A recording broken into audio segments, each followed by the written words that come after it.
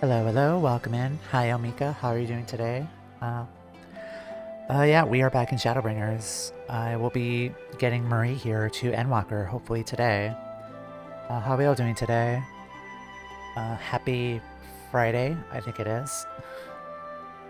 You heard Tamea, but you don't see her. Yeah, unfortunately, Tamea's not here today. She's getting ready to finish Endwalker on Tuesday. But yeah, welcome in, everyone. We're going to be with Marie today, and we're going to finish Shadowbringers. Today has been honestly kind of shitty, so hopefully we just have some fun for a couple of hours today and just get our wonderful redhead here to Endwalker, hopefully. But yes, where we are in the story here is 5.5 Shadowbringers. We have finally found a cure for tempering in 5.4, and now I did go through some quests here in the MSQ in 5.5, and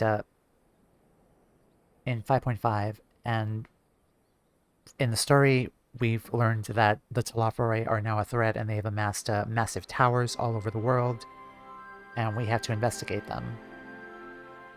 In regards to my American All Progress, I just beat the second post-Endwalker trial. Very nice, very nice. Oh yeah, let's keep Endwalker spoilers let's not talk about Endwalker for today. Like, there might be lurkers here who might be watching Shadowbringers content here, so let's not like spoil them. Like, I'm gonna be playing this character up to where we are currently in the story, which is 5.5 or yeah, 5.5. Yeah, I'm not elaborating. Yeah, congratulations on the progress. So these towers have been erected, and we've kind of learned that they are tempering people. We saw that with a cutscene with Lise at the end of 6.4, that several of Alamican soldiers were tempered, and now we're trying to find a way to disrupt these towers. Arnvald and Fordola, who were blessed with the Echo, have decided to attempt like a mission into the tower in Paglathan in Athanalan, and now Alphinaud is kind of missing Arnvald after they just said goodbye. So let's get started and talk to Alphinaud here. Here be dragons. Alphinaud is keen to track down Estinian. So Estinian was bound for Ishgard. Whatever it is that brings him home, we must hope it'll keep him there long enough for us to find him. Come, there's no time to lose. Nod.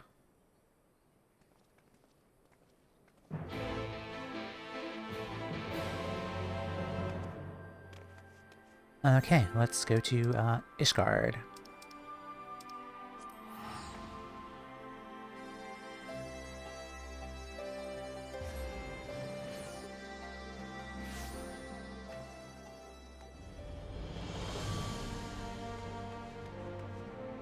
Hello, Alize.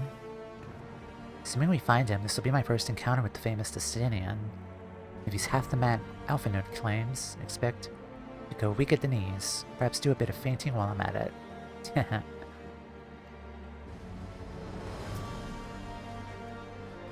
All present? Good, let us split up and search for Estinian. Since we're relatively new to this place, Graha and I will look around the open spaces, the square and markets and whatnot. You and Marie can delve into the nooks and crannies. Very well, let us reconvene at the airship landing later. With or without Estinian. Good luck. I will not be talking with the NPCs here, just to kind of speed things up too. I think I should begin at the Sky Steel Manufactory, so perhaps you could try the congregation. Lucia may well have heard news of our friend's return.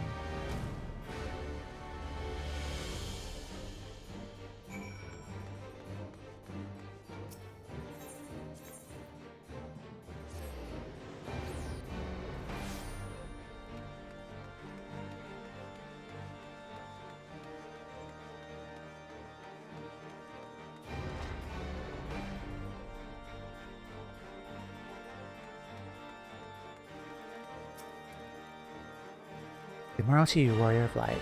Lord Amaric sent word that you will be attending the meeting in Alamigo. So I gather you have not come in search for him. To To what then do we owe the pleasure of your visit?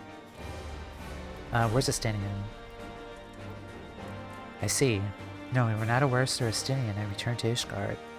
As I expect you remember, he is wont to come and go as he pleases. Mayhap came seeking an audience with Lord Aymeric, only to find him absent. In any event, I'm afraid I can't help you. Perhaps one of your companions has fared better. Back to the airship landing.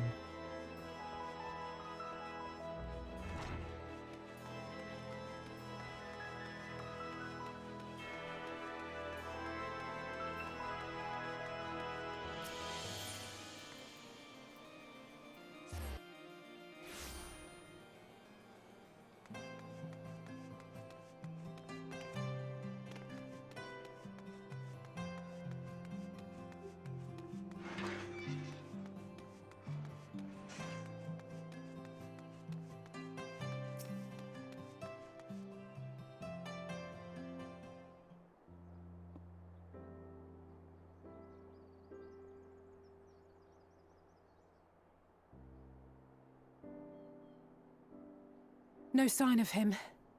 Not that I've ever met him before, but the way Alphinaud goes on about him, I'm fairly sure I could pick him out in a crowd. Yeah, he's the spiky one. Speaking of which, it does seem awfully quiet. If the erstwhile Azure Dragoon had returned to Ishgard, would it not be a source of general excitement?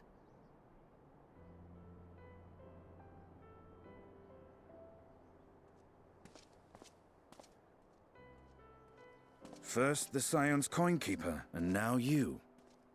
I'm beginning to think these meetings are more than mere coincidence.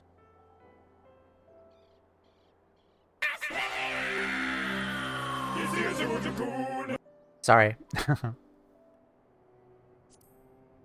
I had to do that.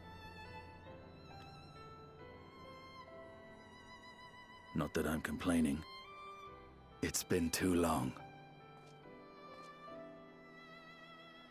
Too long? You look an ilm taller and twice as rugged.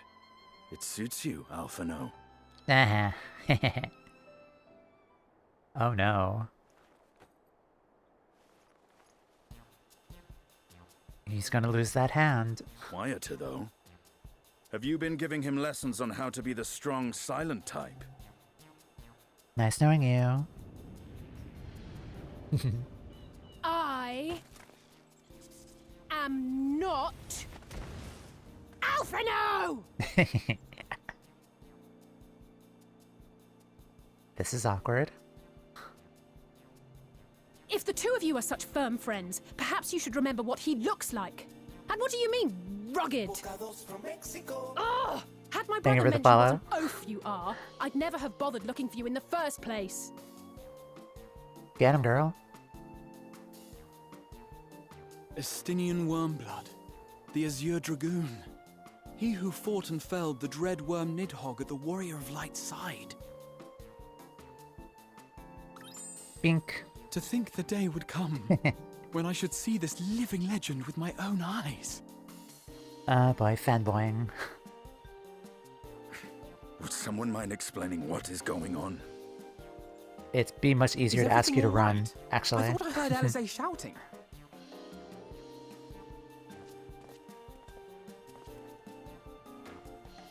Estinian! It's been too long. Yeah, that was a cute moment.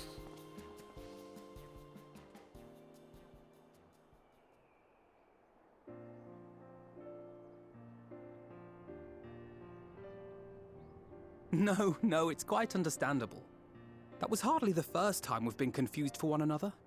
Nor, I suspect, will it be the last.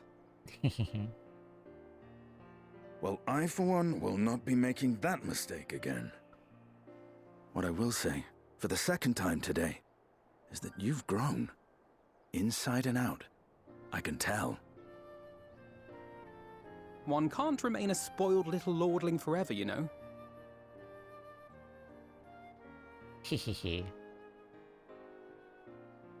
At least someone's having a good time. You know, when we were growing up, Alphinaud would never befriend other boys because he couldn't stand the thought of not being in charge. But maybe that's changed. He seems just as happy around Estinian as he does Arenvald.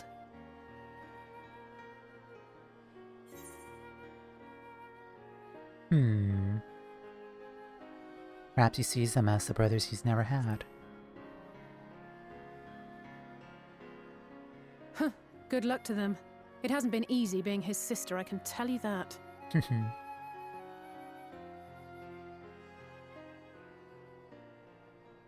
No rest for the righteous, eh? Speaking of which, I was just on my way to borrow an airship to take me to Azisla. Azisla? How could I forget?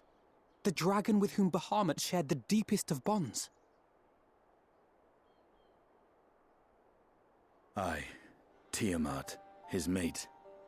Even now she remains imprisoned on Azisla, though her remorse binds her faster than any shackle.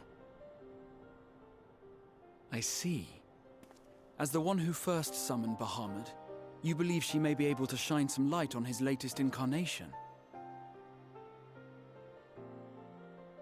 Might I suggest that we make the journey to Azisla together? I'm not sure if Tataru mentioned this, but we Scions have an airship of our own now. I see no reason why not. Assuming your sister can bear the thought of sharing a deck with me. It's either Alizé or Tataru and my guest. Kryl. But confuse me Either way, with Alphinaud he's again, boxed and I'll in. throw you overboard. Hi, Allie. Welcome in. How are you doing today? Ugh! I don't know who he thinks he is, but he's nothing like Alphinaud painted him to be. I will admit, She's pouting he's not too, that's so exactly as I cute. imagined him either. Based on what I had read of the man, I think I was expecting someone a little less blunt.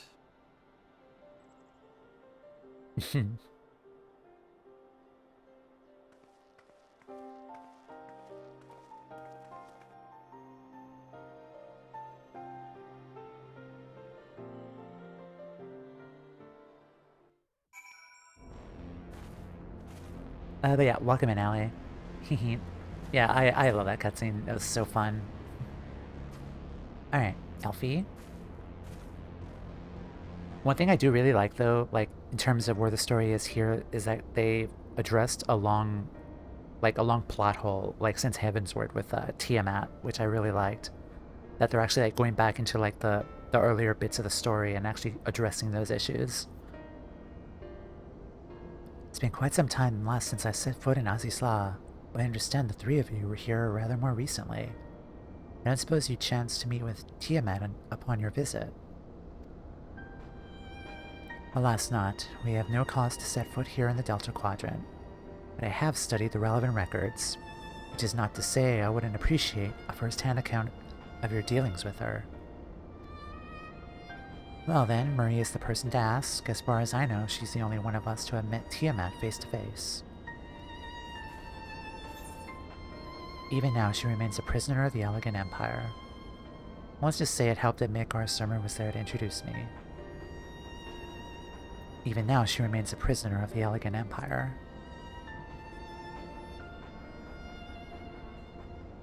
Ever since the end with the War of the Mericidia, right? To have been held captive for so long. I too have met with Tiamat.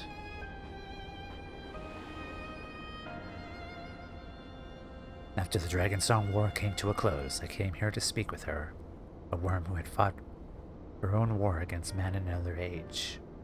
I wished to know if she had yet harbored thoughts of vengeance, and asked as much. She said no.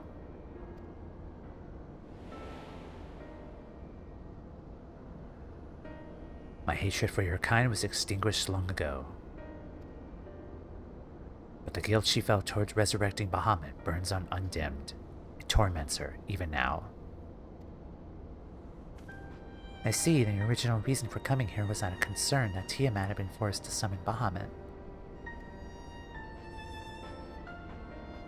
Nidhogg is part of me, and I feel his emotions as my own. And I know that he would not allow his sister to be made a tool of evil. In his absence, it falls to me to watch over her.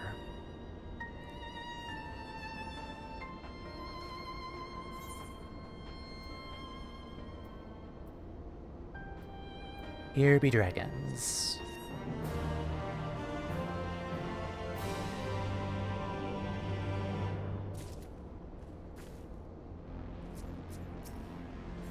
Righteous indignation. Stinian is ready to lead the way to Tiamat.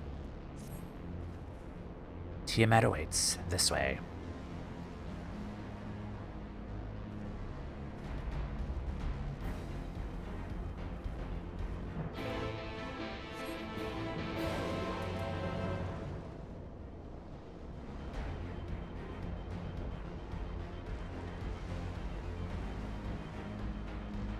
Also, I just realized, those are pizzas. I just got pizza.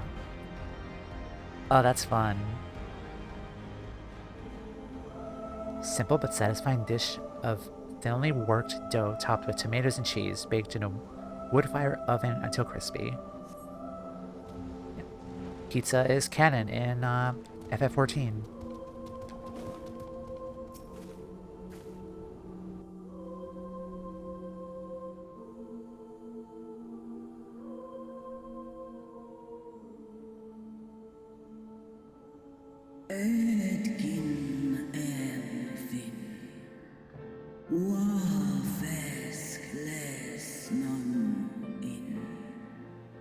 Ellie, how dare you?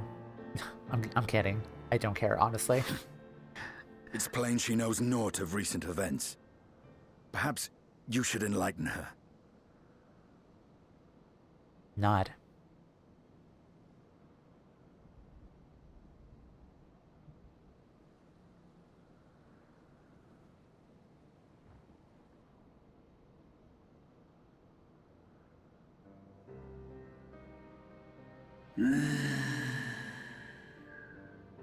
My sins should be repeated.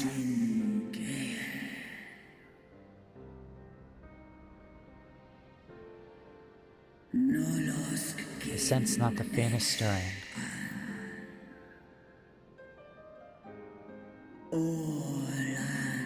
As to who could have called him forth, I know of no one save the dragons of Mericidia, our children.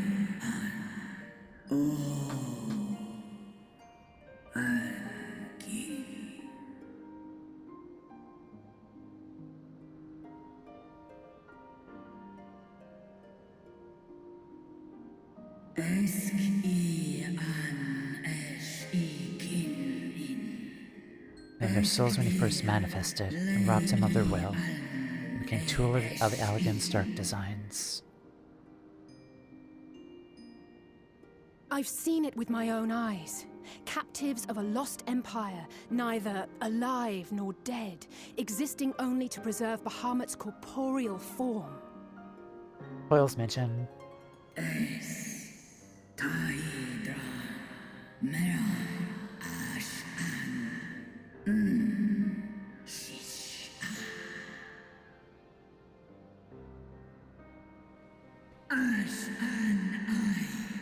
First Ascians, vile minions of darkness.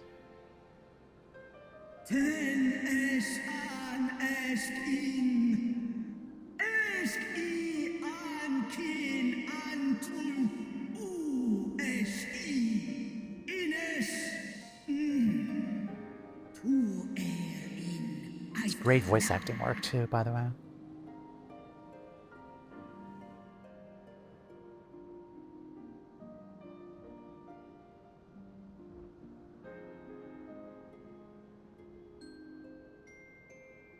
Your children's pain means nothing to them.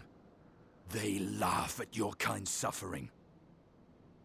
But tears will not right this wrong, nor will lamentation see the perpetrators punished.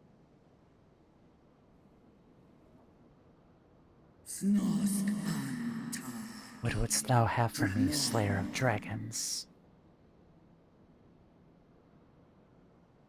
Behavior befitting a great worm. We came here to ask mighty Tiamat of the First Brood, consort of Bahamut, mother of the dragons of Mericidia, what she intends to do about the crimes committed against her children.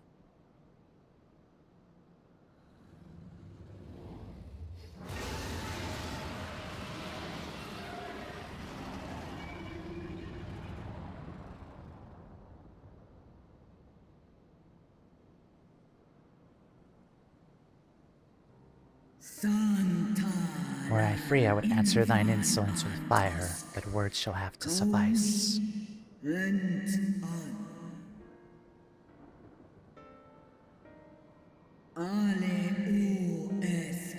Recall, mortals, that it was I who did first summon my beloved, praying with all my being to bring him forth.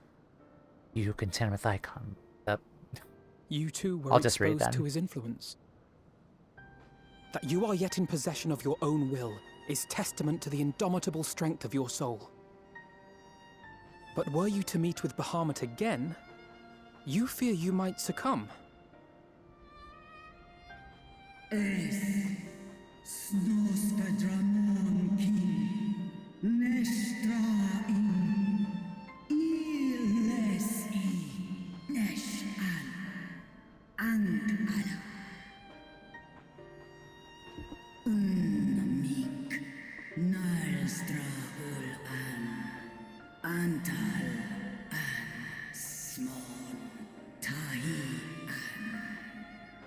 So, about that, actually.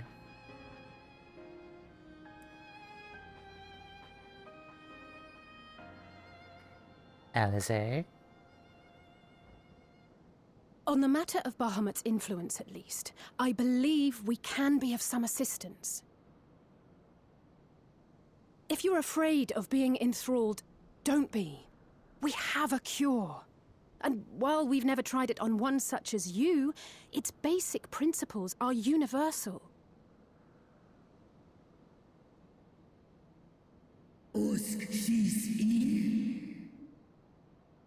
She thouest, yes. There is no future for those bound to the past. That you committed a terrible sin, I do not dispute. But if you feel remorse, you may yet make amends. We offer you that chance. Take it, or you will forever remain a prisoner, not of these cruel shackles, but of your own guilt.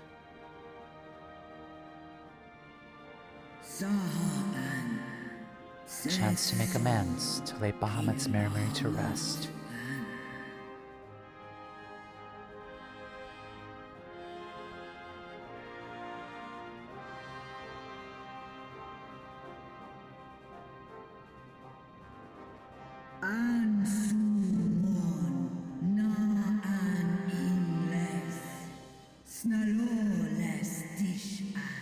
I shall fight with you, children of man.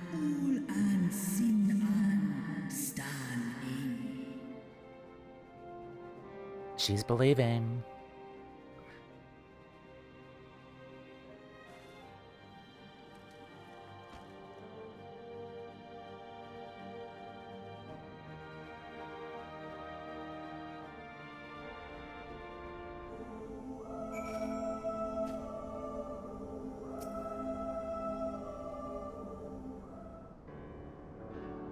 While proxies have been shown to be effective in curing the tempered, Tiamat must be considered a special case. She is far, far larger, immeasurably more powerful than any subject treated thus far. Were we to remove her restraints only to find that the process had failed, we'd be hard-pressed to contain her. Then, before going ahead, we shall learn as much as we can about the exact nature of her condition. Do you suppose we could find that information here? Why yes, we can. We can indeed. The Elegants kept detailed records on all of their notable captives, and I know exactly where to look. Shall leave that to you then. In the meantime, the rest of us can turn our thoughts to the removal of those shackles.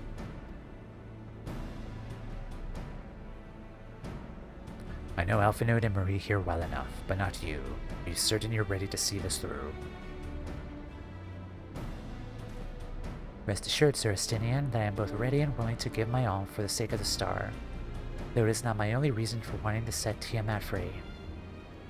While I do not claim to know all of her sorrows, I too once found myself in a prison of despair, and well understand how hard it can be to dare to dream of escape.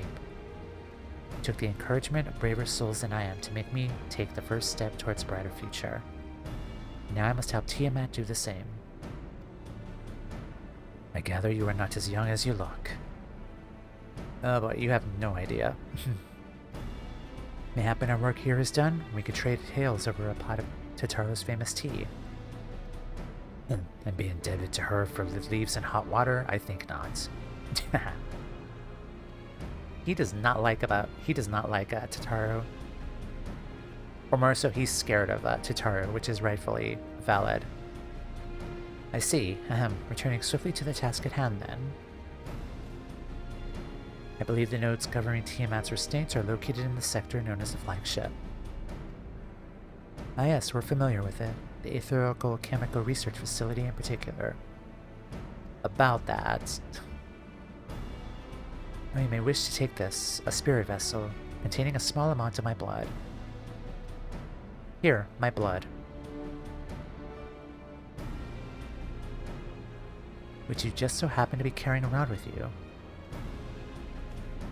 I suppose that could be seen rather odd. To explain, Rambo, Zurianji, and I are researching the use of the spirit vessels and the transference not only of memories, but the traits of certain bloodlines. And so I keep one at the ready should an opportunity to test our theories arise. As it is for use to you, you may recall that during our previous visit, the nodes here granted access to restricted functions, having identified me as being a royal blood. And armed with that spirit vessel, I posit that they will do the same for you, even in absence of, well, the rest of me. It seemed worth a try at least.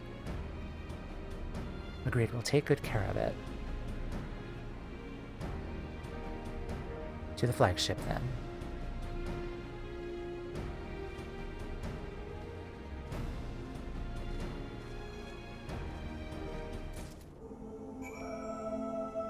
Oh, let's see. We'll be having pizza tonight. We'll buy a pre-made one. We only need to bake. Oh, that sounds delicious.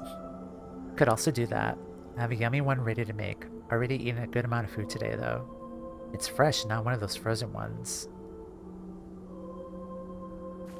God, pizza sounds so good right now.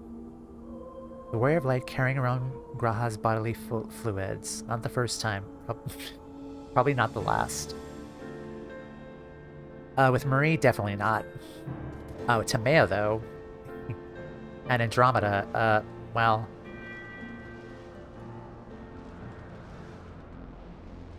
Not the first time, probably not the last.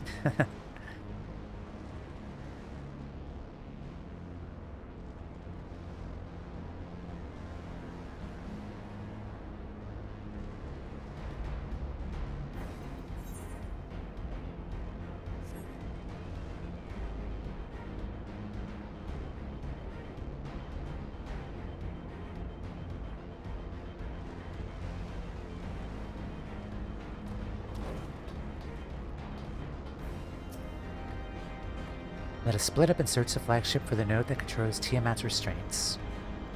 Should you find a likely candidate, don't be tempted to make any adjustments. It would not do so to accidentally release some manner of experimental monstrosity, nor less Tiamat herself in her current state. Our objective at this stage is simply to identify the relevant node or nodes. Once we learned what we can, we shall reconvene and compare notes prior to proceeding. Okay, touch everything. Got it.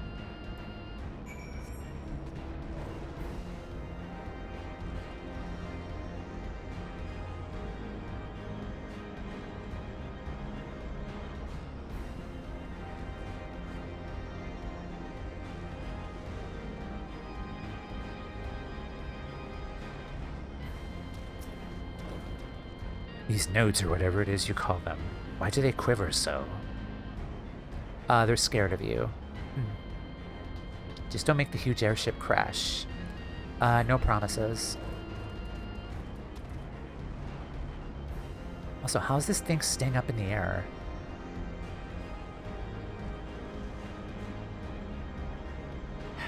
They have some really good Allegan batteries, I guess. Scheduled Dragon Restraint maintenance due in negative 2,020 years.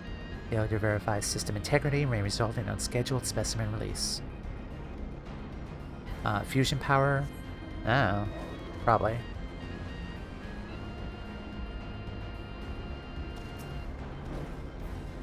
Data link with the Delta Quadrant broken. Possible cause, intruder interference.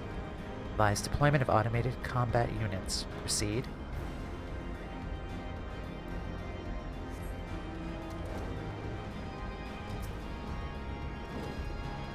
Friction between metallic components detected. Temperature increasing to critical levels. Please replace damaged parts or retreat to a safe distance.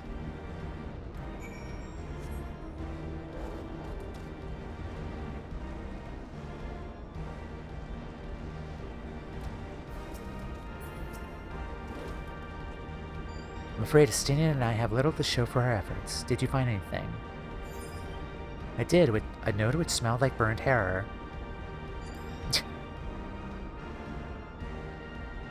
I know the one, though I thought the stench more akin to fire in a manure shed.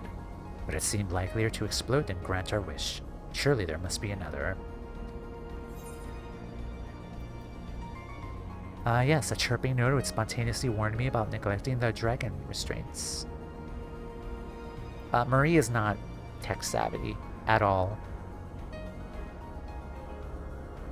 She's usually strike things first with a sword, ask questions later. I found a way to activate mechanical sentries if that's any help. No. Oh.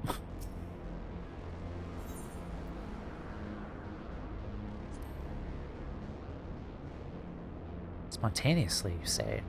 Well, it does sound promising. Almost suspiciously so, in fact. But then you were in possession of the spirit vessel. I dare say it's indeed the note in which Graha spoke. It was chirping, you say. Very well, let's take a closer look.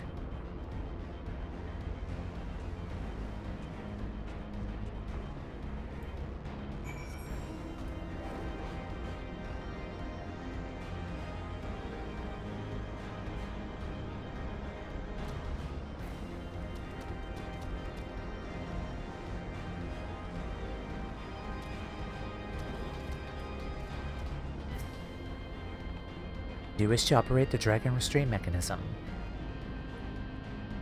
You do not have the requisite access privileges. Operation of the dragon restraint mechanism may only be undertaken by the chief technologists and members of the royal family.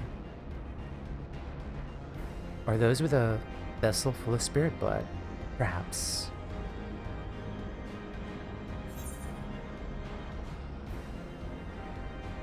Alright.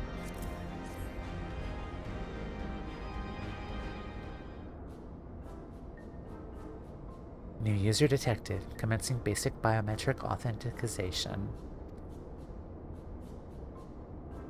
Authentication complete. User identified as member of the royal family. Please state your name.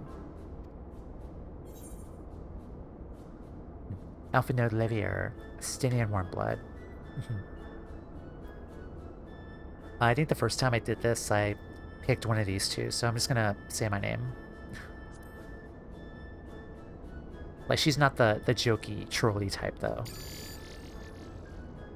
Welcome, Marie. You may operate the dragon restraint mechanisms when ready.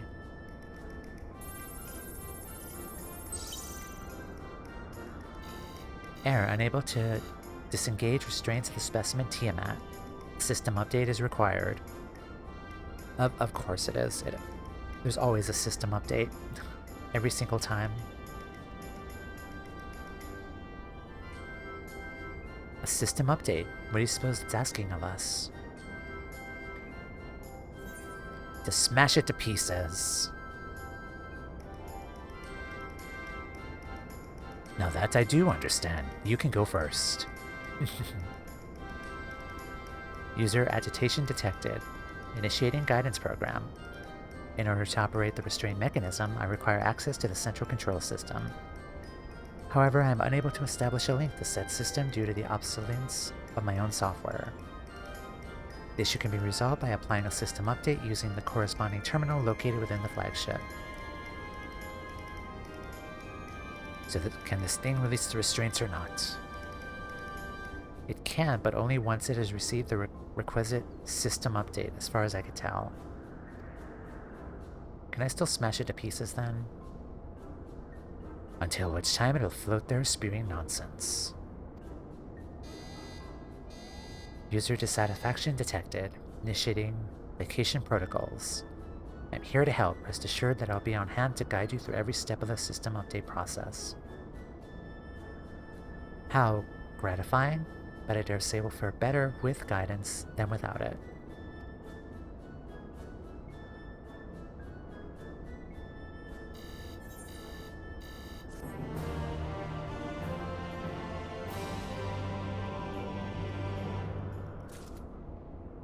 I'm sad we're not gonna destroy it. Damn it, didn't work. For vengeance. Guiding user to terminal, this way please.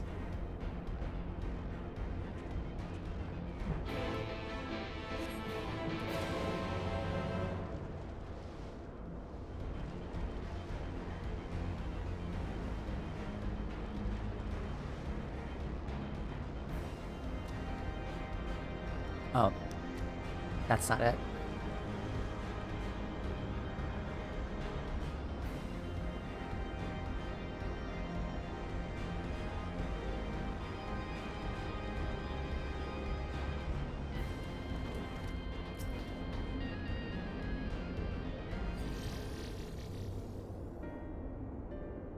According to the terminal, the central control system is presently employing software version 5.6.135. Dare I ask which version you are employing?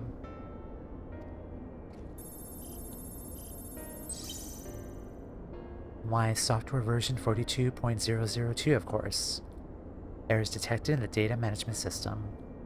Estimated time for required update, 5 years, 1 day. That is rather longer than we were hoping. Aren't there any other options? For instance, using this terminal to operate Tiamat's restraints instead. The proposed method is indeed an option. Please be warned. The procedure may have changed as a result of the system update. Instructions may no longer be accurate. Well, I can't imagine it would have changed all that much, as long as we pay due attention to any discrepancies. I dare say we should be able to muddle our way through. Don't bother trying to explain. Just tell me if we made any progress. I would say so, yes. It does, however, require that I remain here to operate the terminal. I shall inform you via Link Pro once I'm ready to release the shackles. Might be best if you left the spirit vessel with me. I may yet have use for it. Rest assured, I will be certain to return it to Graha once this is over.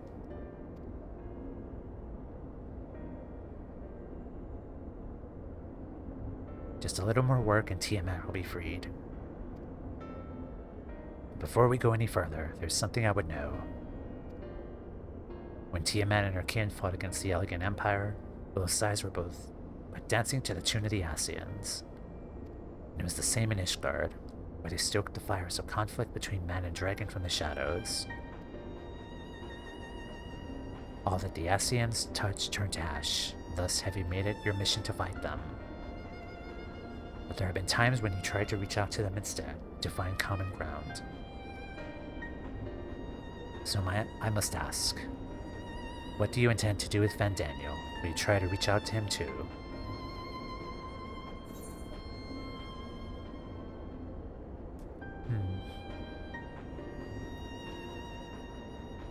Certainly, after I've wiped the smile off his face. I'd rather put my lance through his heart and be done with it. Perhaps the difference between you and me, you see good in people, even if it be but the faintest glimmer. I only hope you do not come to rue your benevolence. You think us unwise for viewing the world thus. Far from it. That has ever been your way, as I've learned when we journeyed together with Iceheart. Yet the fact remains that there are some who would view compassion as a weakness to be exploited. There may come a time when you extend the hand of friendship only to wish you had dealt the killing blow. So save your mercy for those who deserve it. Will do. Well, we should be getting back to our task. If Alphinote has things in hand here, I suggest we rejoin the others.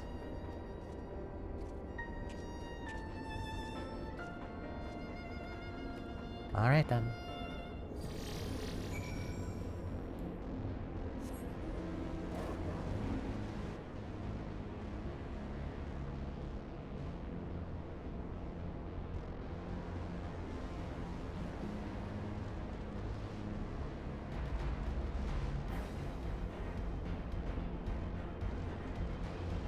Kind of a shame I can't teleport over there. There's only one aetheryte here.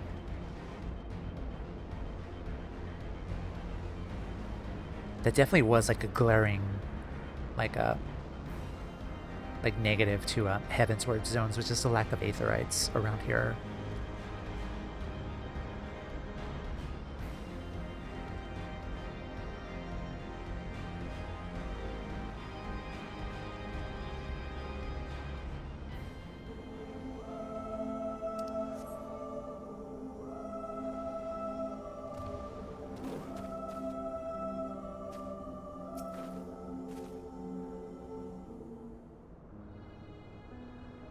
Stinian told me all as well, but nothing more. Honestly, it's like getting blood out of a stone with him. Take it from Alpha Note's absence that he's needed elsewhere.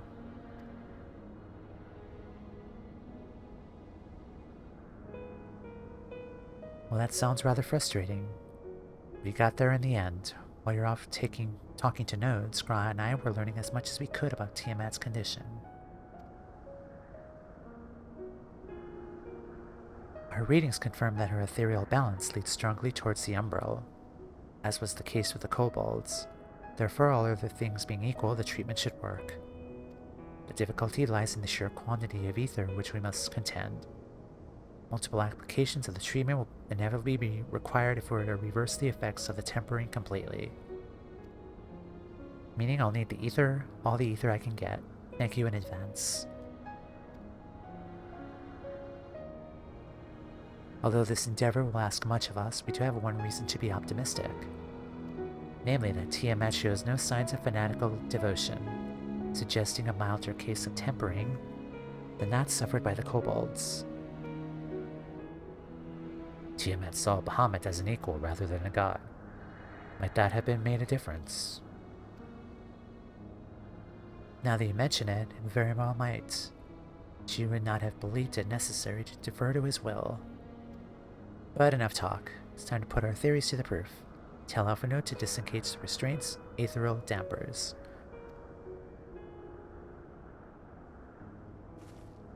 Counting on you, Angelo. Piggy.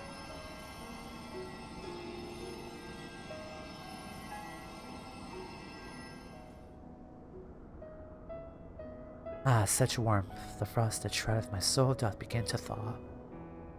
But what are these? Visions of days long forgotten. Of war with men, of Allag. Wherefore do such baleful memories return to me now? Could it be that the process of restoring our soul to its pre-tempered state has awakened ancient memories? Or might the opposite be true? By helping her to recall the past, we may be able to speed up her recovery. Marie, she trusts you. Speak to her. Ask her to tell you of times past.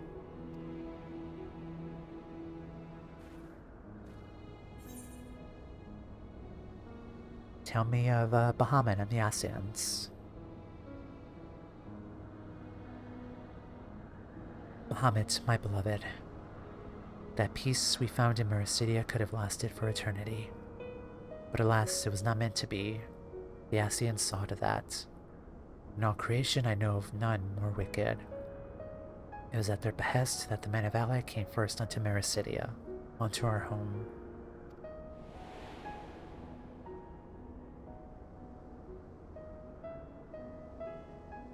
The tale began when Bahamut and I left our father's side. We took wing in search of a place to make our eyrie. Beyond the southern ocean, we discovered a lush and fertile land, come to be known as Mericidia by the children of men, though many years were to pass before they crossed the seas. Upon our arrival, we were welcomed by the peaceful people of the forest, kin to the trees. Surrounded by nature's bounty, Bahamut and I found a place to raise our young.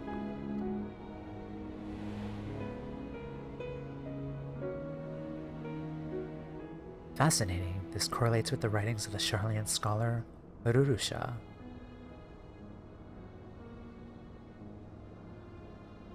Huh, did we meet them? I feel like that's a name we've encountered before. Later on, though, but it sounds familiar. She posits that man first settled on the southern continent towards the end of the second Astral Era. Correctly, it would appear. If only she were... Okay, she's dead. If only she were with us. To hear the tale from Tiamat herself. Sounds like a Lala name. It does, for sure. Yeah, I immediately thought Lala. If it was the Lala that we talked to in another Endwalker side quest story, but it's not.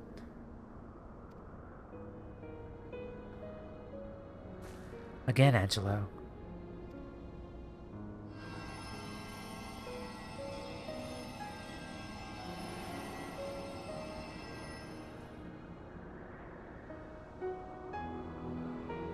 When first the children of man arrived on their shores, no foot did they set in those places over which we held dominion. Such was their fear of dragonkind. They kept their distance, and so did we let them be. Yet as the days went by, ship after ship appeared upon the horizon, bearing even more of their brethren, who divided the vast land amongst themselves. For a time they knew peace and prosperity, but as their numbers grew, the smaller their share came to seem. And soon they began to covet the territory of their fellows. Ere long, man fought man, blood was answered with blood, and none could see an end to the strife, until one day they came to us. Recognizing our wisdom, they entreated us to intercede in their conflicts. Bahamut agreed, and with him presided over the affairs of man. The land knew peace once more.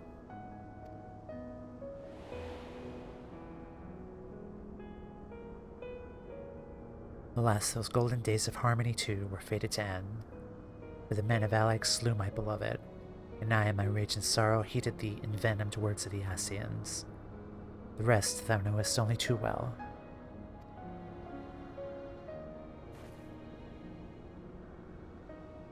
Your tale doesn't have to end there. When you're free, we'll rid the world of the Scions together. You and your beloved will have justice. Fine sentiments, but you're almost spent. I'll keep watch from above. The treatment fails, run.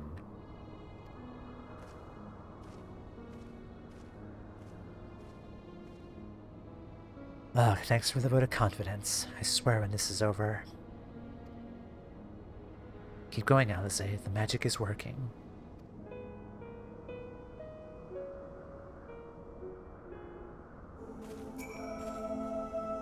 Well, I knew this wasn't going to be easy. No patient could have prepared me for treating a great worm. We were close, I could feel it. Only I've gotten a few more drops of ether left to give with yours and Graha's. This'll work. Then I believe I speak for both of us when I say you may take as much as you require. Careful, I might hold you to that. Alright, here I go.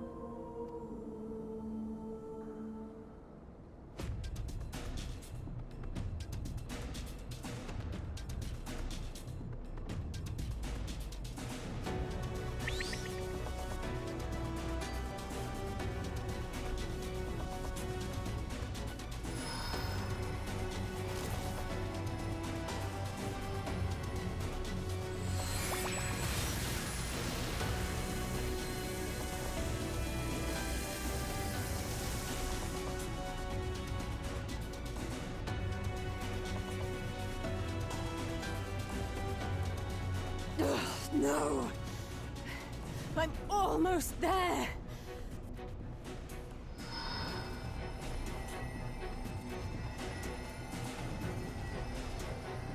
We got you.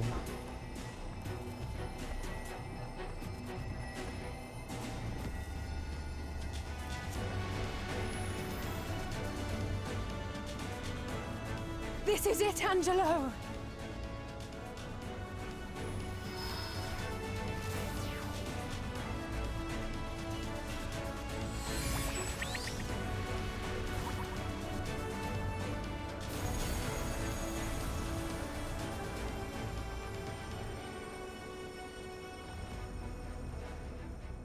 Sleep. I feel it. The icon's grip groweth weak.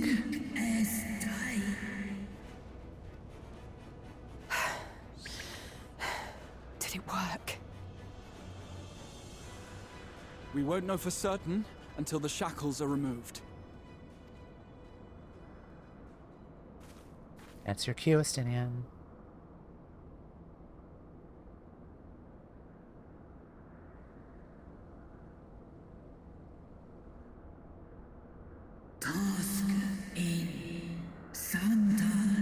Can my kindred be saved in like manner?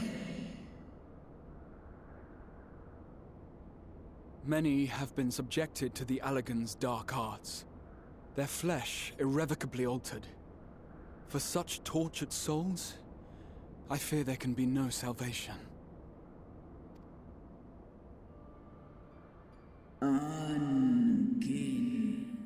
My children.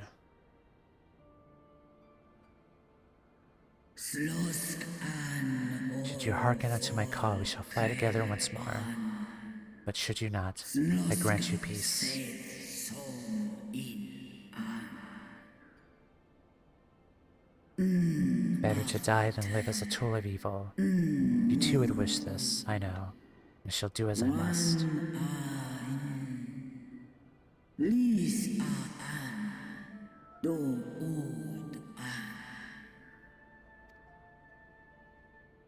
When that time comes, you won't be alone.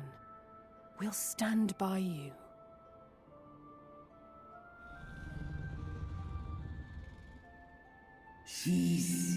Now hast my gratitude, little one.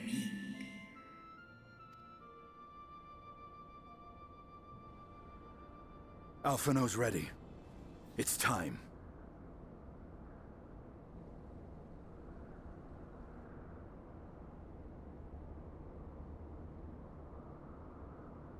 Do it.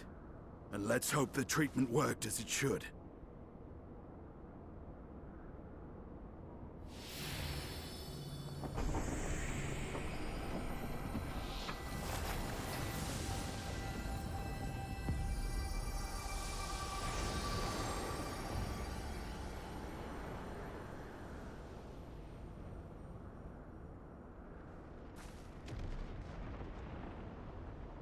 God, I wonder what people's reactions were when they first saw, when they were first going through this patch, just to see this loose end from Heaven's Word just reaching its conclusion. Must have been so hyped up for this.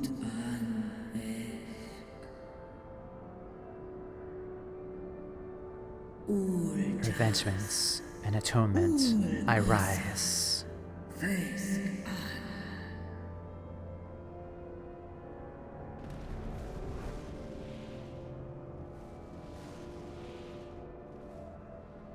By the gods!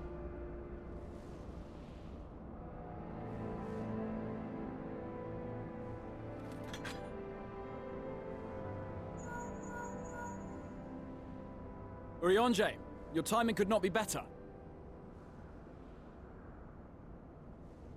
Understood, we're on our way. It's Bahamut. He's been sighted over Paglathan. This was the first patch you played when it was current. He flies Nice. to the largest Amalja settlement in the region, at the head of a vast host, including dragons.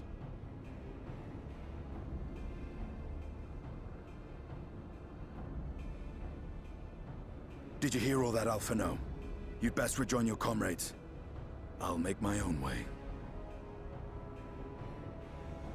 Our enemy awaits. Shall we?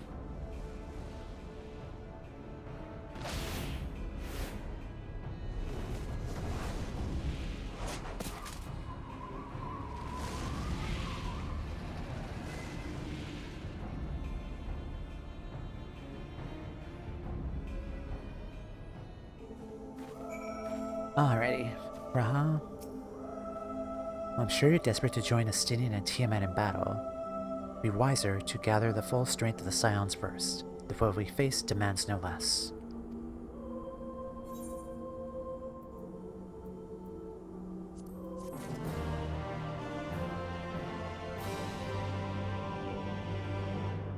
Okay, my meal buff is about to expire, so that means it's time for a break.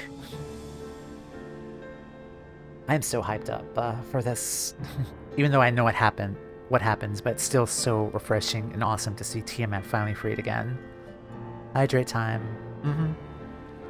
Alright, I will be right back. Be sure to get up, stretch, walk around, hydrate, and then we will continue afterwards, so be right back. Alrighty, hello, we're back. Let's talk to Graha. The Flames of War. With Lunar Bahamut bound for Paglathan, Graha Tia is determined to call upon the aid of your fellow Scions.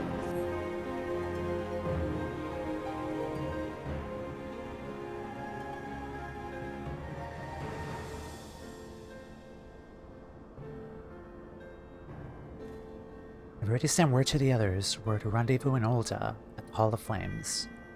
Let us collect Alpha Node and be on our way.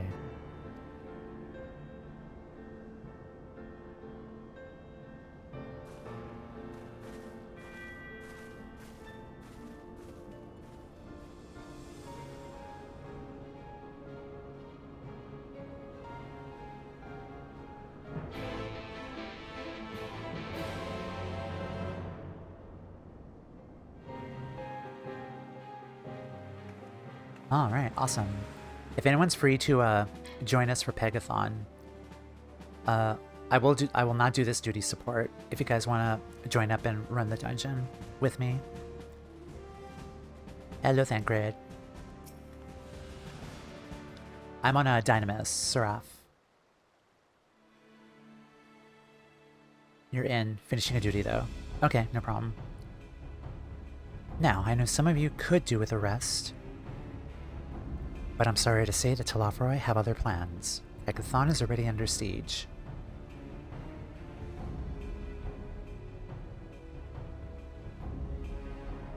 Happily, the Immortal Flames arrived just in time to join the defensive effort, with Marshal Terrapin as its head. Well now, given the failure of the peace negotiations, I was uncertain how the Sultanate would respond. It is good to hear that Olda has not abandoned the Amalja. Abandon them? Did we not profess to be their friends?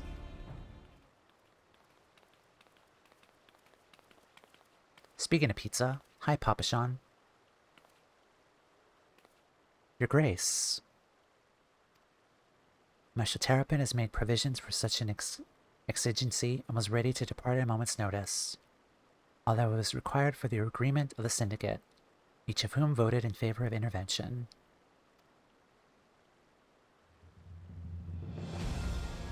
Nor is Olda alone in its resolve. The other Alliance nations have likewise dispatched their troops to Paglathan. Yet even with our combined strength, which shall surely be tested, where we face not only the might of an Imperial Legion, but the Lunar Bahamut, and his draconic horde besides. Tiamat's children. Fight as we may, victory is by no means assured, but not all of the omens are grim. Forces report that despite their proximity to Lunar Bahamut, none of the Amalja show any signs of tempering. Interesting. Strange, but Primal would turn down a chance to claim new thralls. Unless it's incapable of doing so. Primals are now wont to serve a master, Ascian or otherwise. It may well be that Lunar Bahamut differs in some fundamental manner from those we previously encountered. If that were true, anyone could fight him, and Marie and others like her wouldn't have to shudder the burden alone. Be that as it may, Lunar Bahamut remains an incalculably powerful foe whom our soldiers will struggle to best, through mere force of arms. The aid of the Scions, however, I believe they'll fare better. Assuming, that is, if you're ready to take the field. An airship awaits to bear you to the front. Pray, set forth as soon as you're able.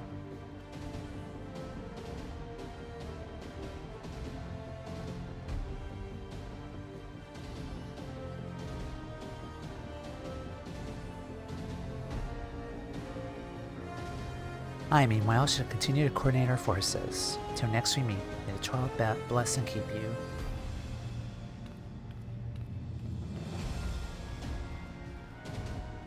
It's kind of her to speak with us personally. You may be certain she has no shortage of other responsibilities. Well, I for one am inclined to do as Her Grace requests, lest we forget our involved Verdola are in Paglathan on reconnaissance. The sooner we save the day, the better their chances. Indeed, to the airship then.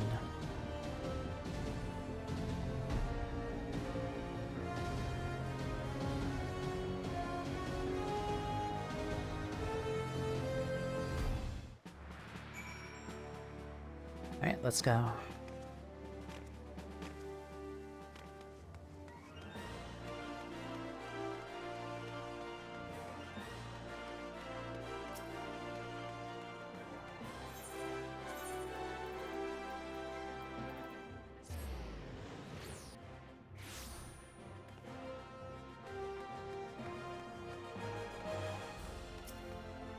Greetings, we've been expecting you. Say the word and we shall depart for Paglathan at once.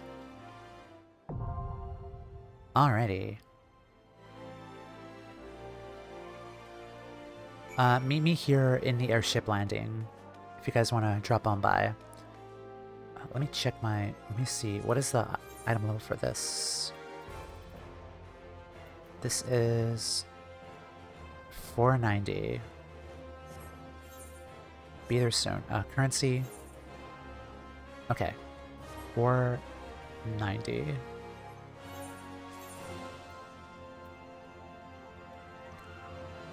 I'm gonna come back. I gotta go to the Crystarium and spend some money.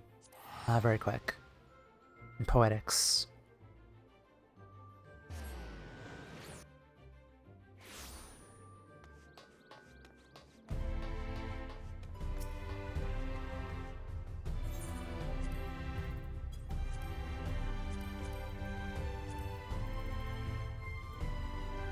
$345, 719.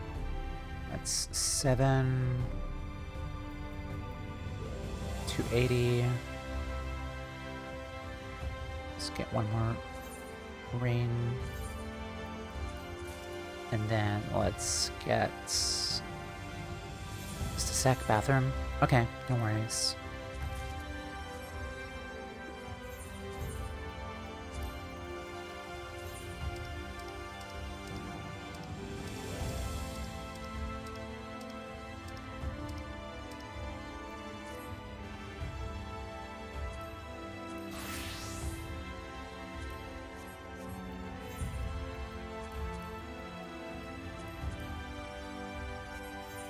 $496, perfect.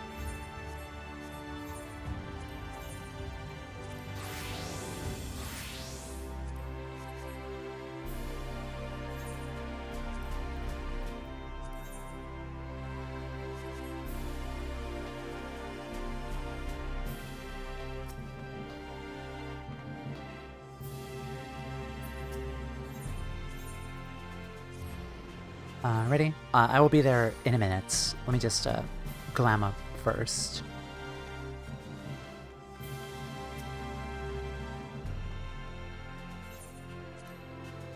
I will DPS. This fucking bird. Go away.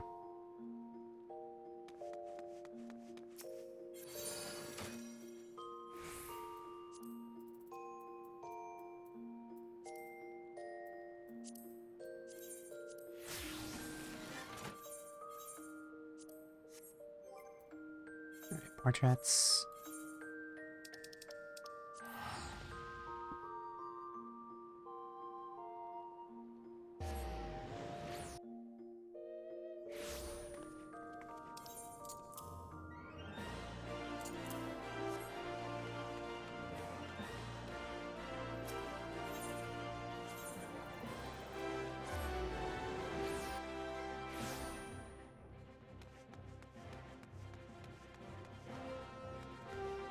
Hello.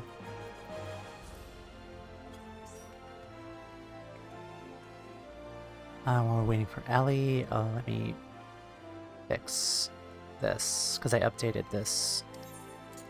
Here, hide is there. Hello.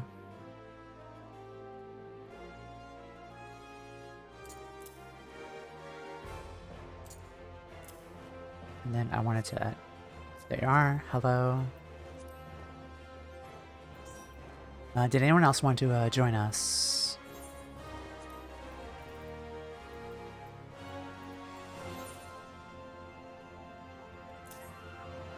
Okay. I think that's my current ninja hotbar. Alright.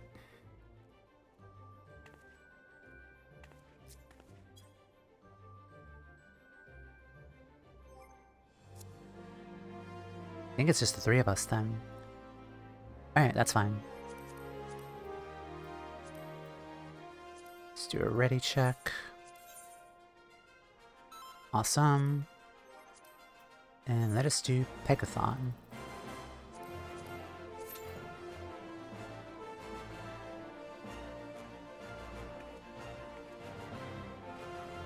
Need to rent a healer. Yeah.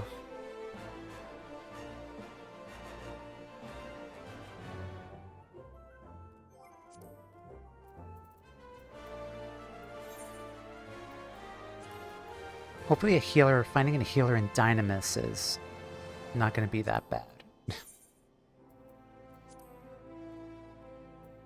Hopefully.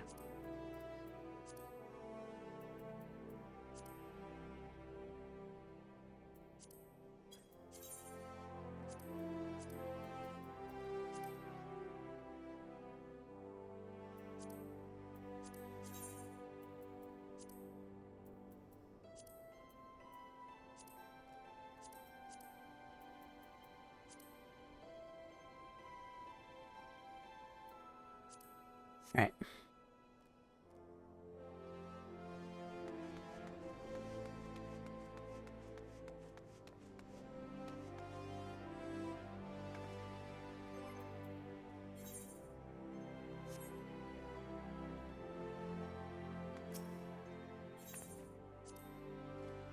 Cost of his own life did Master Louis Sois strike down the primal Bahamuts.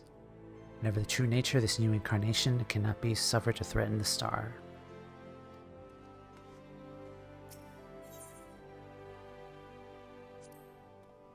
Like most who spent time in Ul'dah, I haven't always seen eye to eye with the Amalja. Today I will fight side by side with them in common cause. Hope that none of them remember me. Oops. The grasslands of Paglathan will make for an open battlefield. Many, though our enemy are, will not have to fight against the terrain at least.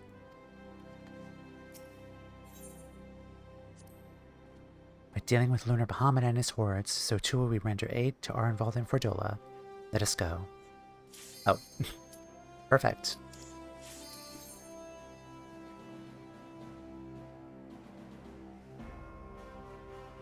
The old Thancred trying to kill the... Oh. The old Thancred trying to kill the meme is during the quest against the Amalja. Wonder if there's a reason we can't combine multiplayer and trust system. That might cause issues, I think.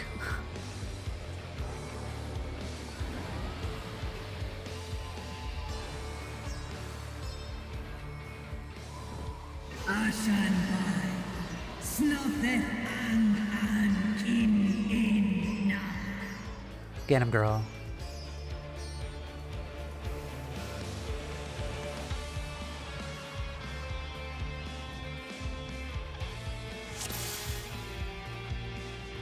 Alright, let's go.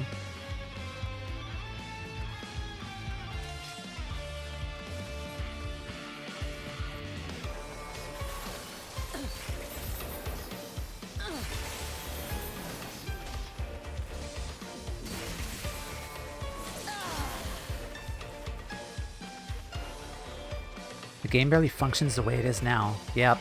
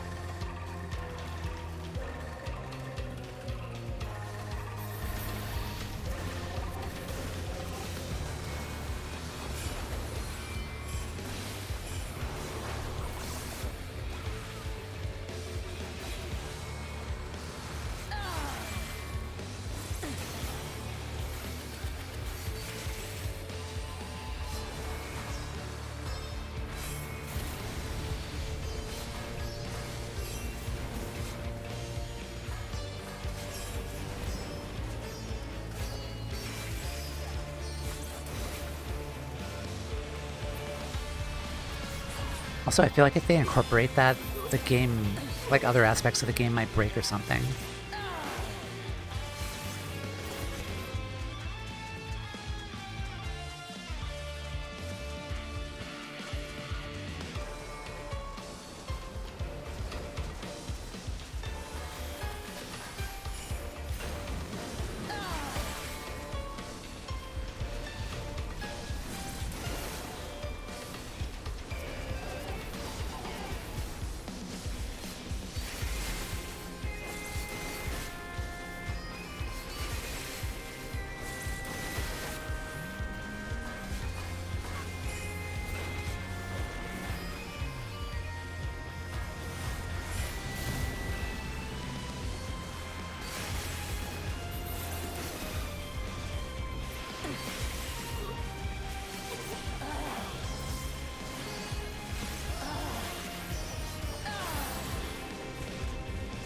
Thank you, Overdweller.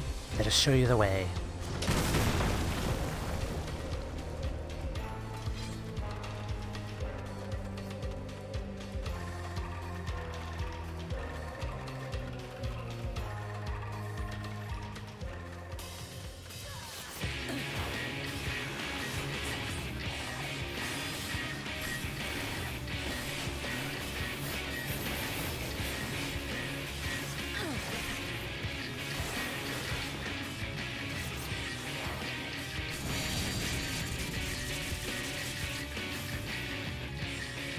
I think this is what we have to do.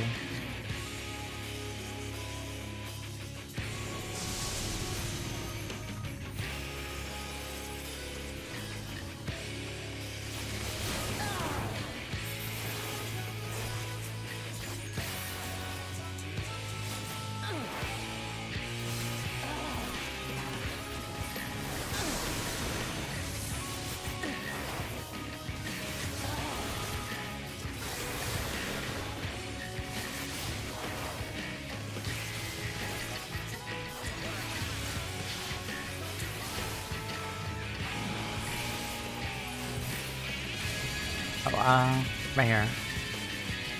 Okay.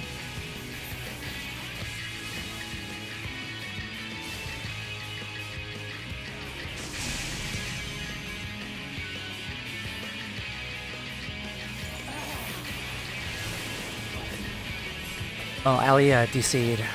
Shit.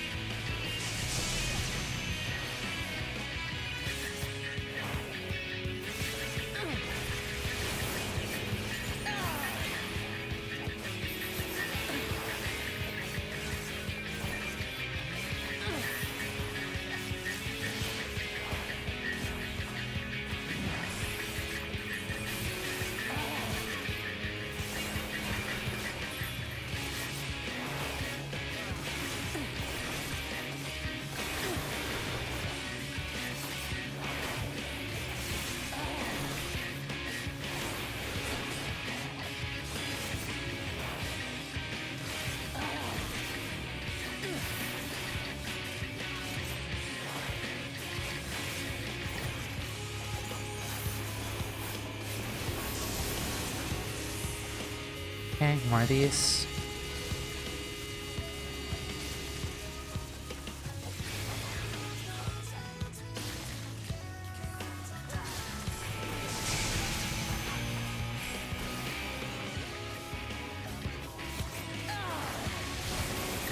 Alright, GG.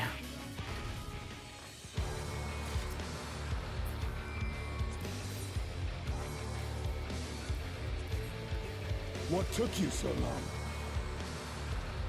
The Amalja are in trouble. Let's split up. Very well, I shall fly to their aid.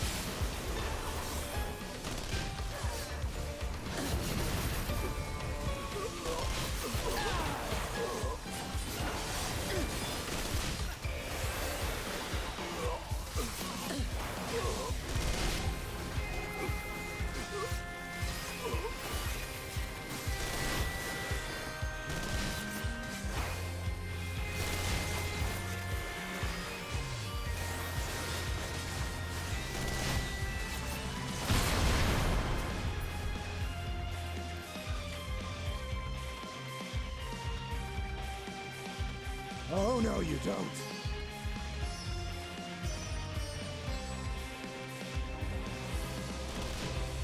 Get him, Tiamat.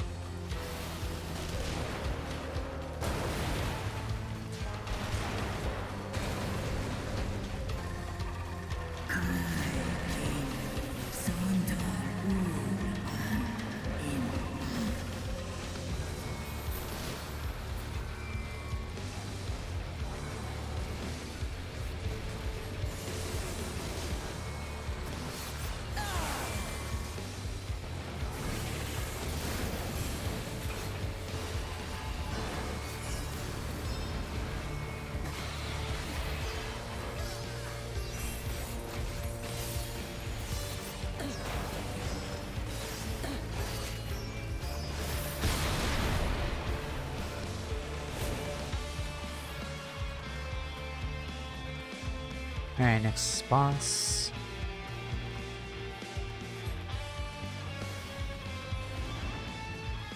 Alright.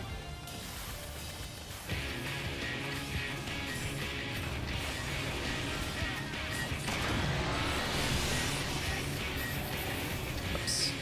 Didn't mean to do that. Sorry.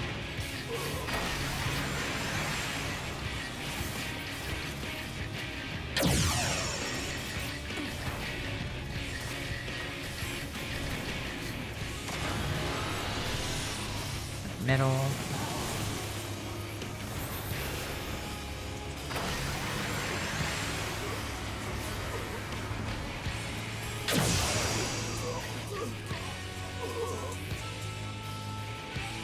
Let's waste clear strike to the enemy's heart.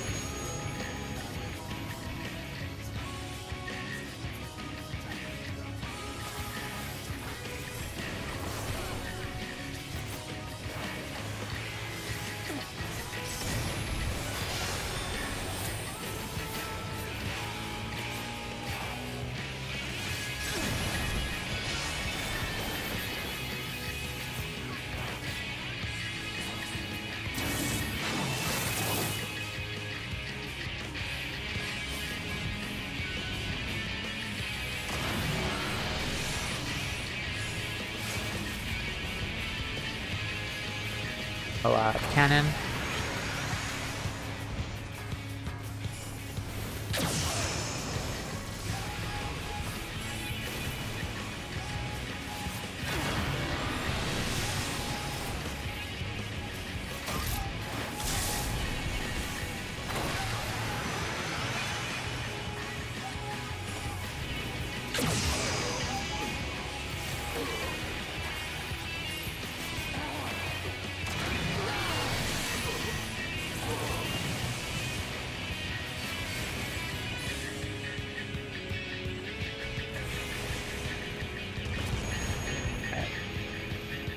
Again.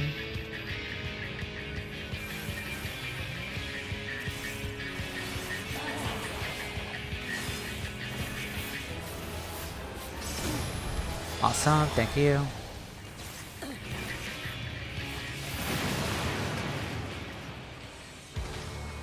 Alright, nice.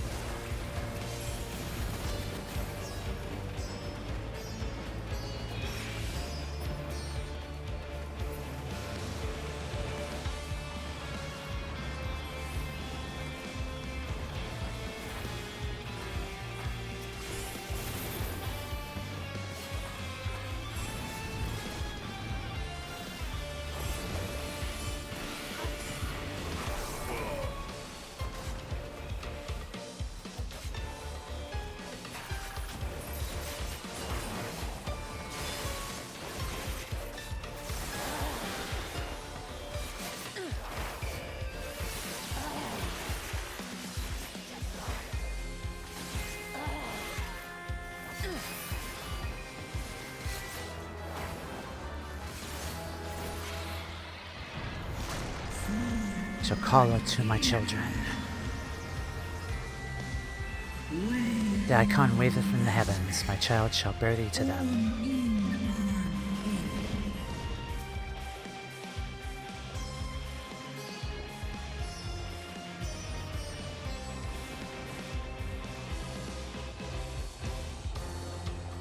This is so cool.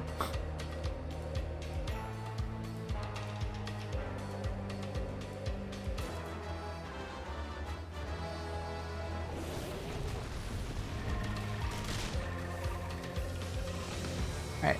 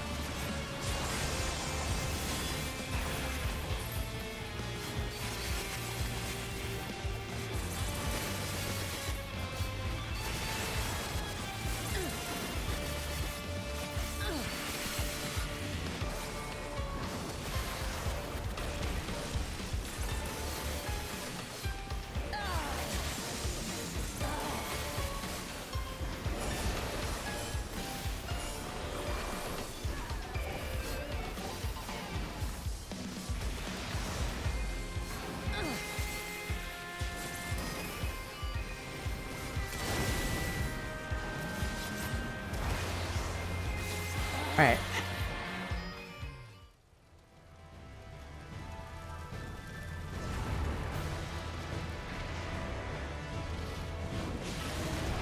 Also, a photo at the end, too. Lunar Bahamuts.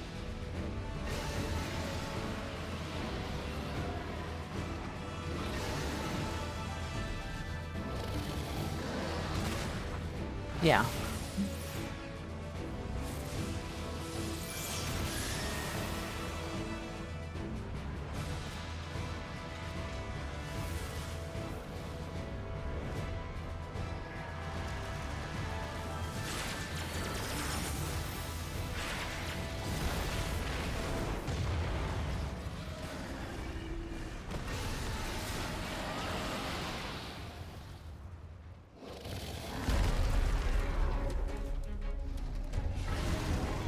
Alright, final dungeon boss of Shadowbringers. Alright, let's go.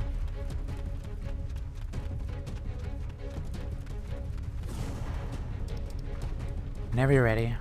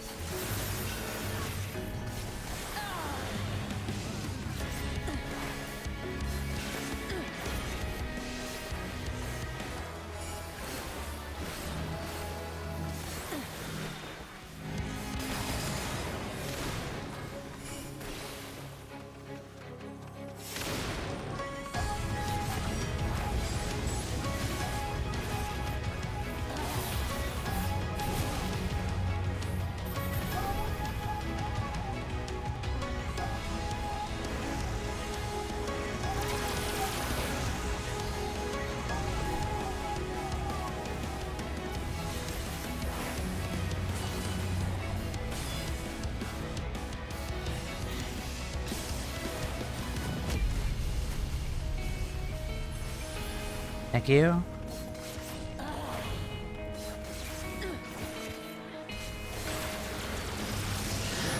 Alright. This is ends.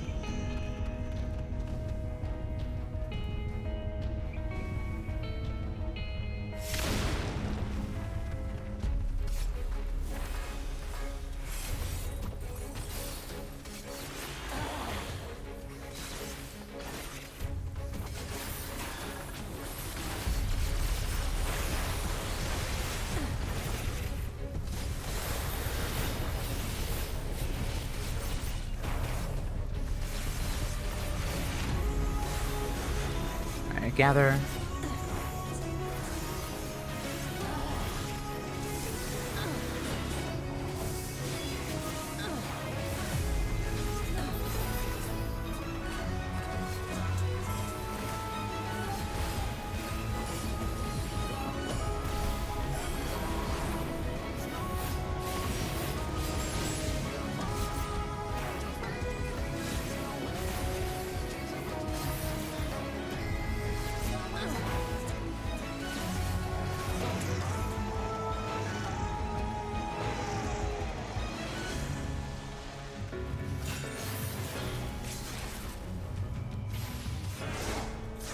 GG.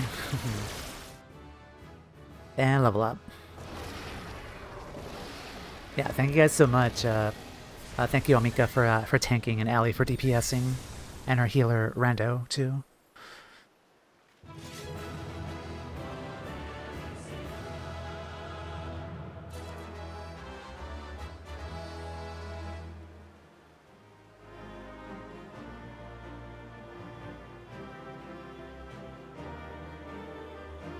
Alright, awesome.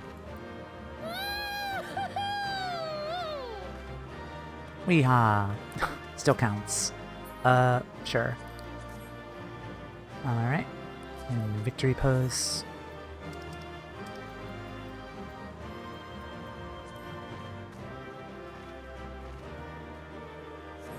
Alright.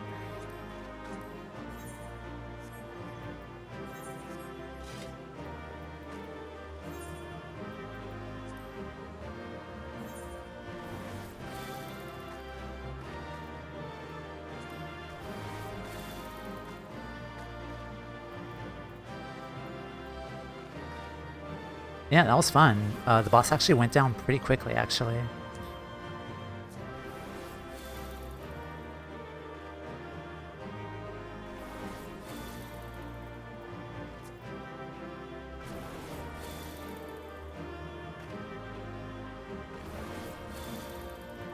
Perfect.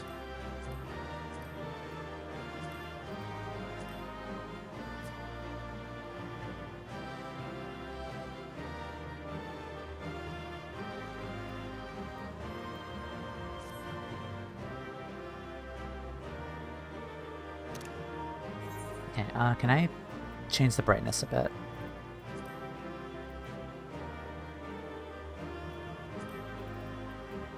Oh, that's too bright. Not that. Good run. Yeah, thank you all.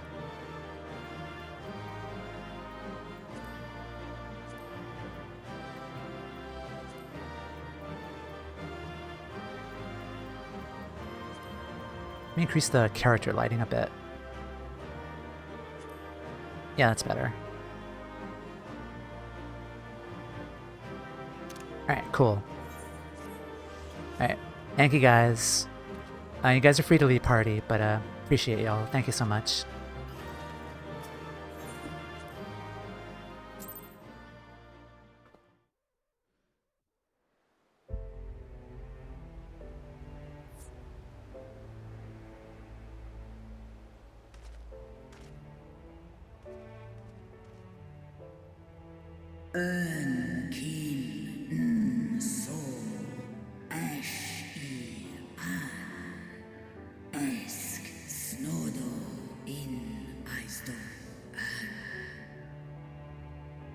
Antal an in Eisdo. Antal afa snalosk I ash an dran mira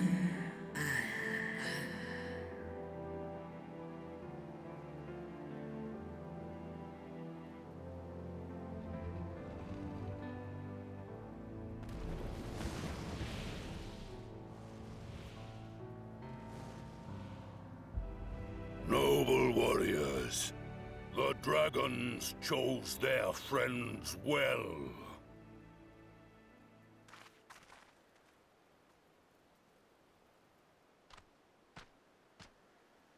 Long have our peoples waged war, but no more.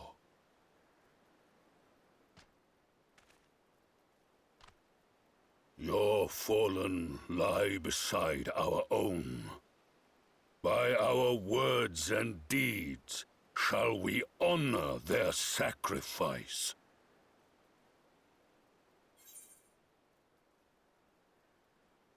Let's see, we'd be proud to call you our allies.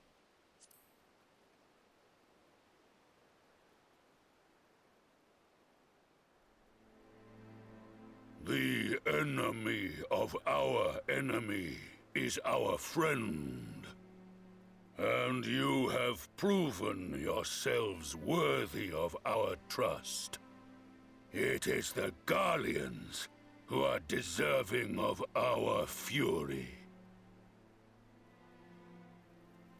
I shall see that my brethren learn the truth of this day, and rally as many as possible to the cause, till we meet again.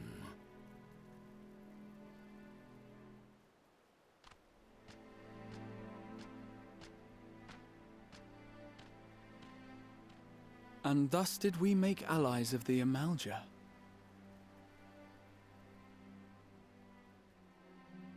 It would certainly seem that way. The Sultana will be pleased. Let's go and give her the good news, shall we?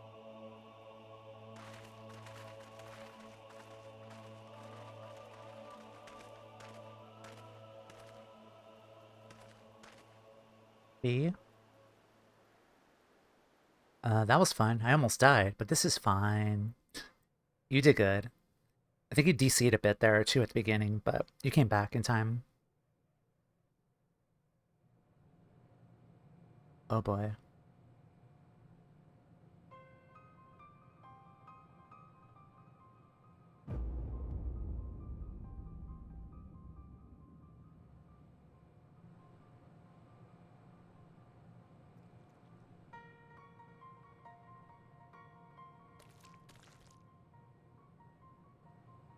What in Ralga's name happened here? The gods only know. But you can bet these poor sods aren't here by choice. Quickly! We've got to get them free!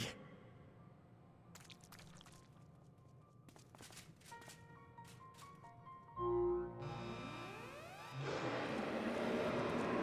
that's not good.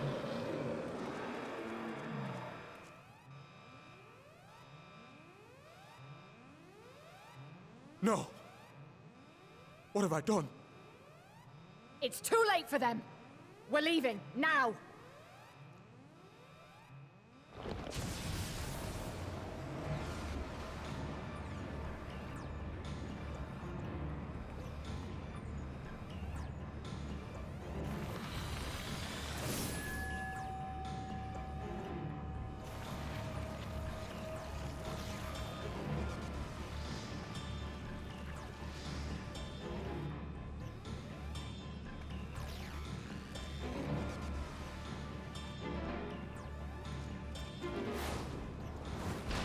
Oh, hi, Ifrit. No! No! Don't you dare! We came together and we're leaving together! Cliffhanger. Jeez.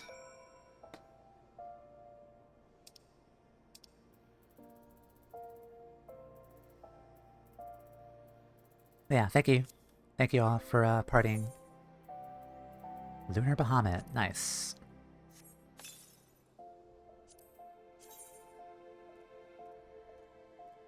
Oh. Kinda cool. Might wear those. Alright. Well, it would be too much to hope that we've seen the last of Fandaniel. We have dealt his schemes a telling blow this day. That alone is cause to celebrate. Celebrate I will when we have received word of Ardenval's safe return. Yeah, about that.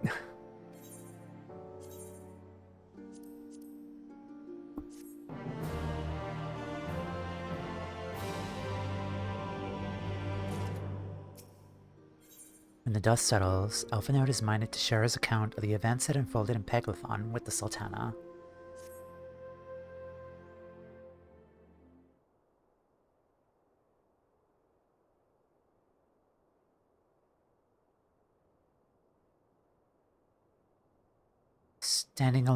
Standing around here worrying is not going to help matters. Come, we must discuss the day's events with Pippin and her Grace. Brave Scions!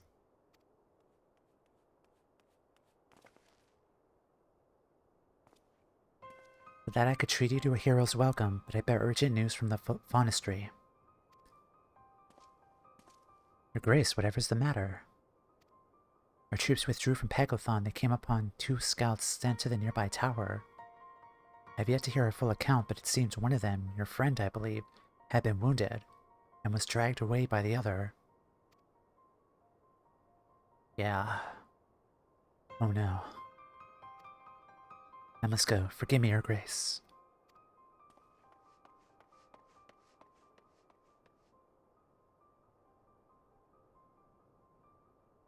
Can you tell us aught of Ardenval's condition, Your Grace? The wounded scout. Nay, say that it's grave. The Chirurgeons tend to him even as we speak.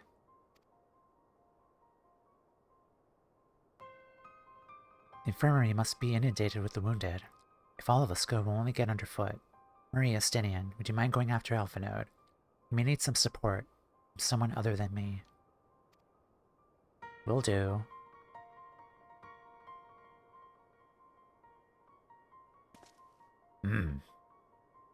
Very well. Thank you, and the rest of us will see the relevant people know what took place in Paglathan.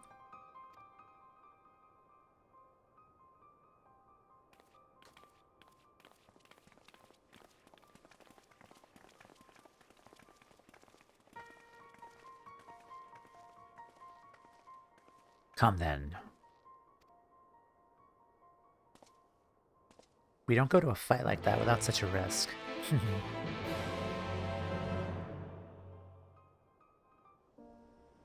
Alright. Hello. What else is 80? I guess Red Mage? No.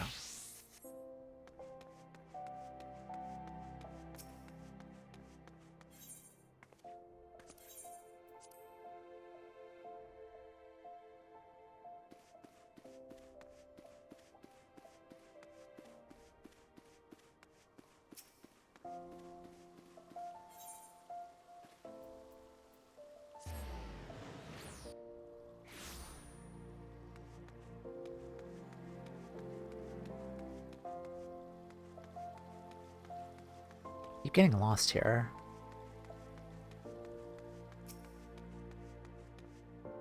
Instead of standing around there gawping, why don't you tell your friend to stop whining like an underfed dog? People are fighting for their lives out there. Also, you are really tall. I didn't realize. Or I guess I'm just really, really small. Is she max height? Her character model?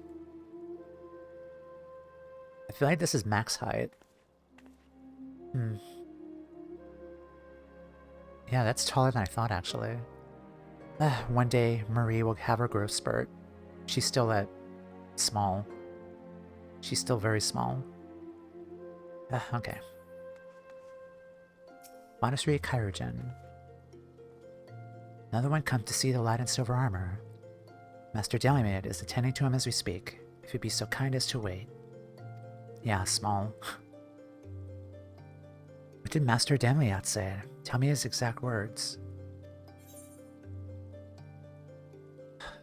Enough, Elfinode, this isn't helping.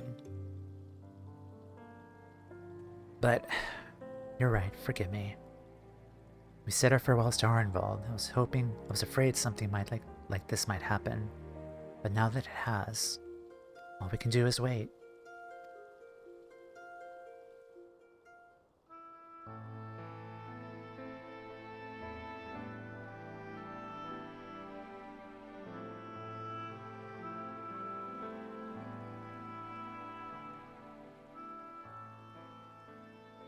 Fordola, have you been waiting here all this time?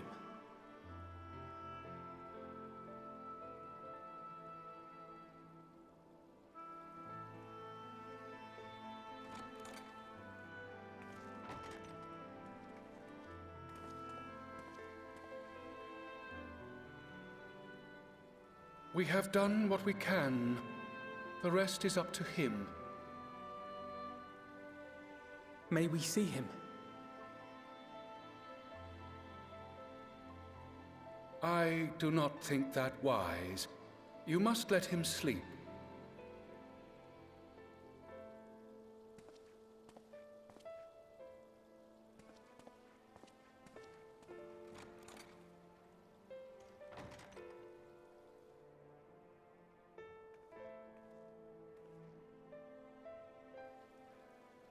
Thank you for bringing him back. He owes you his life.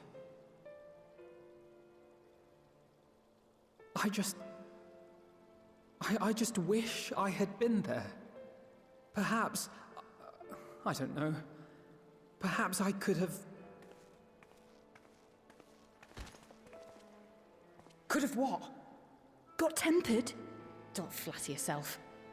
You can't save everyone. No one can. Not even the warrior of bloody light.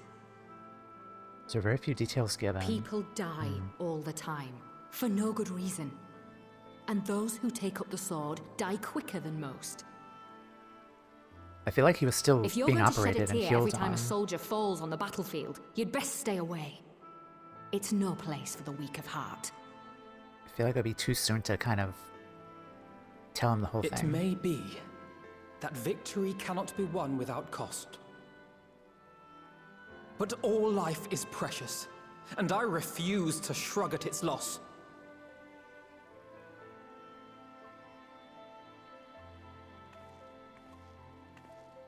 All life is precious!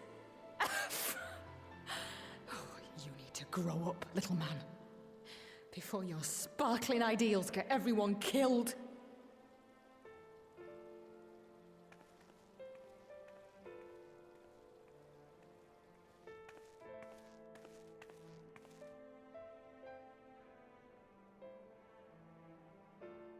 You're right.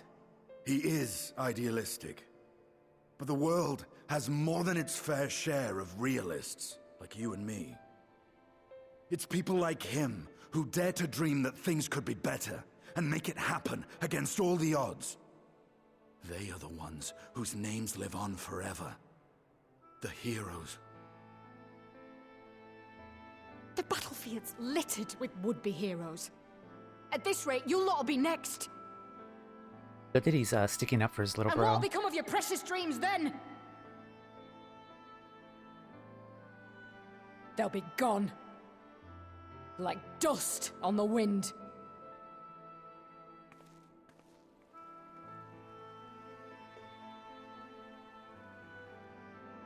Dreams worth fighting for don't die so easily. Mm-hmm.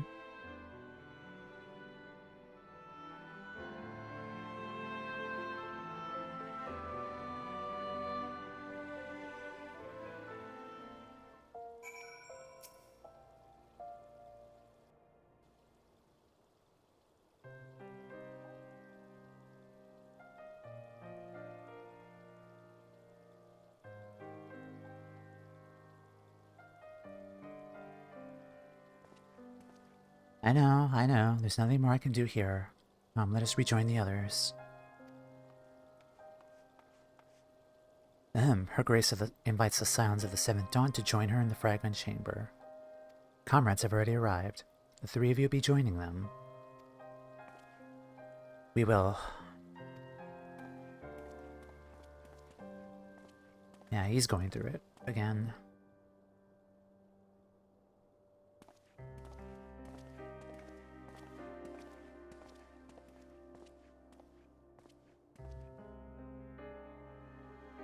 Nod. Nod.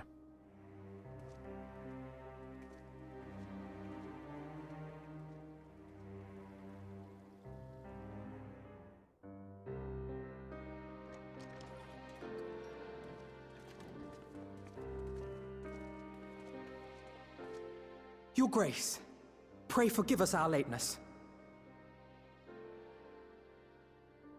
Think not of that. I understand a close comrade of yours was wounded in the line of duty. Arenvold. It was at the Alliance's behest that he risked all, and we are grieved to hear of his condition. Rest assured, he will receive the finest care our chirurgeons can provide. On that you have my word. Now, we would share with you the findings of the mission. Pippin, pray relate to our guests the details of Fordola's account.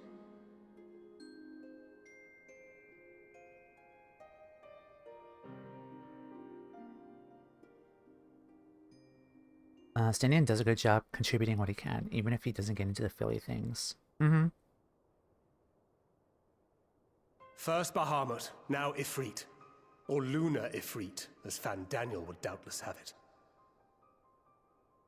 'Tis now all but certain that the towers were conceived to facilitate the summoning of primals by those imprisoned within. Less certain is the means by which the Telophori constrain the wills of said entities to enact their designs in defiance of the pleas of their victims. Mayhap they do not. If mere proximity to the towers is enough to make loyal servants of the Empire's mortal enemies, it stands to reason that the same is true for those held captive. They invoke their gods for the good of Garlemald, and in their disturbed state of mind, summon a primal whose form reflects their own alteration. It all begins to make sense. Upon closer inspection, I realized that the towers bear a striking resemblance to a much larger structure which Urianger and I observed from afar during our visit to the Imperial capital. Assuming it too is capable of tempering those in its immediate vicinity, it would go some way to explain the swiftness with which the Telophori managed to rally so many Imperials to their cause. Yep, tempering for the tower.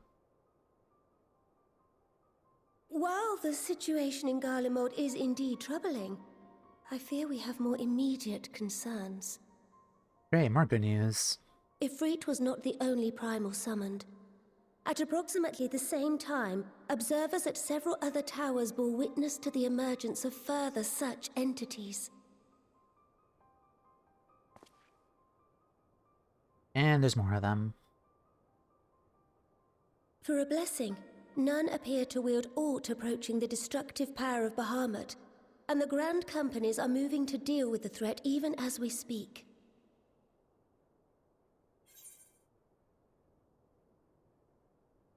You need only tell me where they are, Your Grace.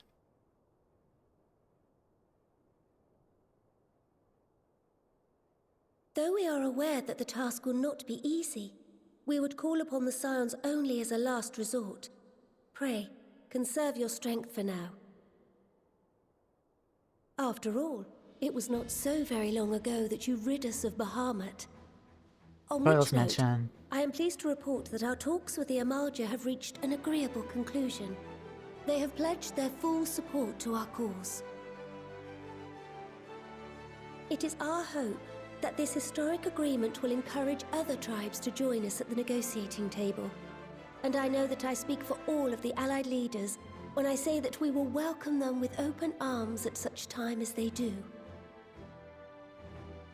Of course, this was only made possible by the feats of heroism performed at Paglathan. Moreover, we shall not allow the sacrifices of those fallen in battle to have been made in vain. As hope leads to victory, shall victory lead to a new dawn for Eorzea. May these words ever be our guide, Your Grace.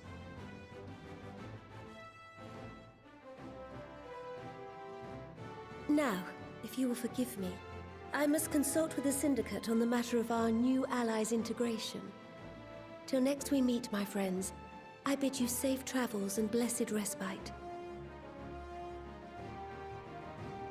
Will do.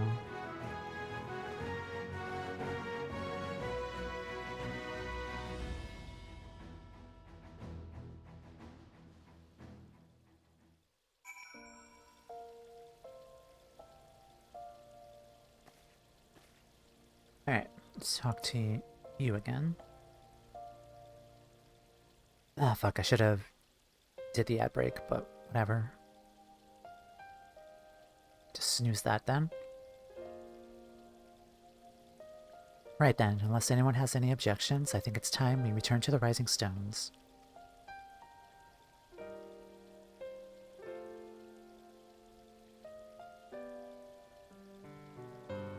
That includes you, Alphino. Arnvald is in good hands here. Of course, he would doubtless mock me for pacing about the infirmary. Let us retire then. We may regain our strength and readiness for the coming challenges. If all are in agreement there, I shall let Kryl know to expect us. A hot bath and hearty meal shouldn't be beyond arranging with the time available. Oh god, I just realized what else is in this patch. Oh boy, I'm gonna get mad again. It'll be good to be home. I have some thinking to do. I'm gonna get so mad again. Oh boy. Yeah, damn it. Yes, I'll try asking him, and thank you. I shall look forward to it.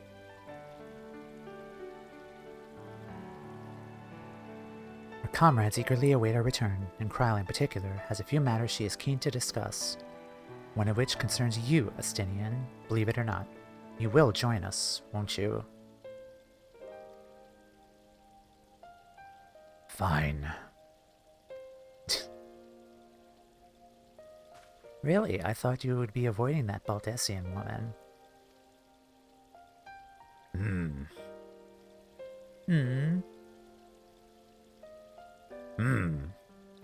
If I refused, she would only pursue me. Yep. This game got them feels. Yep. Let's get this over with, shall we?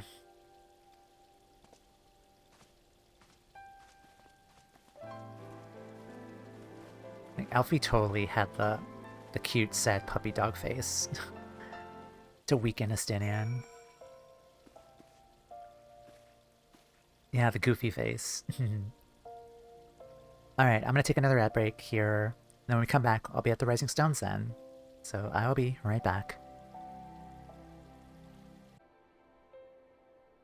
Hello. So kind of a goofy thing I did was go into the Rising Stones and the cutscene started automatically, but I did stop it here before the break started.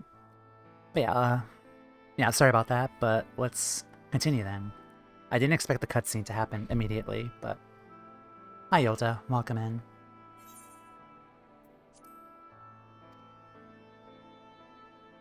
Thanks to Arnvold's selfless efforts, we may now be confident that we understand the function of the towers. But many questions remain regarding the reason for the summonings, and what lurks behind the looming edifice in Garlemald. Until such questions are answered, we will struggle to devise an effective strategy for thwarting the Telophori's stated aim. Nothing less than the destruction of this star. And so, given the gravity of the situation, I move that we petition the aid of Sharlayan. Here we go. 'Tis possible the ancient knowledge preserved within our archives may hide a clue to our enemy's methods. But given Sharlayan's established policy of non-intervention, our former colleagues are not like to aid us in its discovery. Oh, I well remember what they're like. The Forum's barefaced refusal to assist you in the days prior to the calamity must rank as Sharlayan's most shameful act since the Exodus. But were the final days to be reenacted, it would spell doom for us all. Surely even they cannot turn a blind eye to that. I trust we are all of the same mind on this matter. Urgent as it seemed, I took the liberty of petitioning the Alliance for leave to act as Eorzea's emissary, and have since received their blessing. I presume your role as a student of Baldessian will carry some weight with the Forum? One can but hope.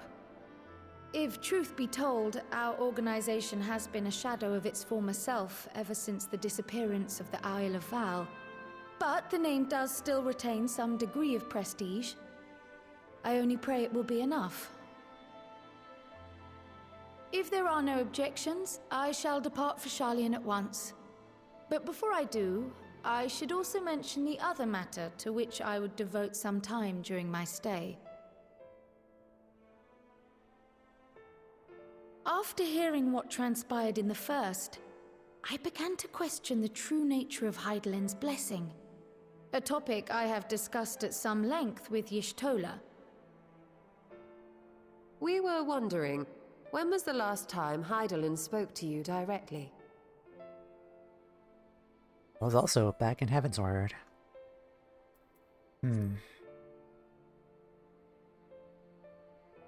Is the question truly so vexing? Perhaps you fear I will chastise you for giving the wrong answer. Or was it so long ago that you simply can't remember? It was basically that, yeah. It's Heavensward. History shows us that Hydaelyn is able to awaken the echo in her chosen, convey her will directly, and grant the blessing of light. To our knowledge, however, she has not sought to intervene in man's affairs for some considerable time.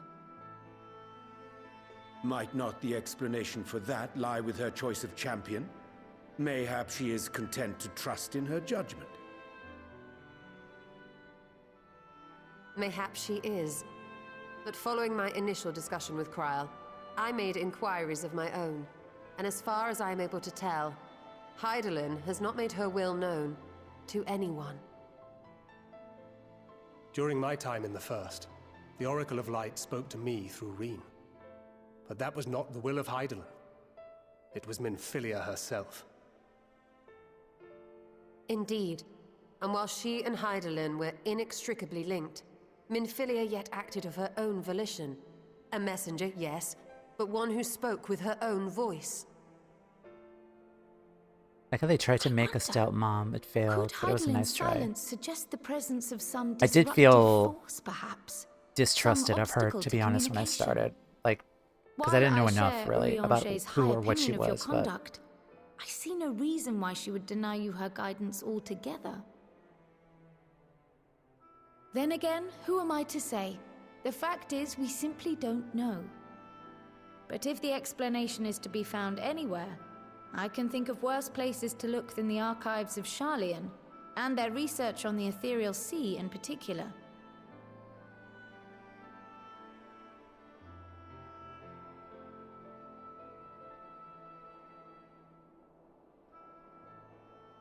Resolved though I am to go, believe me when I say that I take no pleasure in the thought of leaving you a member short. Now, of all times. Estinian, we stand on the eve of a struggle that will decide the fate of this star. I was talking about Hydaelyn, actually, Scions not may Minfilia. play a telling part, yet we are but few in number. And so I must ask you again, will you join us?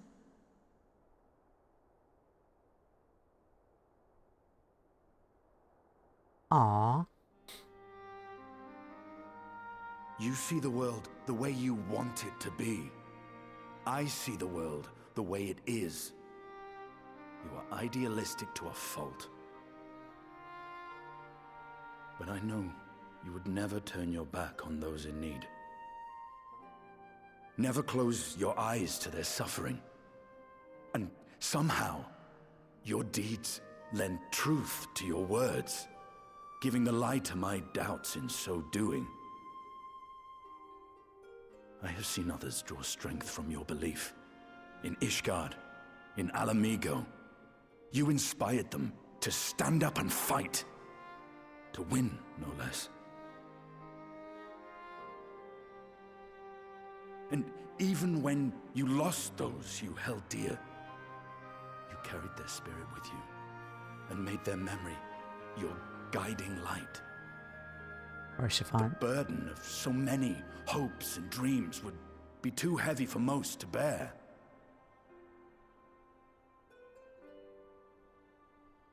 But You bear it willingly, as you have shown me. Some dreams are too important to let go. If you have need of my strength, it's yours. After all you've done, how could I refuse? Yay. Squee. Thank you, Estinian. Alfino just made a happy squee. Whatever challenges await us, I shall not falter. You have my word.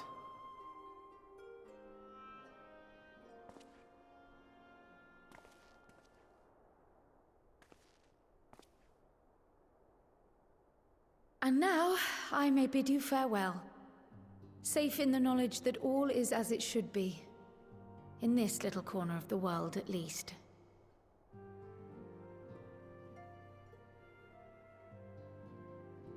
You will be sorely missed.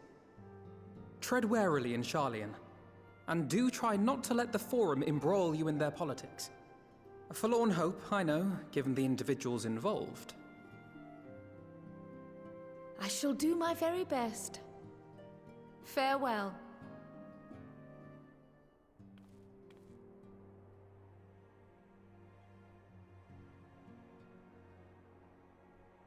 As Tataru, Krau prepares to walk out, she gives Tataru a big high five, saying, "We got him." Estinian groans in the corner. Imperial Palace.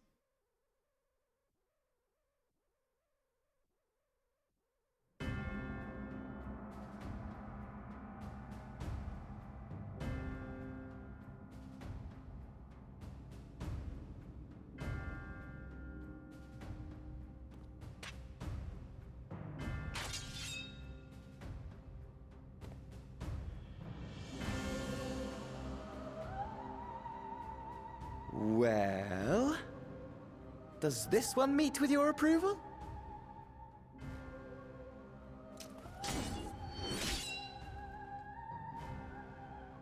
Apparently not.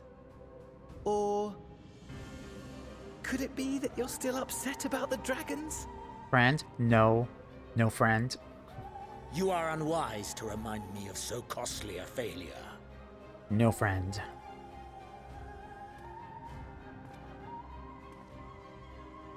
It will not affect our plans, I trust.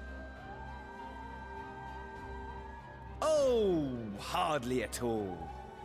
Though, admittedly, the chances of us being able to procure any more Mericidian dragons are rather slimmer following Tiamat's reappearance.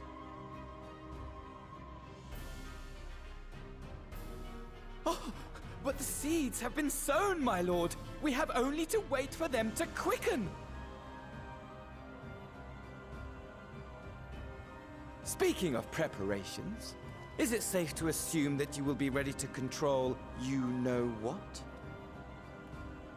The hour draws nigh. This nation, forged for Ascian ends, will finally prove its worth. A mighty empire, now no more than an instrument of this star's destruction. What a pleasure it will be to put it to use.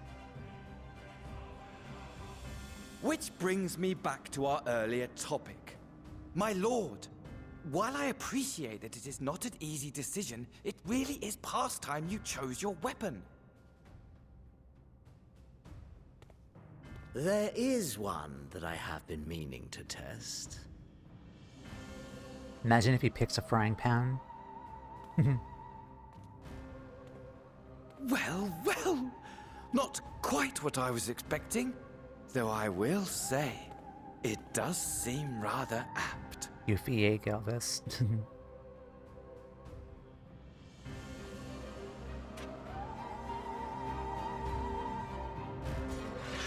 Xenos with a frying pan.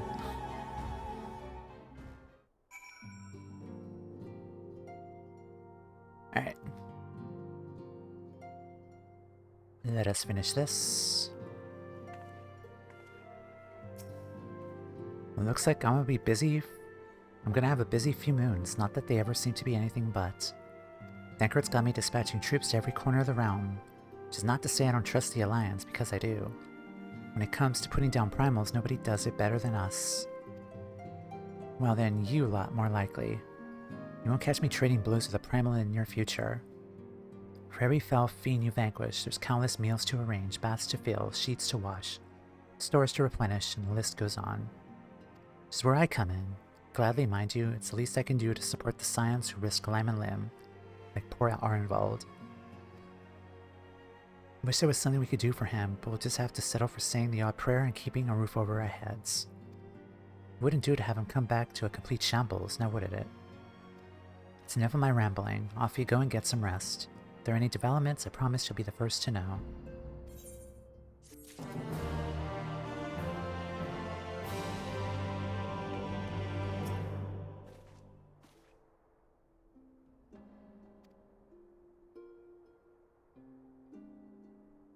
Sun-dried squid. I don't seem to be able to find it in these parts. Oops.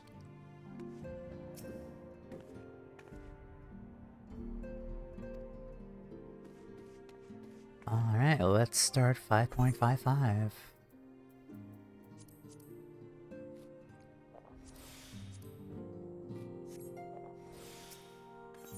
Company we keep. As I can tell, you're itching to take up the fight to the Telophori.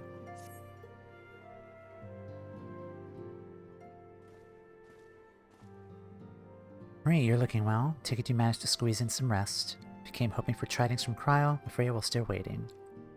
Do have some odd scraps of news to share. Scraps, she says. Lunar primals have been popping up all over the place. The Alliance has the situation well in hand, thanks in no small part to Hori Bulger and the others. Talks with the Beast Tribes are going even better than expected. Encouraged by Ulda's progress with the Amalja, Gridania has opened negotiations with the Ixal, believe it or not. All of which is obviously very encouraging, but with the Telophori still out there, it's not as if we can afford to lower our guard.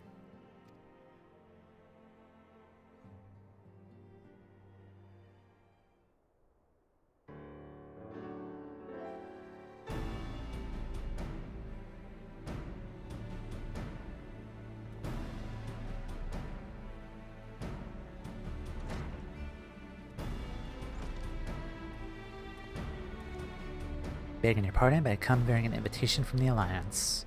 Council meeting is due to be held in Alamigo, and your attendance is humbly requested. We're just talking about the Alliance. May I ask what's on the agenda? I believe the intention is to share news of recent developments and discuss what measures might be taken to combat the Telophori. Concert with our new allies, the Beast Tribes, have also been invited. Just hope that they will join us in the fight against our common foe.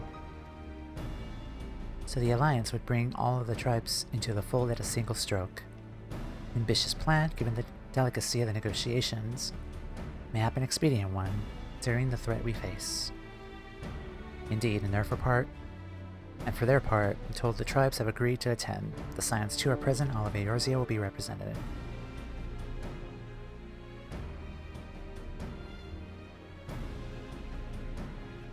To arrange such a meeting must have been quite an undertaking, not only diplomatically, but practically. Praying from the Alliance that we will be honored to participate. Shall make for Alamigo without delay. Bear your answer thither with all haste. We look forward to receiving you at the Royal Palace.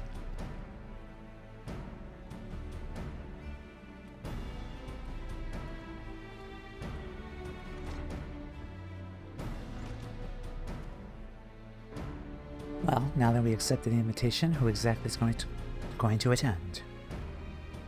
Move that you and Yustola lead our contingent. Given how long you've worked on summoning, it's only right you be present for what promises to be a historic moment. I think we've all played our part in the little endeavor, don't you, Marie? All present may rightfully claim a seat. I do quite agree. By your leave, I believe I shall remain here and lend what assistance I can to the coordination of our defensive efforts. I'm not coming either. Amric will be there, and I'd rather not be interrogated. Epsh. Very well then, with those in mind to hold the fort, get on while holding it. I suggest the rest of us make for Alamigo. Shall we?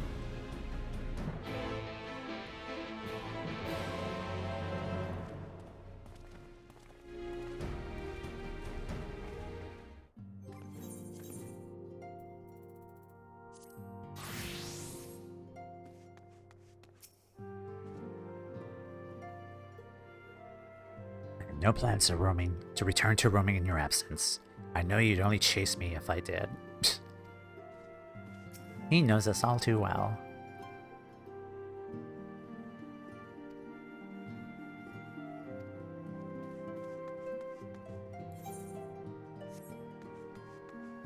Oh god, what is... What's this thirsty bitch have to say? And my nights will be lonelier with just the one brother to keep me company. Lady, you're also freakishly tall. Are you... That has to be the normal height, right? Jeez, Marie is so small. Damn.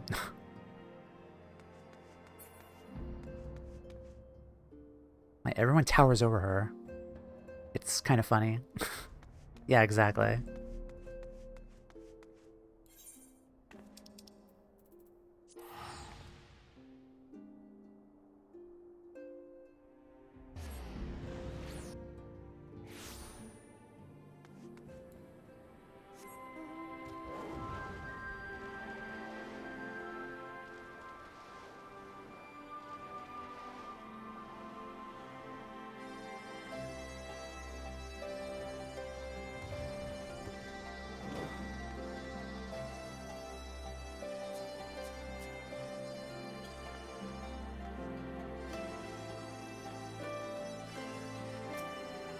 Been expecting you.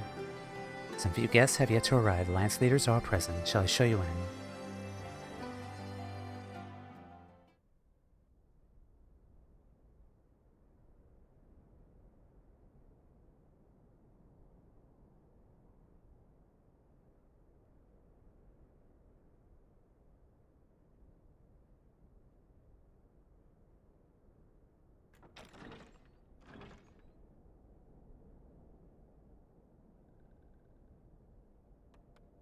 Grandpa Cabbage.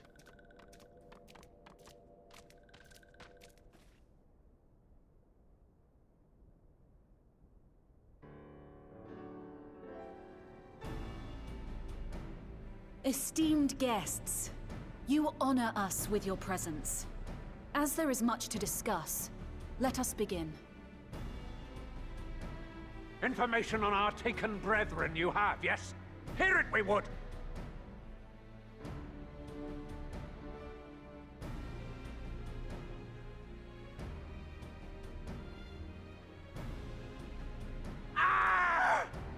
Beyond forgiveness these featherless ones are! With rivers of blood shall they pay! Freed our people must be! We too would see your kin liberated.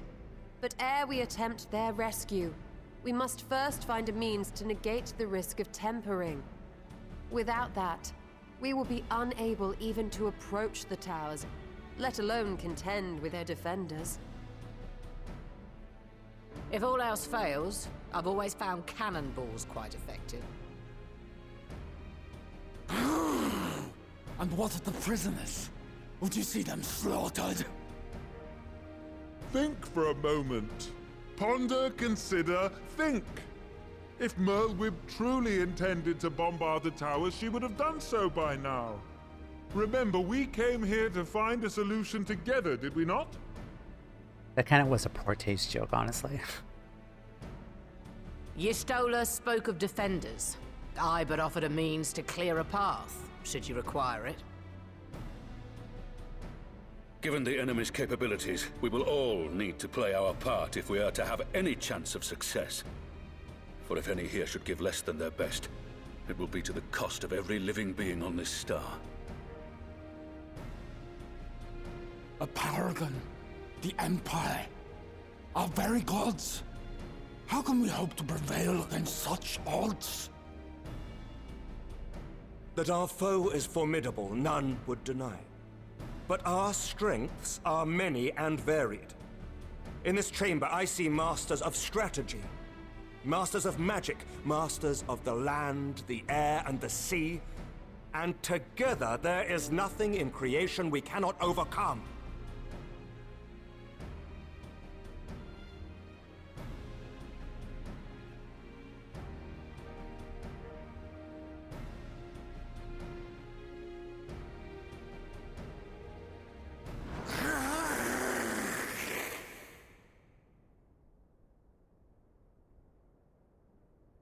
I beg your pardon? I like that everyone was shocked except Merweb and Marie. Because like Merweb is used to the Sagan. A little quickly will I deals, perhaps?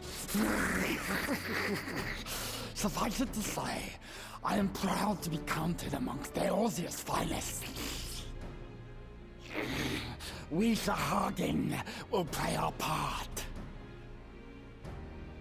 We kobolds have not forgotten the crimes the Overdwellers committed against us in the past. But today we look to the future as allies united in purpose.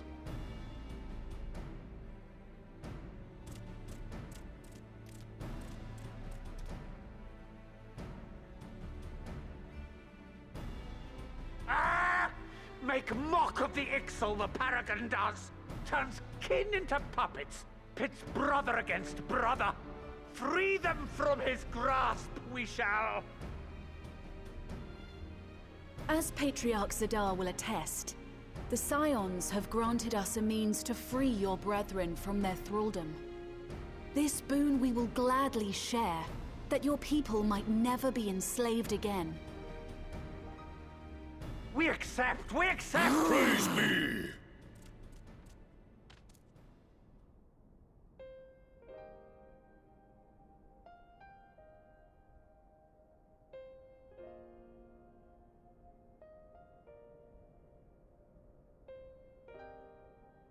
It's taken a while, but I do believe we might be one step closer to a world without primals.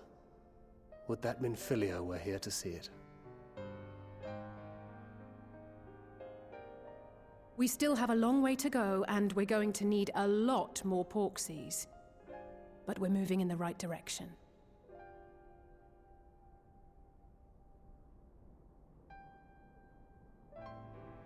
If I may have your attention, there is one other point I would like to raise. As we can all agree, freeing those held captive must take precedence over every other concern. But experience has taught us that none save those with the capacity to resist tempering can hope to enter the towers unscathed. And even once inside, a still greater threat may yet await them, that which we call a primal. Needless to say, if we are to succeed, engaging with such foes can only ever be considered a last resort. And so I move that we seek to prevent them from being summoned in the first place. Yes! Both prayer and ether are needed for the ritual. Should either one be denied, the summoning would fail. Indeed. And so we must endeavor to discover the source of the ether on which the process depends.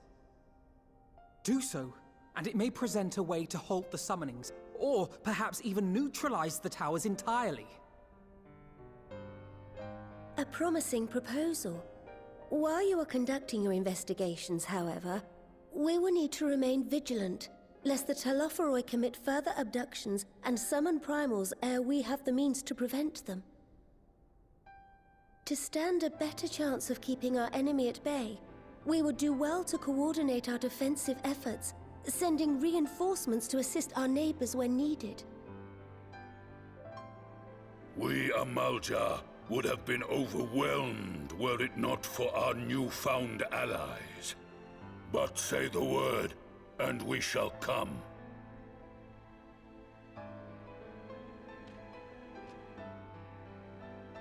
I see we are all in accord.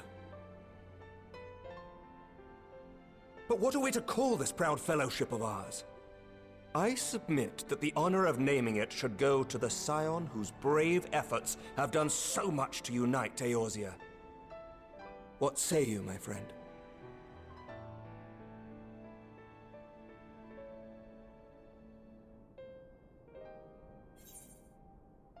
I would call it... One moment, please. If we call it the Grand Company of Eorzea, I'm trying to remember like what I called it last time. I think I picked this one actually. Last time. We didn't see Alpha Node's reaction before. But considering how fond Marie is of Alpha Node and LSA. Character lore, by the way. We'll call it the Grand Company of Eorzea.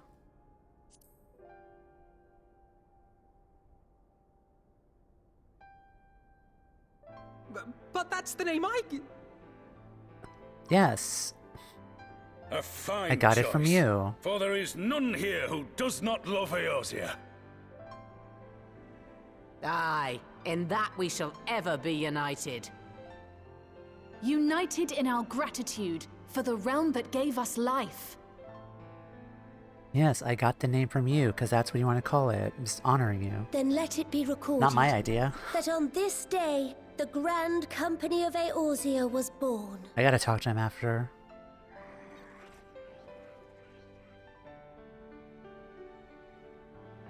Yeah, that was your idea.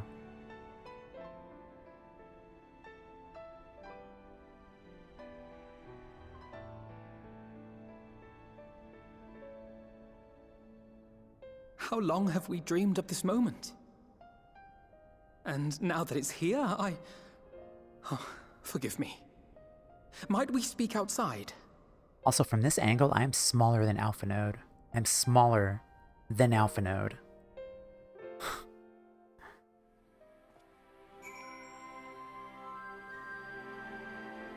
Perspective is weird.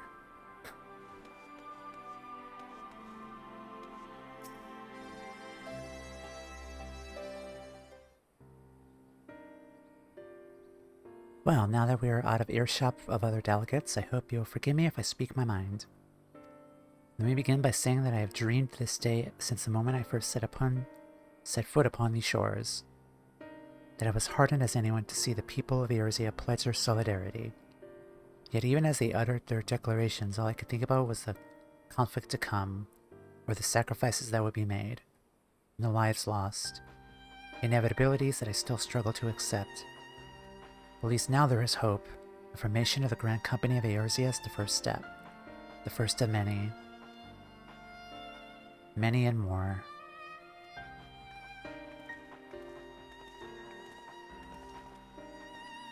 Elder Seedseer here. Well, how might we be of service? I seek Master Alpha Node's assistance in a matter involving Gordania's neighbors, the Sylphs.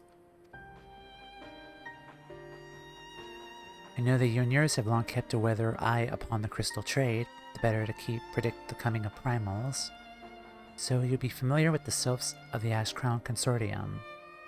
Through their dealings, they have cultivated relations not only with the crystal city, I can't read, with the city-states, but many other communities besides. Communities such as the tribes. Just so, it's our hope that we may make use of the Sylphs' established lines of communication to coordinate the efforts of our new friendship. Yet there remains the practical difference between a trade consortium and a grand company. If the Sylphs are to perform their task effectively, they will require the counsel of one versed in the operational aspects of an armed force. An armed force founded with the self-same goal in mind, no less.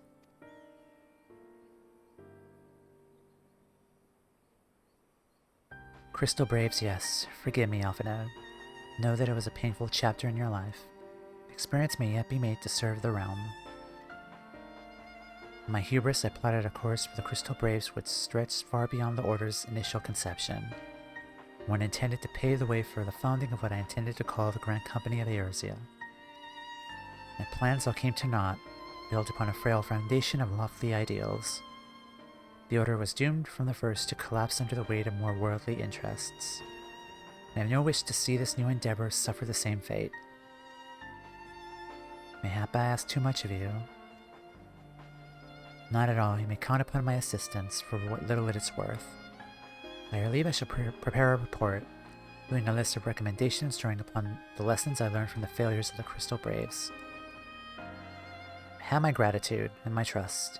When your report is ready, pray share it directly with the Sylphs.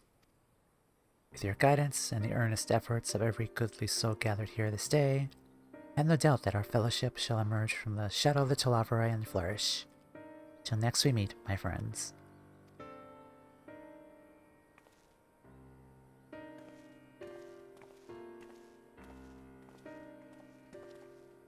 Before committing anything to writing, there's a number of people who have thoughts I should like to hear. Former Braves, you understand. Might you join me in seeking them out?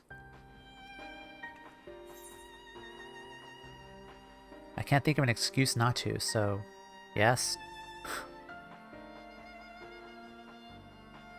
Sure. Thank you. As someone who's witnessed the Order's rise and fall, yours will be a reassuring presence. I'll join you. If you're planning on canvassing the opinions of our former comrades, it'll be a lot quicker if we share the task of questioning them. The mayhap Graha can lend a hand as well. We should accompany Thancred back to the Rising Stones. Between us, I dare say we should be able to provide an accurate enough account of the day's events.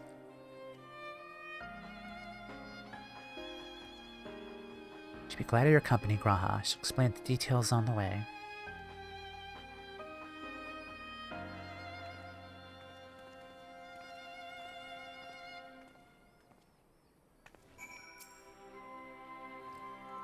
So what's the plan, brother mine? Discussing the task at hand, I should probably admit that the report I propose is largely written. Not long after the fateful day in Ulda, I penned a detailed account of the organization's history, the events that led to its inception to the failings that brought about its demise. Thus, I did primarily as a means to taking some semblance of responsibility. Never did I imagine that it might later be referred to by those seeking to form a similar organization. And while I made every attempt to be objective, the account was mine alone. Its events viewed from my singular perspective. For it to be of use, however, it must be brought in to encompass the viewpoints of all involved. Only then can it answer what seemed to me a critical question. Namely, why after the Crystal Braves disbanded did some members choose to remain with us while the others did not? I see, you think the answer will tell us something about the nature of the ties that bind our new Grand Company together. This knowledge might help us prevent it from falling apart when those bonds are inevitably tested. This is my hope, yes, but the questions I would ask are uncomfortable to some. As a former commander, I doubt that those who abandon the cause will welcome my inquiries. Then Gra and I will just have to try. Meanwhile, the two of you can talk to the ones who kept the faith. Fine suggestion. Have care, however, certain of my former comrades are of questionable character. Keep your wits about you, and let us reconvene at Gridania later on.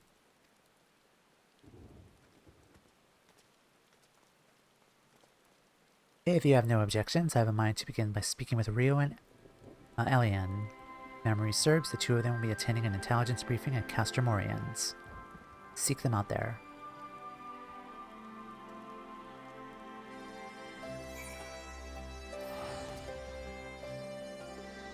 I didn't realize how much dialogue there was.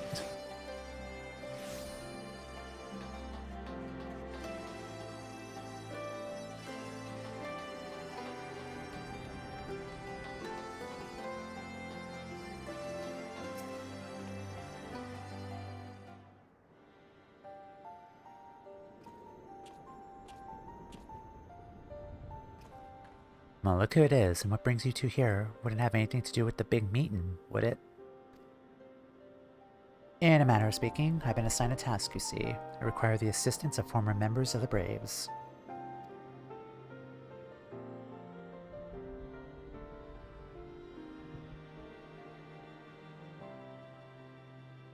So you want to know why we decided to stick with the Scions? Ain't an easy thing to put into words, that.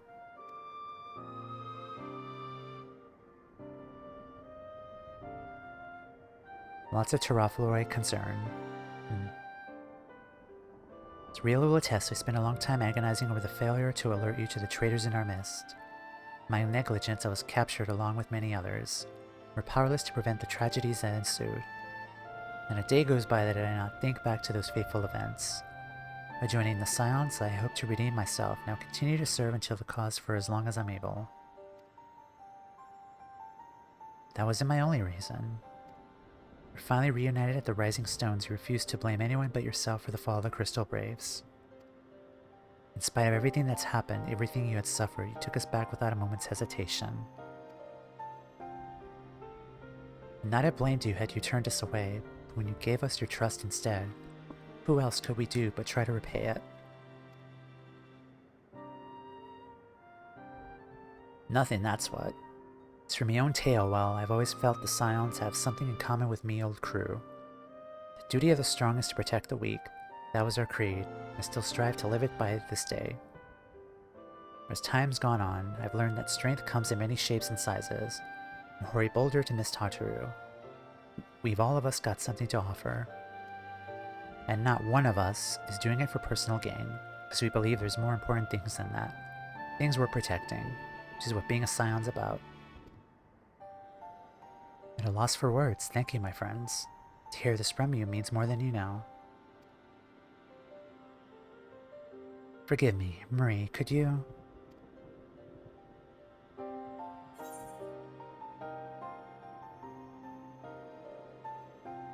Why did you think the Crystal Braves ended in failure?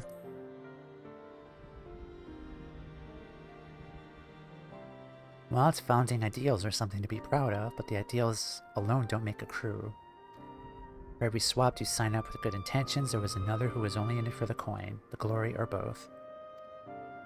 Ours was quite a desperate band. While I will never forgive Ilbert, the fact that we managed to function at all was thanks in large part to his efforts. It's the pity he was doing it for all the wrong reasons. One only takes one bad apple, they say. The Braves have a barrel full of them. Not like the Scions. We might look like ragtag bunch of misfits, but deep down, we got all that shared sense of purpose. And why? Because Tartaru sifted out the glory hunters, for they made it through the door. I see. So while our ranks comprised a diverse range of people, each with their own individual strengths, we're all united in purpose. Thank you, my friends. With your permission, I shall make a record of our discussion and refer it when drafting my recommendations. Till we meet again.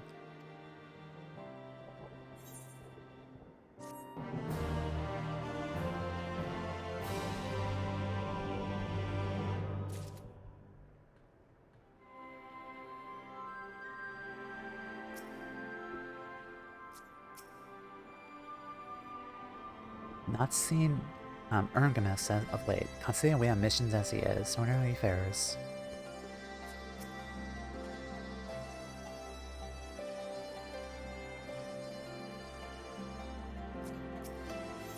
Unofficial business. Well, I think I've taken up enough of our colleagues' time, and I'm conscious that life-affirming testimonies await. Let's make our way to Gridania and hear what the others have learned. Oh boy, here we go.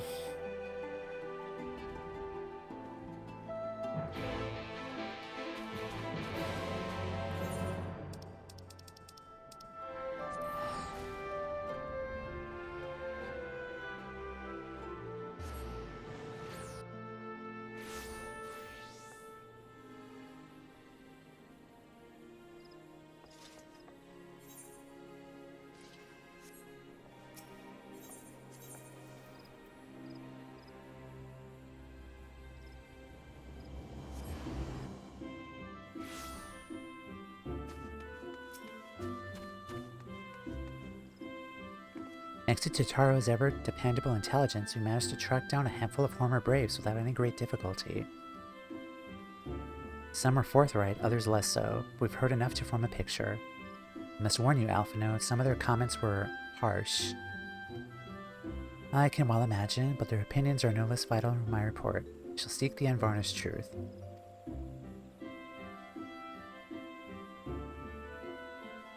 Thank you. I'll set about aiding our findings to my own at once. In the meantime, pray go on ahead to Little Solace and seek out Elder Frixio.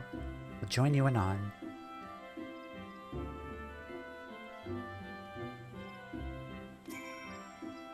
Oh, I have to go too?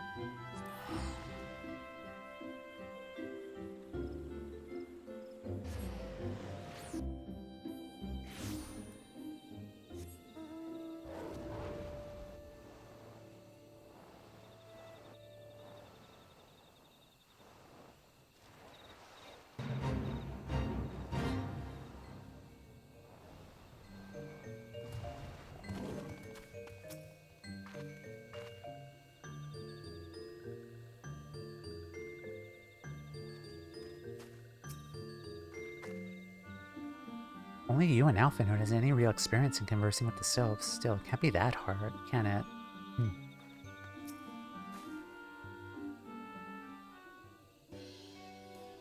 Welcome, Brave One and friends of Brave One. How good it is to see walking once again so soon after the meeting. It has been a while since we last spoke.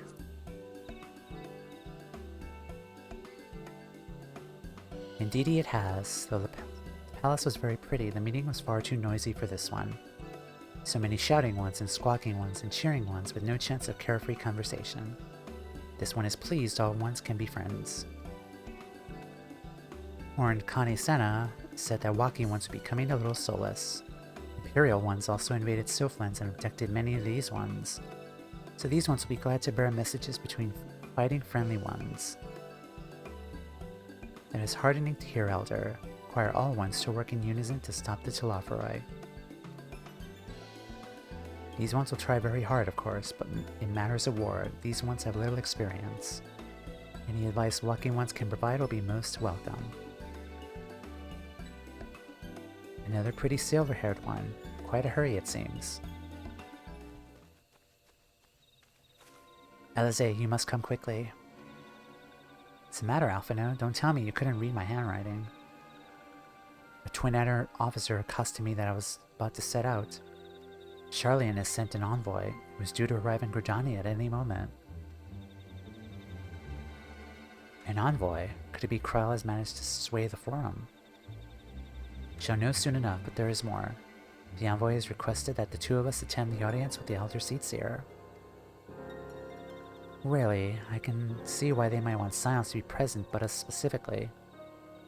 Wait, it isn't who I think it is. It is. I could be scarce believe it myself.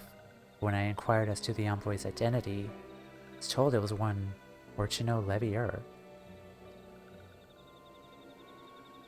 Nice, you're all reaching Endwalker? Thank you, Scion. We're almost there. Your father. Well now, the fact that a serving member of the Forum had journeyed here would be a surprise enough. But him? Quite, I gleaned that from this, they are taking the matter seriously.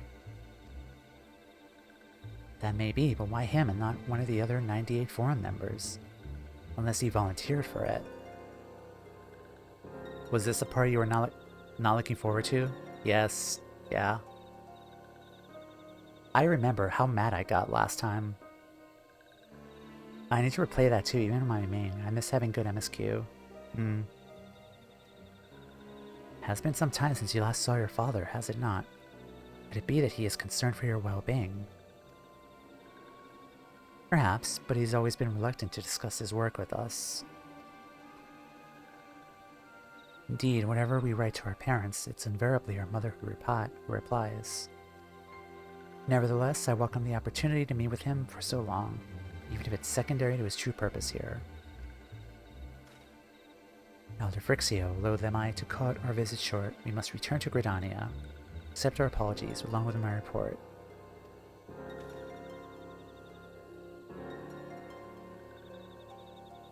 Never mind, there'll be time to talk later. This one will keep walking once for more urgent matters. Go.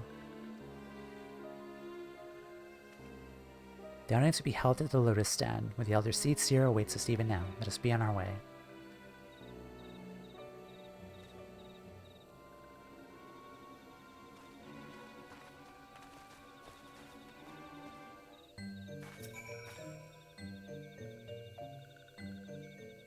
Alright.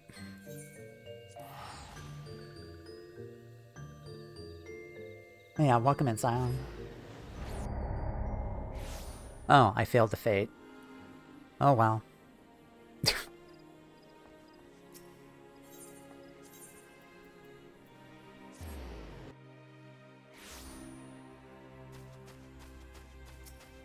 Okay, I think Marie should hide her weapon. The random fate fail message. Yeah. Miss Marie, we must confiscate your weapon. Why? Official business. Fine. I do recommend it though, mindful of the time. Sort of gone with a mindset of speeding through most of it, with the exception of specific cutscenes and class quests. End up with 25 hours of gameplay per expansion. The Elder Seed Seer and your friends are waiting within.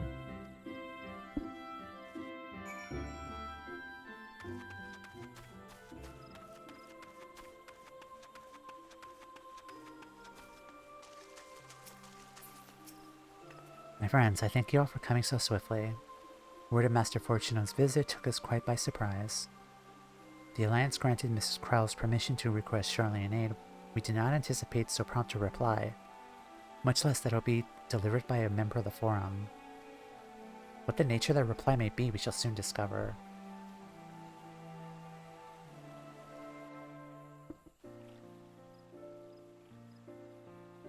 This music is so misleading. Happy music.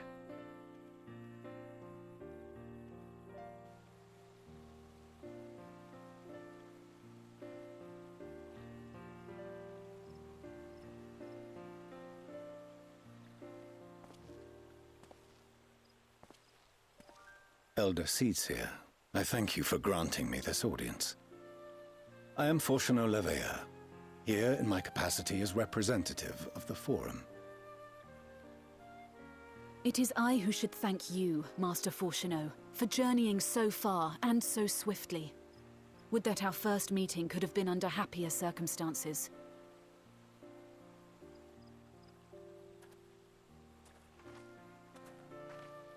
It has been too long, Father. You look well.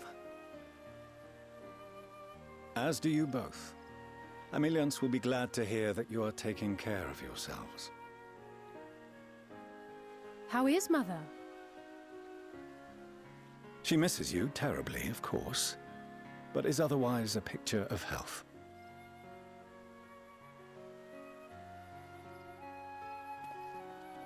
Circumstances apart, I'm grateful that our meeting has afforded me the chance to be reunited with my children at long last. And I believe I also owe you thanks for the hospitality you showed my father, Louisois, during his sojourn in Eorzea.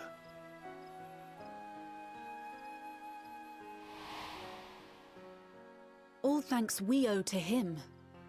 In the days prior to the 7th Umbral Calamity, it was your father's tireless efforts which granted us a means to vanquish the Primals. Were it not for him, our strength would have been quite spent by the time the Empire arrived. That Gridania still stands is in large part his achievement. He was a great man.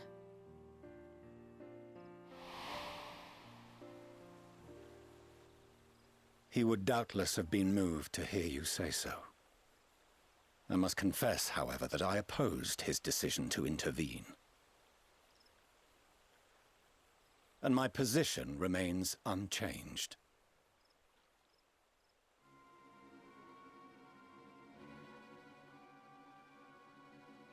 To chart the course of history, not to change it. I am familiar with the Charlian stance. It is more than that. It is our way of life, who we are. But I came here not to deliver a lecture, but the Forum's answer to your request. Charlian will under no circumstances intervene in the conflict between Eorzea and the Garlean Empire.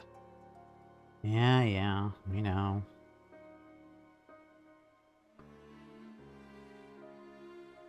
May I ask for what reason the Forum has come to this decision? The final days spell the end not only for Eorzea, but the entire world. The final days? Pray spare me your hyperbole. This conflict is no more than the latest in a series of petty squabbles between yourselves and Garlemald, one in which Charlian will take no part. If the final days were truly upon us, we would know. Father, you must ask the Forum to reconsider. You may feel safe on your little island across the waves, but if you imagine the Telophori will leave you be, you are mistaken. They mean to kill us all, themselves included. Alphino is right. We have seen what the enemy is capable of, the lengths to which they'll go. This is no time to turn a blind eye. If Eorzea falls, so too will Sharlayan. So if you truly love our homeland, you will join us. Now, before it's too late.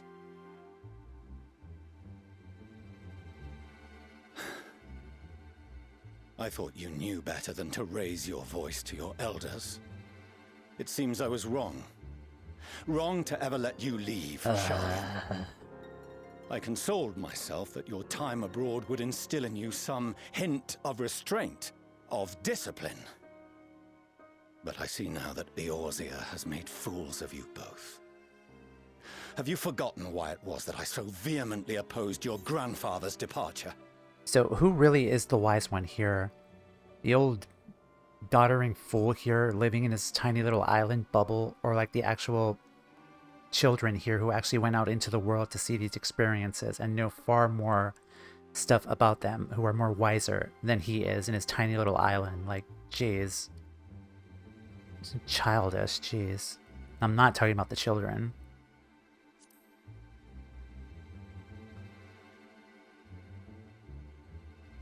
For all his wisdom, his only solution was to go to war. Death, devastation, ruin. Even those who claim victory are scarred for life. What prize could ever justify such sacrifice? It is the duty of the learned to avert such tragedy. By fanning the flames of war, you forsake all you once held dear.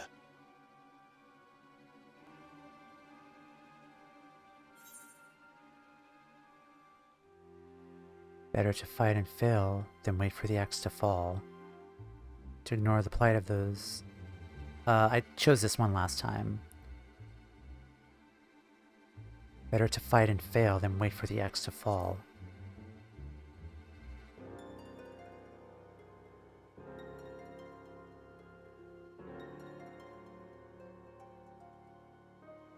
I see your friend shares your misguided ideals. But unlike her, you should know better. By espousing such barbaric notions, you subvert the teachings of Sharlayan and place all we have worked for in jeopardy. Alphinaud, Alizé, as of this moment, you shall no longer bear the name of Leveilleur. What? Father! How you choose to live your lives is no longer my concern. If you wish to walk the path of ruin, I will not stand in your way.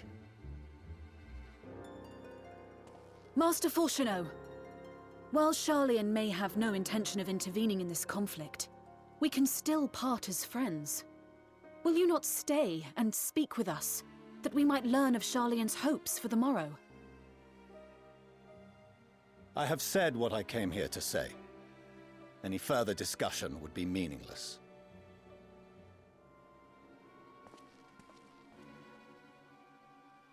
Father!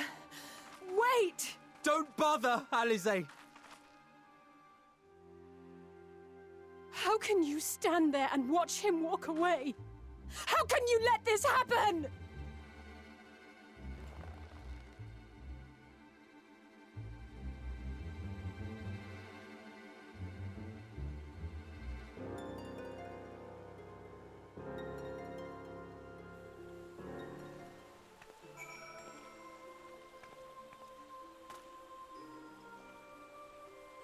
Yeah, not just them too. Like, Marie would be fucking furious too at them.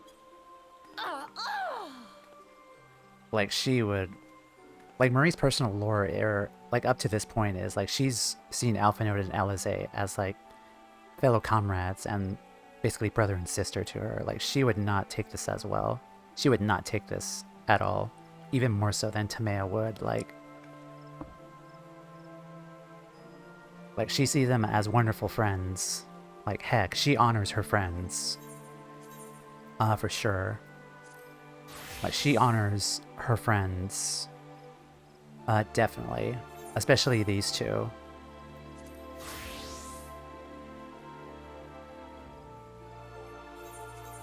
But yeah, if he was here, she would probably take off his freaking head, like, if he stayed a while longer, if she lost control. What role did he say that he went here? An emissary or something? Yeah, the Sharlayan emissary. Basically to tell everyone to F off, we're good here in Sharlayan, we don't need your intervention. And also to disown his kids, which I still will never forgive him for that. At all. Or how he acted. Despite his actual, like, motivations. Like, I'm still angry.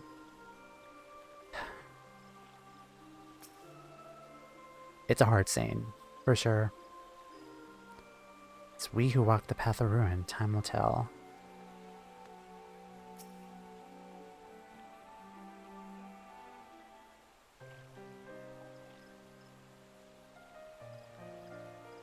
So that's what he came here to say. That we're all fools for having the temerity to defend ourselves against the Telophori. As for the rest, like it as not, this was the Forum's decision, to watch from afar while Eorzea burns. Father was but the messenger, and he handed down their judgment. I could not think of it, nothing to say that could possibly sway him. I still can't. To prolong the discussion would have changed little, for it is only Master Fortunato who must be persuaded. Not only Master Fortunato who must be persuaded, the Forum as a whole. The decision was made ere your father crossed the sea. Nor is it like to be changed. We shall face the Telophori without their aid.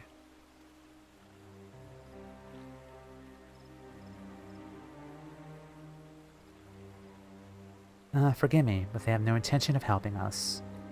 Why would they go to the trouble of sending an envoy in the first place? Okay, he was an envoy. He was an envoy, not an emissary. I'll be honest though, like, I don't know really the difference between an envoy and an emissary. I know Elidibus calls himself an emissary, but why did they not simply keep their counsel as they were wont to do?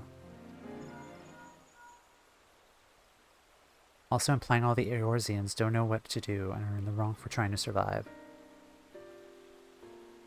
Marie, has Master Fortunato arrived yet? Unfortunately. It's as I feared. My efforts were in vain. Be right back, dinner? Okay, I'm actually going to take a small break after this.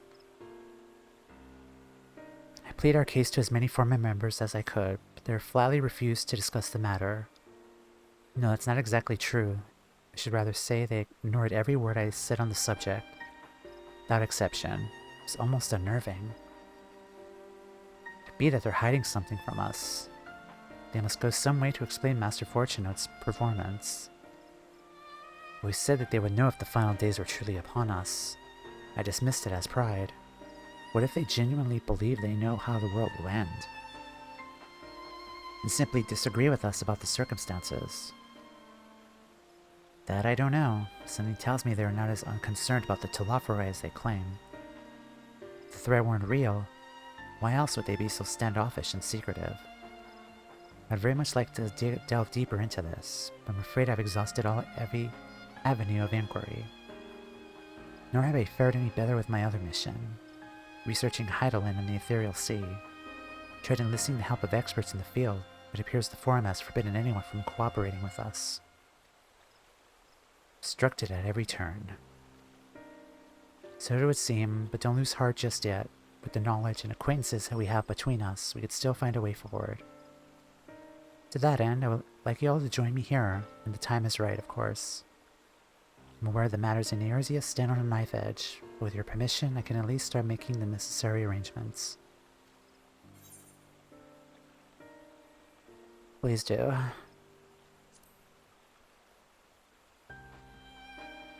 Excellent. Obviously, keeping the Telophori at bay must take precedence, but with luck, be able to make the journey to Sharlayan ere long. It may take a while to secure entry for you all, but I'll let you know when everything's in order. Look after yourselves, in the meantime. Your speculations give me cause to hope, yet if the seeds will bear fruit, I cannot say. It's possible the Sharlayans hide some secret truth from us. There can be no certainty that its exposure will prompt them change of heart. So for the present, we must needs confront the plight in which we find ourselves. The forum has refused our request for aid. It falls to us alone to contend with the Telophori. Even with all of Eorzea standing united, there's no guarantee that we will prevail. What does Charlian intend to do if we fail?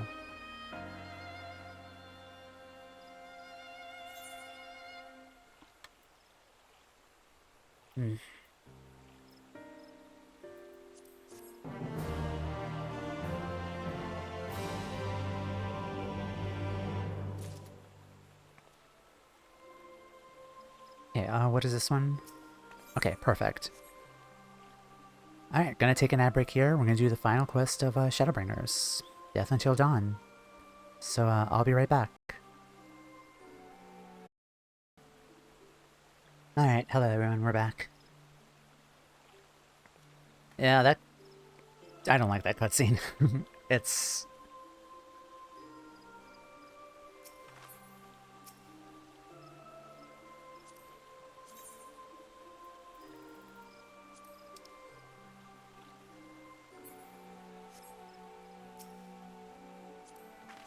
Oops.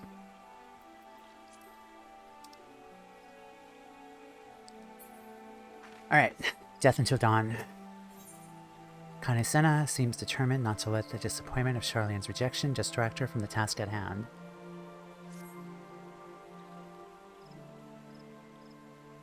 While Charlian's stance is indeed disappointing, we cannot allow ourselves to be distracted from the challenge before us. There is much and more to be done. She began by sharing the forum's response with my counterparts in the Alliance. Meanwhile, I would ask that the Scions... Grave tidings, walking ones. Grave tidings. Calm yourself, my gentle friend. What has occurred? These ones went to see feathered ones send terrible news. Destroying ones have appeared in Zelphatal. Destroying ones and captured ones, even frightful godly ones.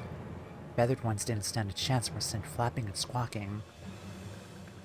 When did this happen? Is it too late to help them? Too late, yes, much too late. But luckily, destroying ones were only passing through, and continued on west. Feathered ones who did not fight were left unharmed. West, that would be Kurthas.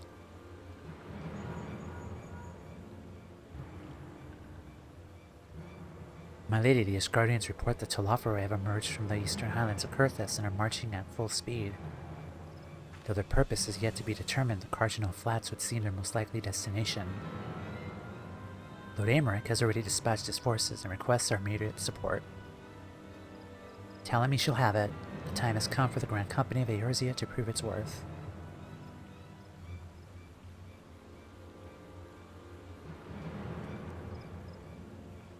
Well, mayhap it is at mercy that we do not have time to stew upon our misfortunes. Come, my friends, let us make haste for Cartineau. Wait, this one almost forgot. Destroying ones were said to be led by Cackling Robed One. This one must see that all walking ones know. Farewell. Cackling Robed One. Forgot about his nickname. And Daniel. Who else? It's only a matter of time before that grinning maniac showed himself again. I shall have an airship ready to bear you to Cartineau. Proceed to your preparations and report to the landing with all haste. At once, my lady, let us away.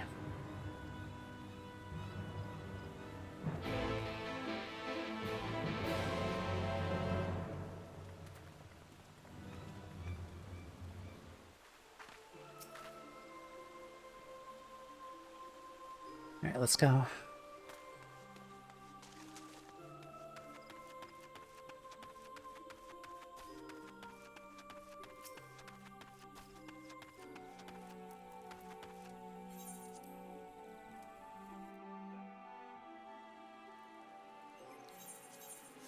Also, your katana, my lady.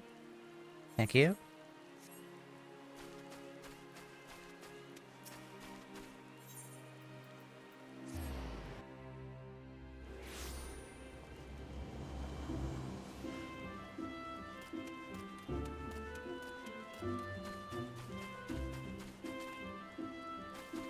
Oh. Hi again. You are very, very tall. You do fit under the umbrella, though. That's cute. I'm protecting you from the rain. Come on, this will take a moment, alright? See, aren't I a good warrior of light? Protecting her from the rain.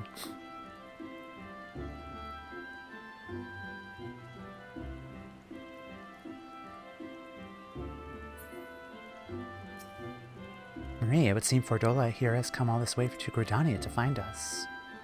I've explained the situation, but she insists her business is urgent.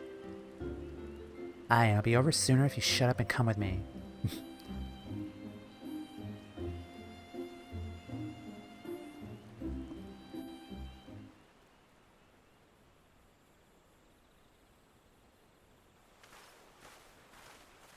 Wait, is it raining still? Okay, it looks like the rain stopped. That would have been really awkward if the cutscene was in the rain. Arenvold! I can't tell you how good it is to see you.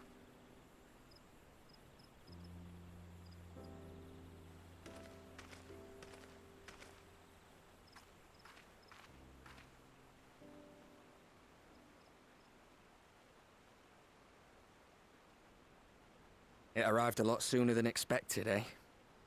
The day I craned my neck up at you. Only because you're sitting down. Unless... Yeah. Afraid so. The chirurgeons say I may never walk again. Damn.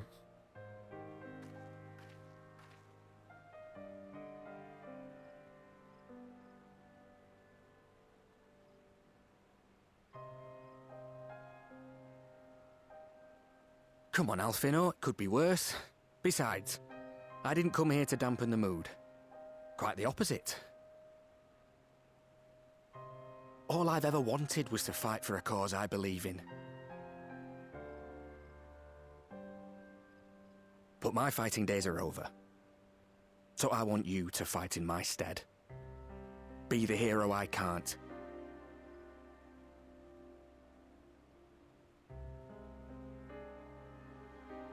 I am no hero. That's what they all say, though. No one ever calls themselves a hero. Even the ones who eat primals for breakfast. It's for others to decide.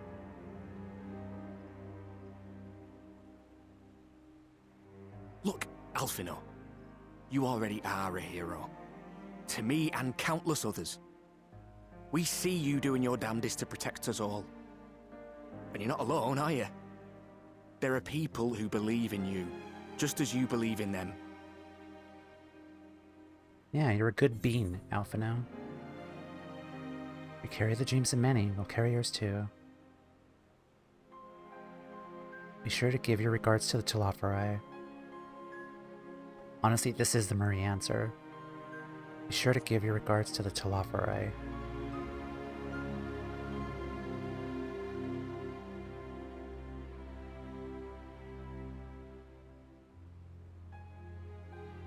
I know what's at stake, and how many people are depending on you. But I believe in you. Believe that you'll see it through. Almost for breakfast, we can. That's why I'm entrusting my dreams to you. Like Albert and Owley once entrusted their dreams to me.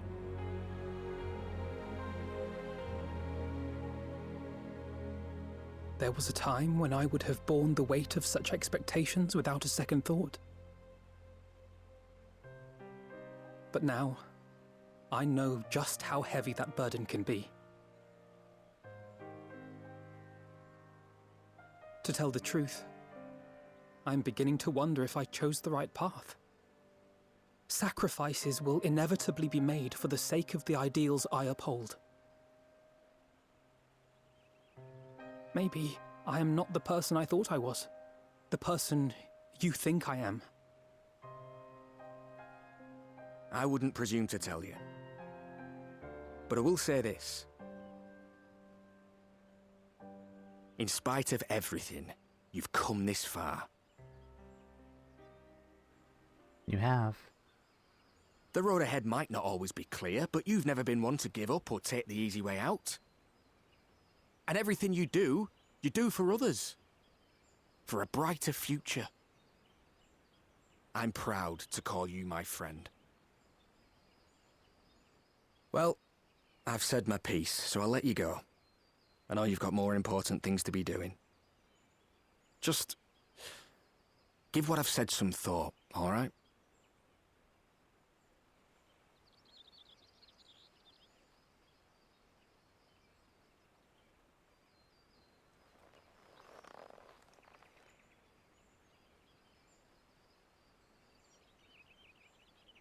I shall, my friend. And we will meet again soon, I promise.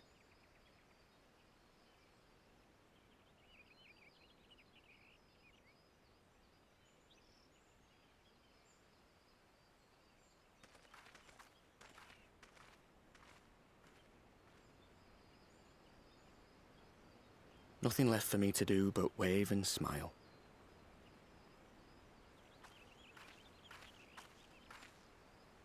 You've got a pretty narrow view of what it means to be a hero, do you know that?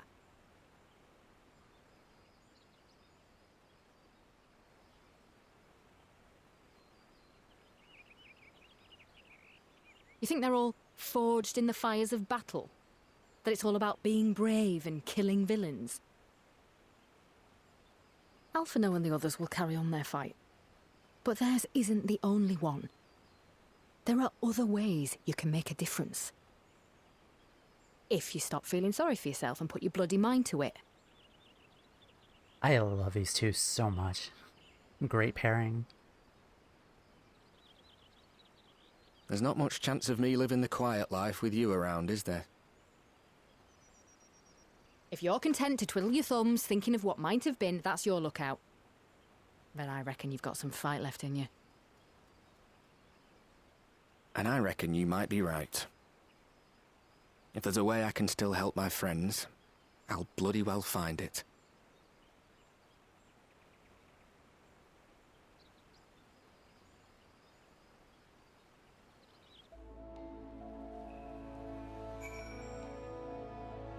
Arandola ship.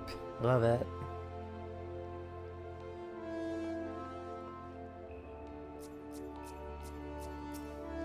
After Paglathan, I assumed that the Telophori would continue to target settlements. It is plain they consider Zelphatal a mere obstacle on the route to Cartineau. What then draws them to the flats? We must keep a close eye on their movements. How about we make Arenvold the mech pilot? Unfortunately, I have not done the Sorrow as a Warlet with this character. So, mecha anime is not canon here for Marie here, unfortunately. That would be cool, though. Rather doubt Fordola obtained the Kyrogen's permission before bringing Arenvold halfway across the realm. Solely to deliver a message at that. They should both have known better, but what's done is done. We'll not soon forget his words. Hello, Alize, you are glowing. You could tell me later what that was about, but judging by the set of Alphinaud's jaw, it appeared to have done him some good. Thancred and the others have already left the Rising Stones, and according to the communications officer, Amalja and Kobold forces are bound for Cartineau as we speak. They mean to keep the promise they made in Alamigo. We must do the same by saving as many of their tempered kin as possible. Anyway, the ship is ready to depart. We should get going. Joining the Battle of Cartineau, several cutscenes will play in sequence. Recommended you set aside sufficient time and participate in the battle and view these scenes in their entirety. I suppose that's a path. The Garlean Magitech armors are around as well. True. But aside from like War Machina, there are other methods to become like to contribute. Like you don't need like, you know, like you can still prove your worth regardless. Like anyone can make a difference.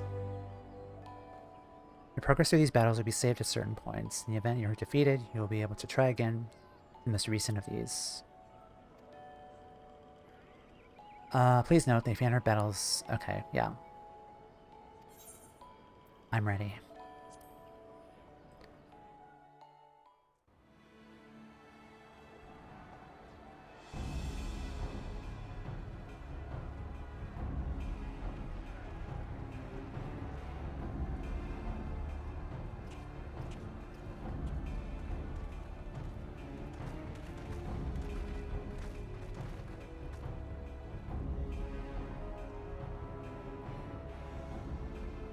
My fellow Scions, as I am sure you will have heard, we can expect no help from Sharlayan, nor are we any closer to discerning the Telophori's grand design.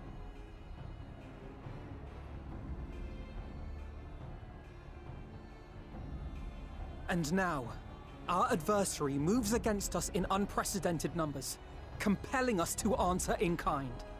The outlook, in short, is bleak. Yet though our foes are many, and we but few, we may still tip the balance in Eorzea's favor. Of course. We will do what we always do. Deal with the ones our allies can't. A less than daunting prospect, judging by your expression.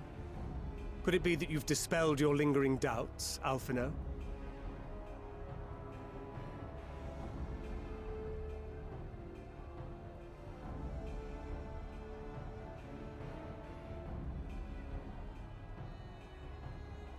Oh, I doubt I ever will.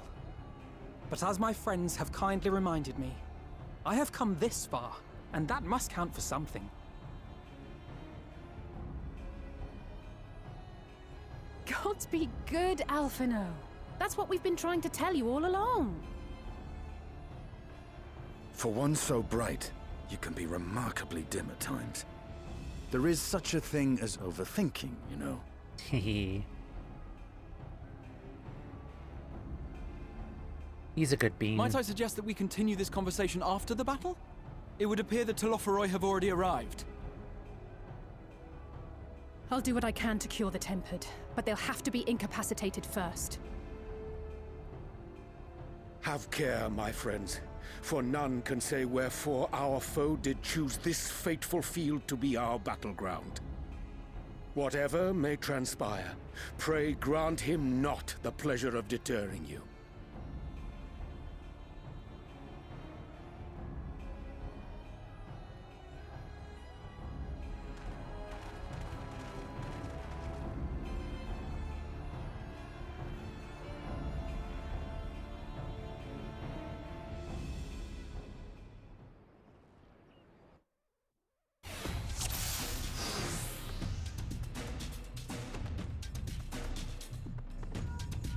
Listen well, friends. Telophori is sweeping across Cartineau.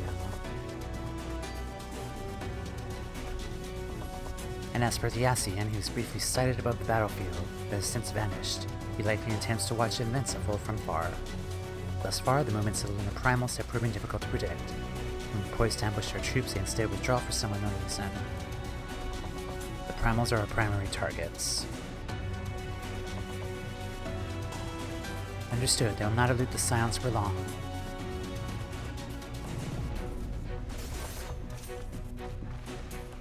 Prepare yourself! Let's give it our all! So far.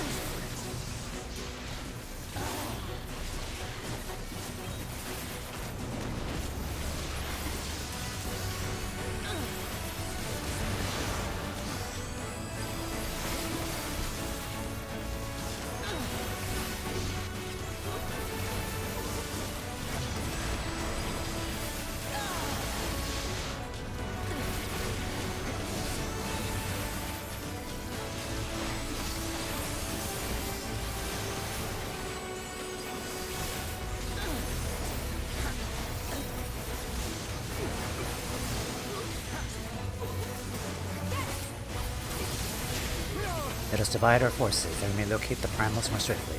Angrid, Y'shtola, and I shall head east. Concentrate my efforts in the Tempered. With luck, I should have the chance to cure some of them. Then I shall go west. Marie, Alphinaud, come with me. Alright.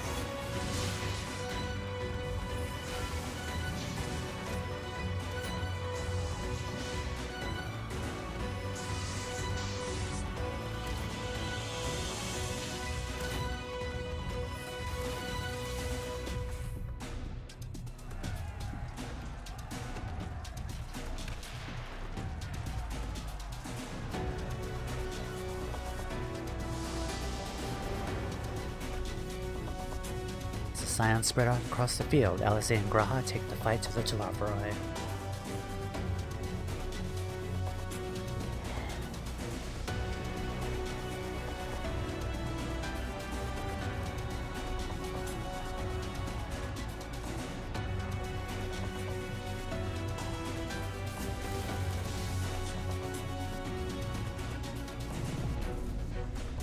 Okay, let's see. I think we're good. Alright.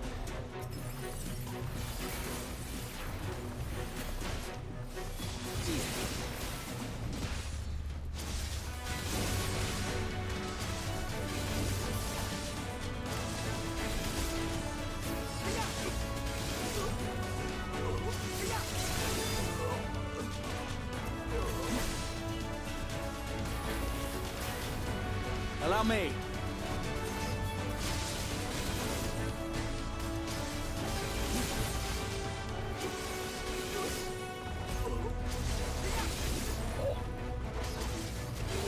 Tampering has gone too far to treat them here in the battlefield. With this degree of physical alteration, I fear they would be beyond help. Heroes or no, I hate to see them in such pain.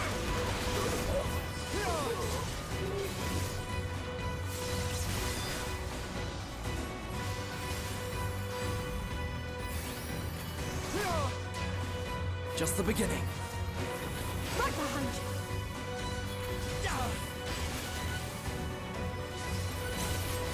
Ballistic missile.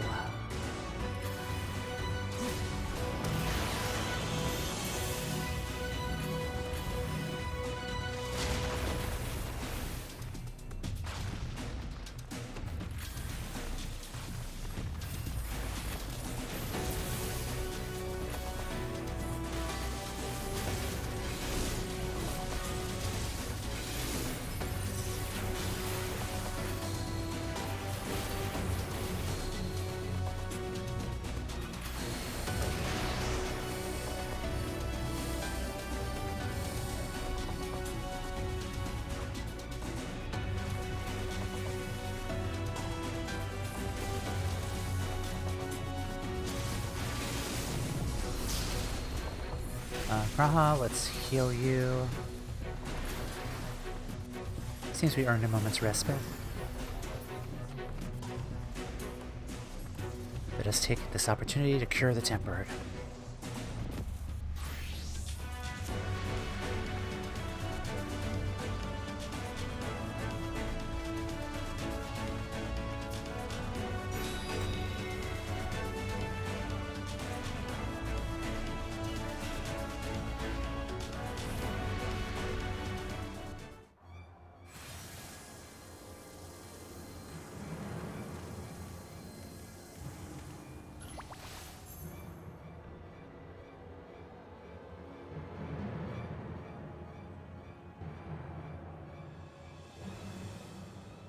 Oh, there he is.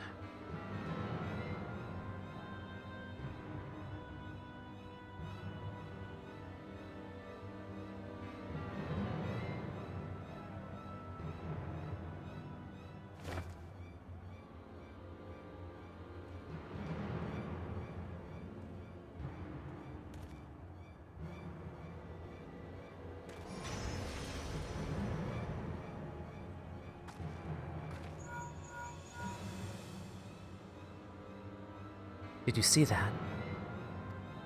The glyph, yes, but how worried should we be?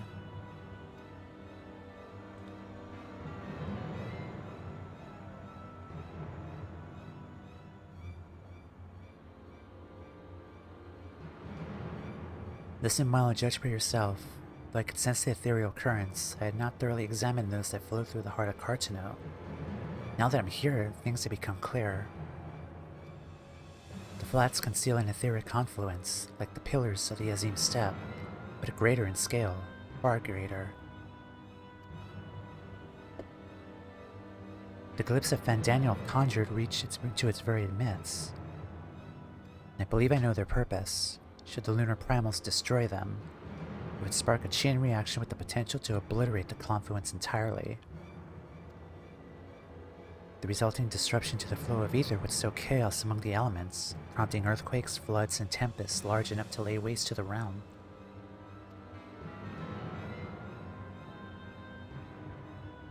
That he would go so far as cometh as little surprise. We must needs protect the confluence at all cost.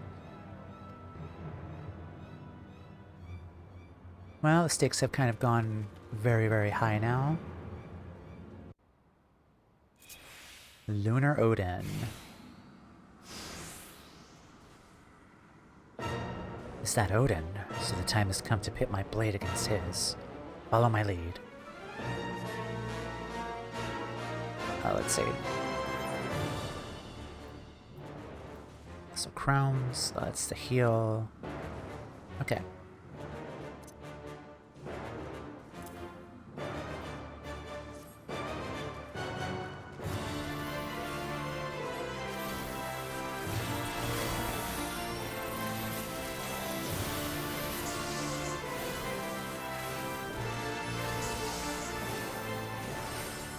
Let's heal Thancred.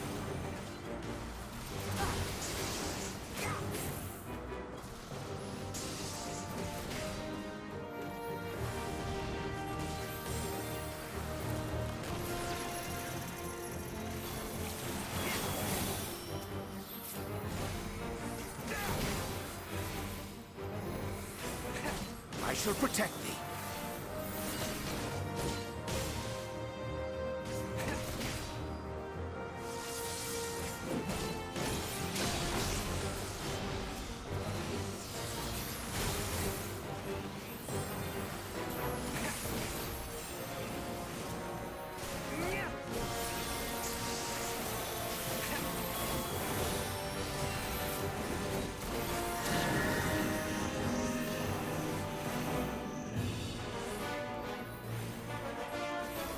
Mitre. May the 12 guide you.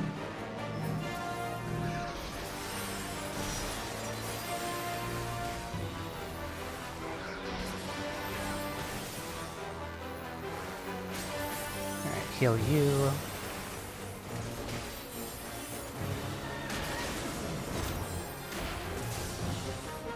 Best brace ourselves.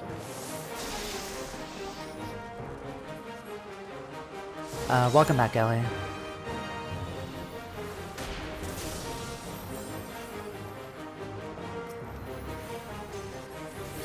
Hopefully you had a good dinner.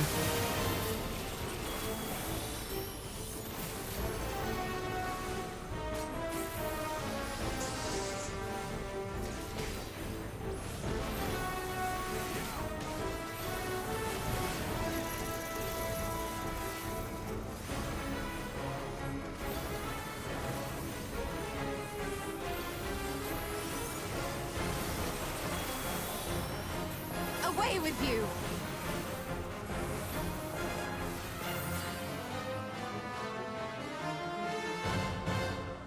The best defense is a good defense. Double bubble.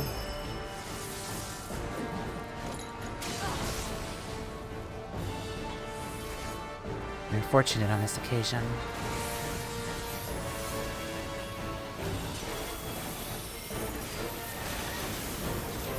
Guarding the confluence must come first.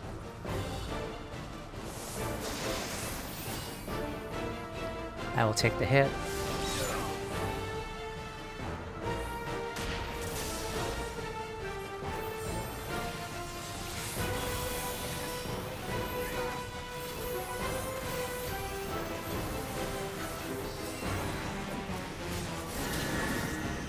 And this is middle.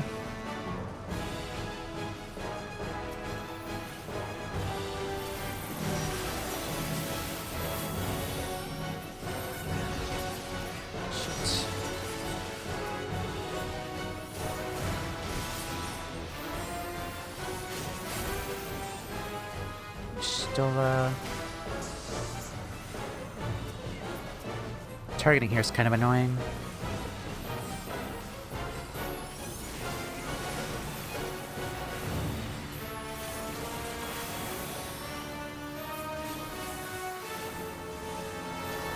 There we go.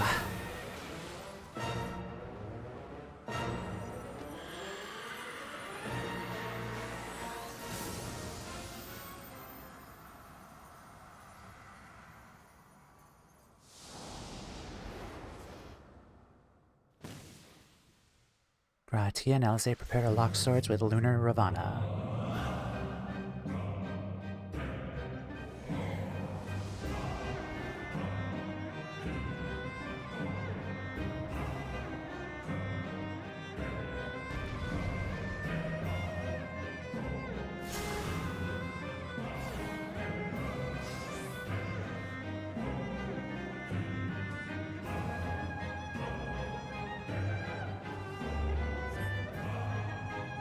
Rejoice in the glory of combat!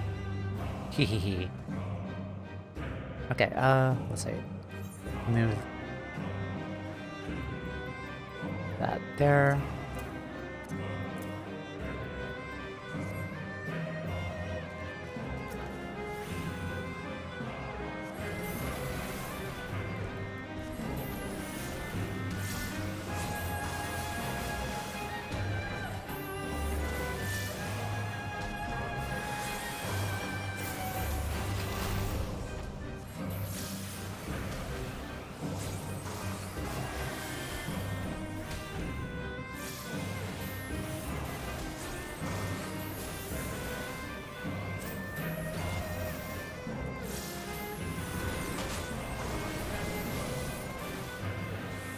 Moths to a flame. We have to keep them from the confluence, but there's so many.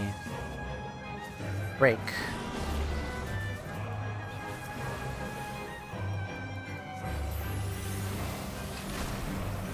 I have you now.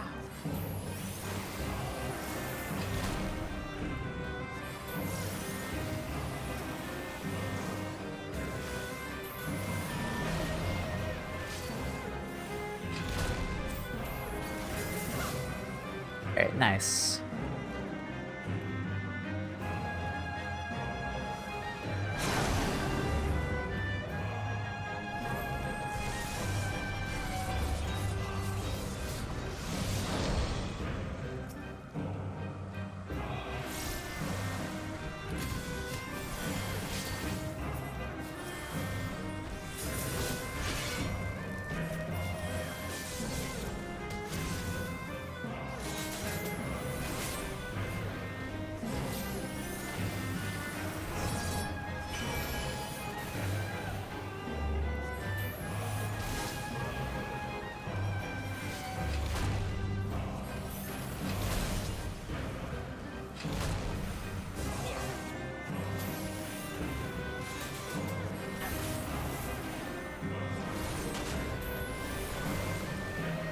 Malevolent ether forms lunar nails.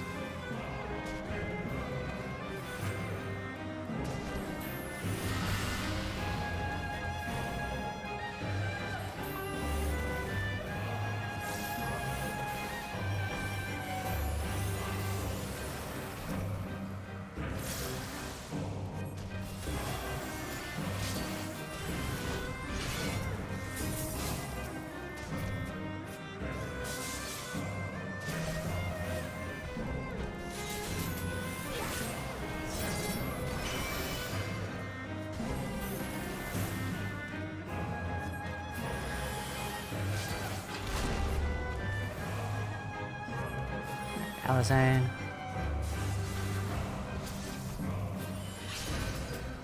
Okay, shield.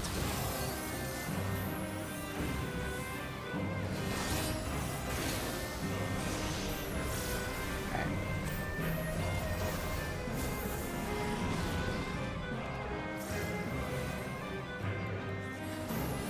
Keep them occupied.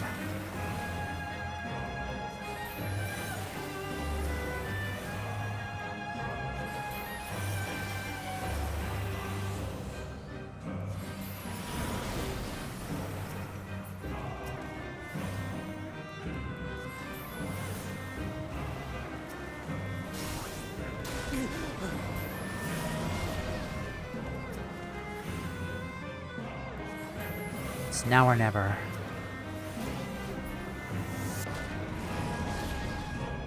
Good job, Ellie.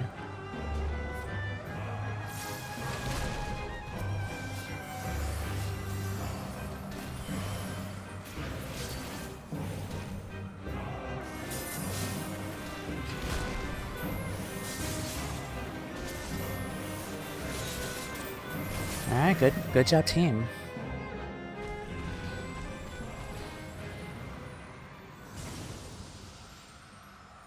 Hope y'all enjoyed the music too.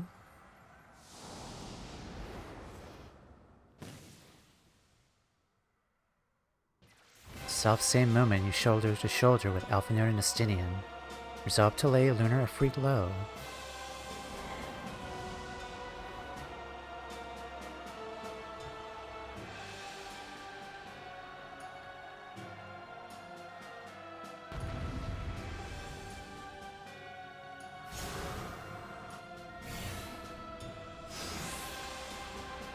Coming battle, you'll fight as Marie. Awesome, she's my favorite Scion. Sorry, Tamea. I'm kidding. Alright.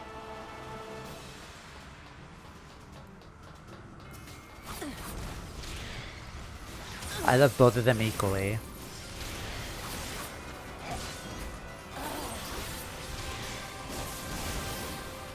Not to mention Elfinor at your side, and...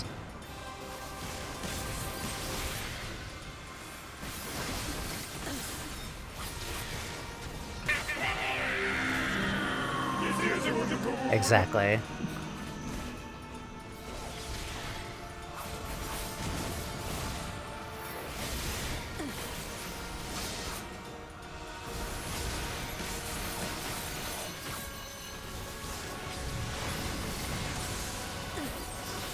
More lunar nails.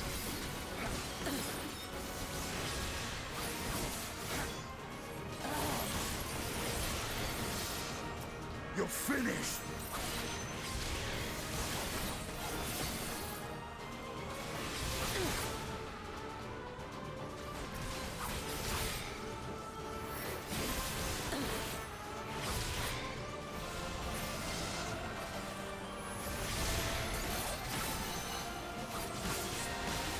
Alright, was that all of them?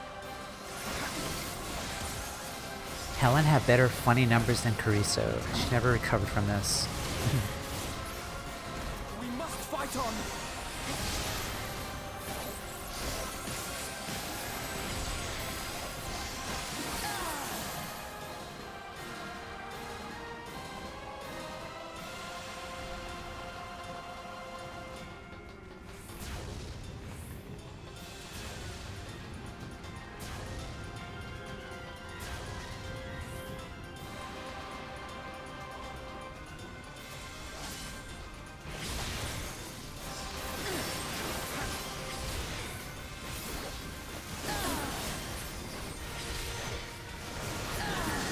Middle again? Yeah.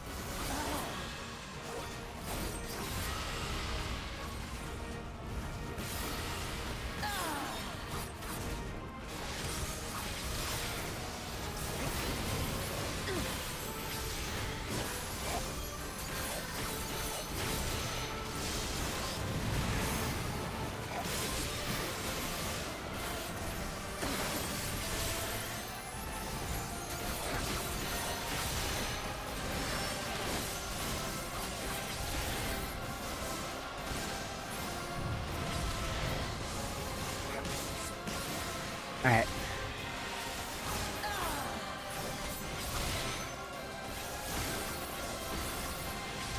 So it's come to this. Roar, Nidhogg! Roar!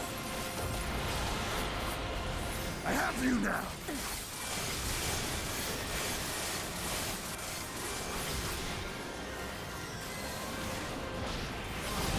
Oh wow, good job, Estinian.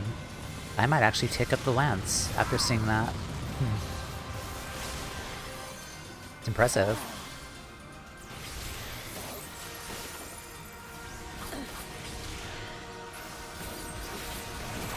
I will not be outdone!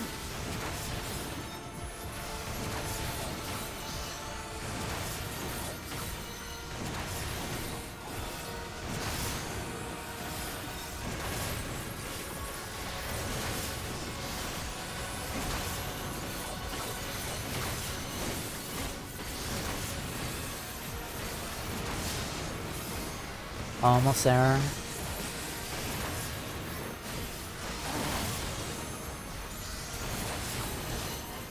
GG. That's what she... What? On a more serious note, went from raiding with 2 characters to not raiding at all.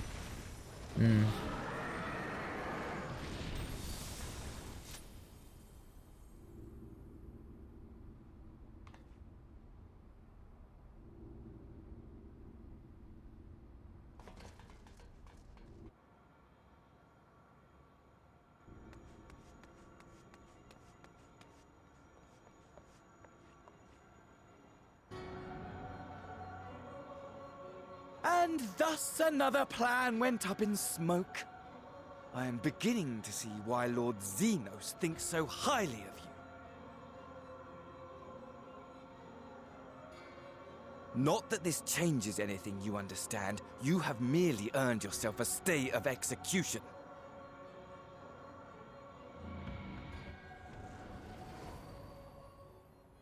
Grr.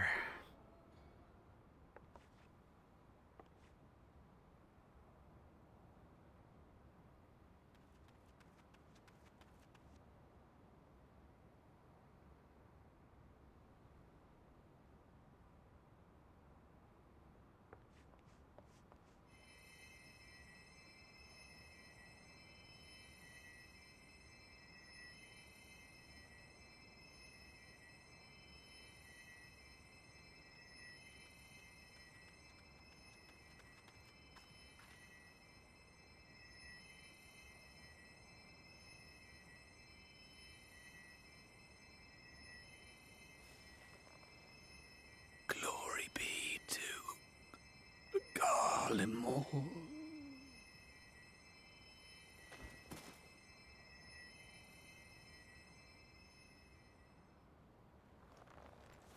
Prolonging our life seems like a good reward, generally. Mm-hmm.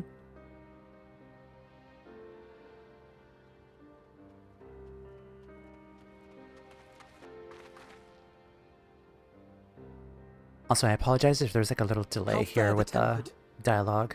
I think it's a capture card again. We've treated as many as we can, but some were beyond help.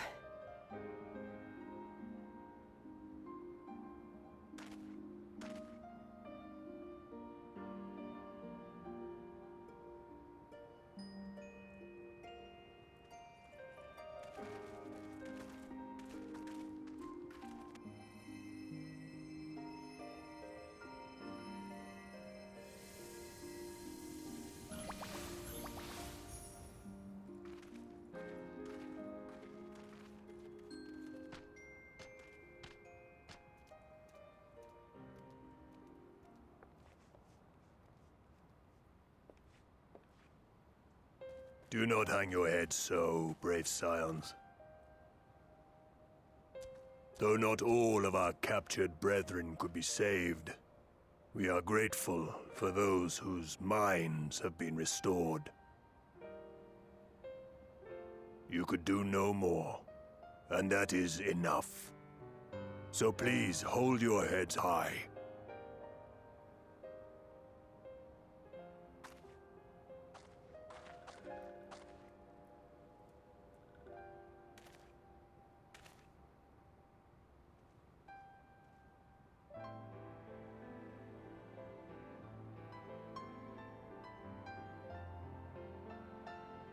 Should have been quicker, but I'll do better next time.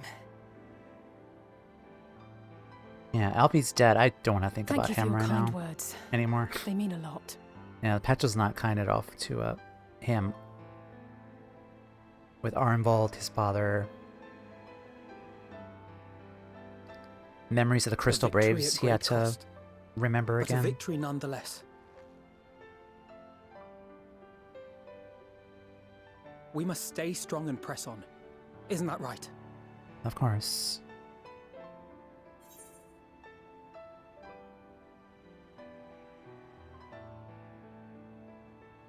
One battle at a time. One battle at a time. We'll get there. That we will.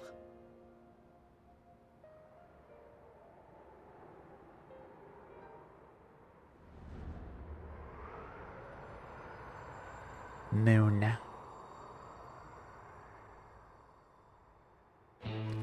Moon.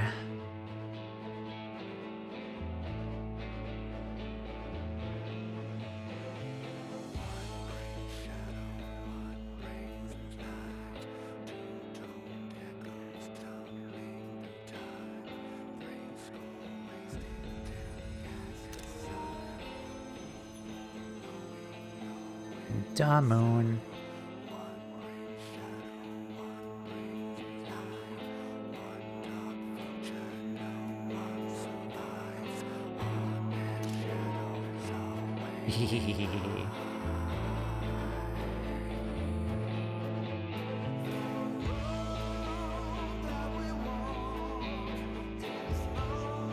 Welcome to Shadowbringers, and now farewell to Shadowbringers. Alright, G fucking G.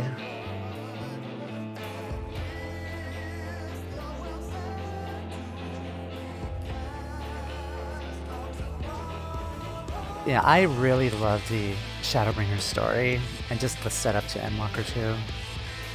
Like, aside from their dad, like, a lot of stuff had happened, and Shadowbringers was just so freaking good. So much so that I had to play it and relive it again, like with my EU Walt. And then go through it again with Marie here. But it's such a good freaking story. So good.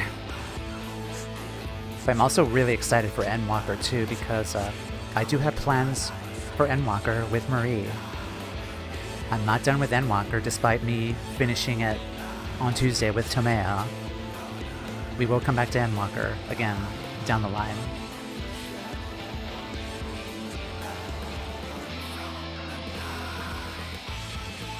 Yeah, thank you guys again for hanging out here. Just having fun to relive this story again. Also, the music fucking slaps. I love this song so much.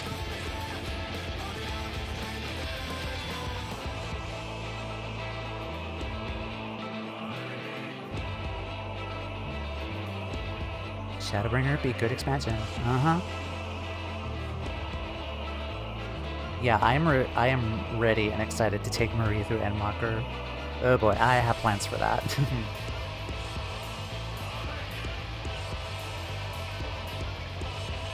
The art too is really good.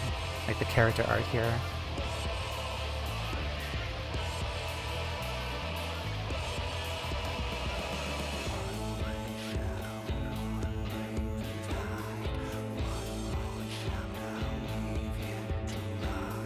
But yes, Tuesday I will be finishing Endwalker with 6.55. Our Crystally Exarch, that boy, Grahatia. Yeah, we just finished 6.5, and I decided to postpone 6.55 until Tuesday because it just gives me more time to kind of take it all in, because I think I had like a 5-hour stream that day and I needed to work the next day, but I'm excited. I also have a couple of other quests, Endwalker wrap-up quests I also have to do. I'll probably do that after we roll credits on Endwalker. Hardbert, the goat.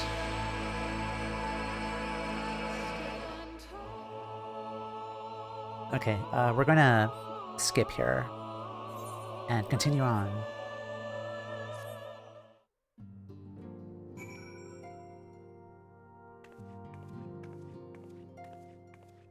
Yeah, good job, team. Good job. Good job. Hello, Emmerich.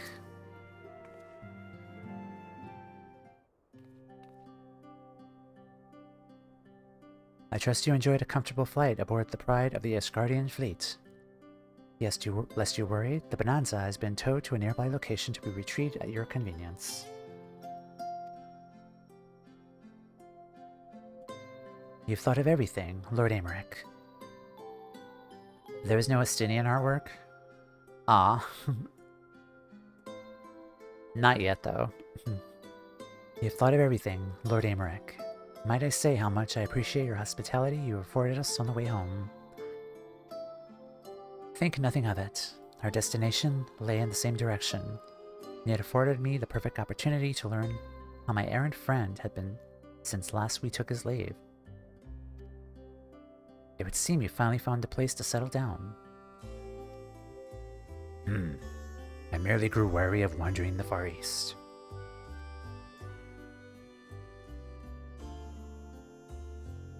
Returning to more serious matters, while the Telophori have been driven from Cartineau, 'tis like that the bulk of their forces yet remain. The evidence of the Grand Company of Eorzea's first joint military operation, however, I'm confident will have the potential to meet such threats head-on, even without the aid of you and yours. As such, while our forces keep the Telophori at bay, I would ask that you apply your talents to the task of neutralizing the towers. A sensible division of labor. Where the towers remain, so too will the threat of the lunar primals.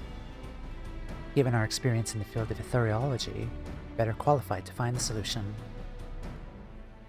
That we are, especially should it happen to lie beyond the Alliance's dominion. There is a time and place for formal investigations, of course, but certain secrets are wont to hide where only enterprising individuals may venture.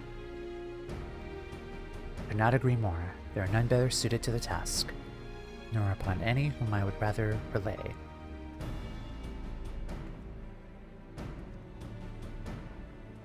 On behalf of the Alliance, I thank you. We look forward to receiving any information you are able to uncover. And with that, I must take my leave. Should you have need of assistance, pray do not hesitate to ask. Fare you well, my friends.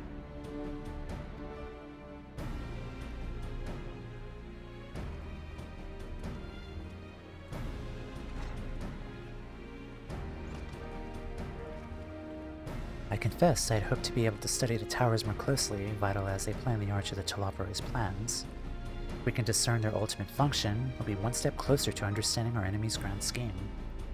Should we succeed in neutralizing them, of course, it's all but certain that the Telophori will mount an all-out invasion. And then it will begin. The one who awaits at the heart of chaos will come for us. For you.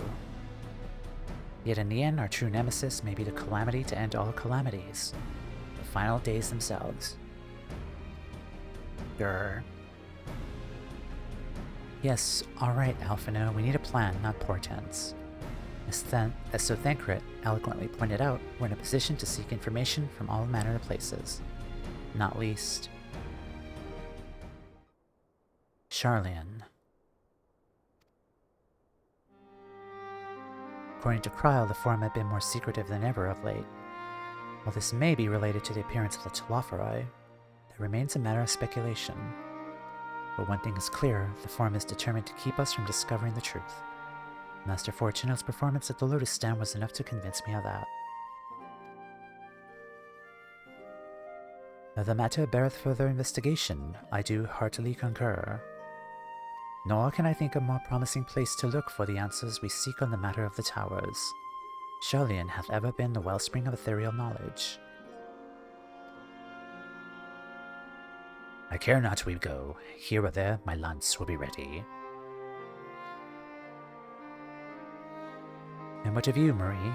Might you be persuaded to join us?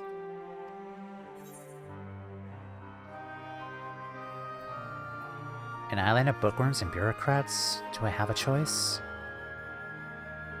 To be frank, I myself would sooner plump for a tropical paradise. Well, does need our help, and who knows where the trail might lead us. It appears we're in agreement. We have but wait for Kryl to secure the necessary permissions. In the meantime, there's a matter I would investigate. Does it involve tall structures? A strange coincidence, it does. At present, I only have a creeping suspicion, but with your help, I will soon find out whatever my fears are warranted.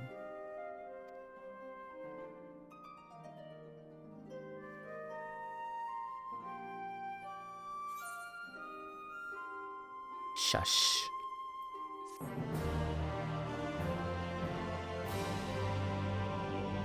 Shush. Learn to emote shush.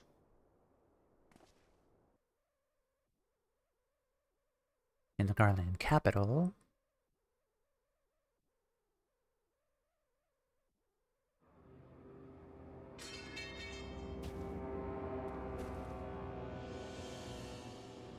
Scythe.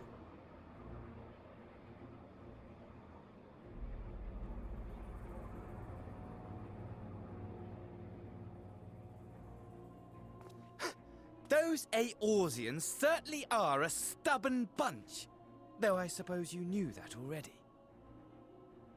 My plan to redirect the ether from Cartineau came to a rather less than satisfactory conclusion. It was, in many respects, an abject failure. Which does, of course, raise the question of where we are going to procure the requisite amount. The obvious solution would be to draw on resources a little closer to home, though that would require our dreamer to dream a trifle more deeply. So be it. The dreamer will not complain. Then let us begin the preparations at once. With the gateway of the gods complete, all that remains is to gather the necessary ether, and our prize shall be within reach.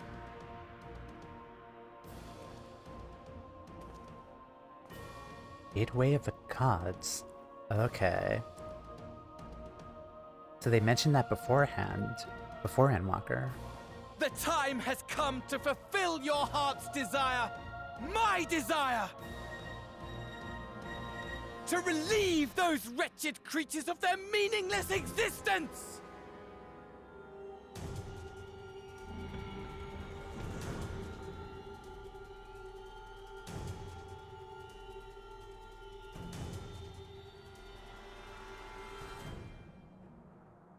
While I await you, I shall drink a sea of souls and gorge myself upon the darkened moon.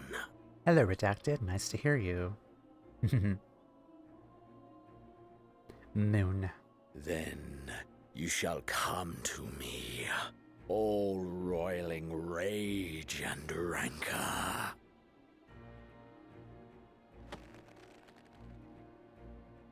And the stars shall bear witness to our final contest.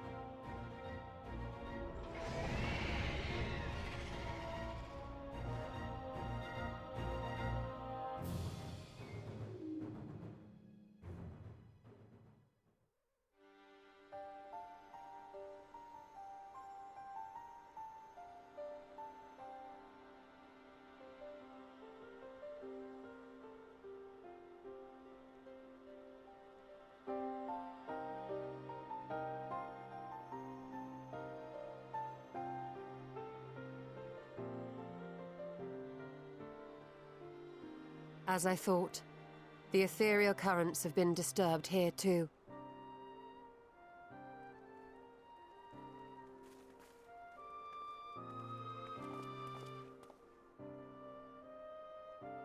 It was the same in Thanalan. Make that every location we surveyed. And the strength of each current has diminished dramatically, far more than could be attributed to a natural occurrence.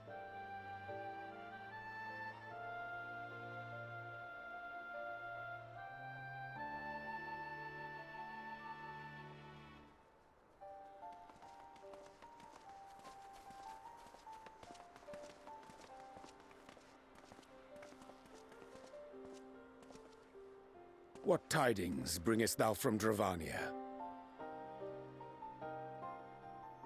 We took a number of readings, and noticed that the closer we were to the tower, the lower the etheric density became. In short, the towers are drawing upon the land's ether, which would explain how they were able to carry out the summonings. Oh, great. More bad news.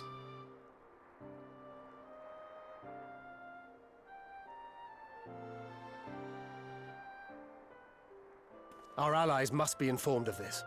We should return to the Rising Stones and have Tataru relay our findings to them.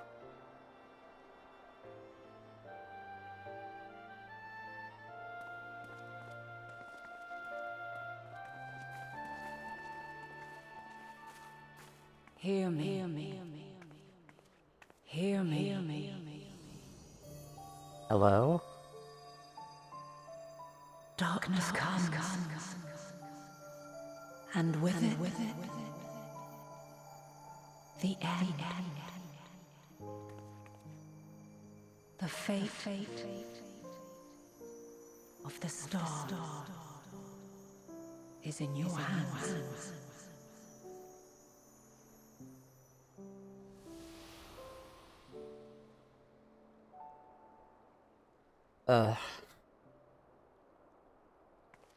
I felt emotional seeing her again. Damn. After what I know. Everything all right back there? I honestly was not prepared to feel that way.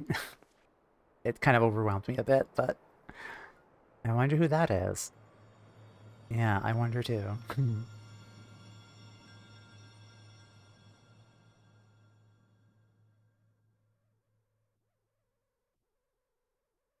Glad to see that shade vision for the second time. Notice more about it now.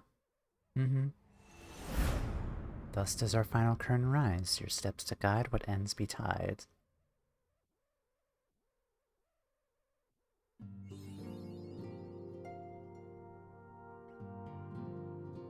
Shadowbringers is done.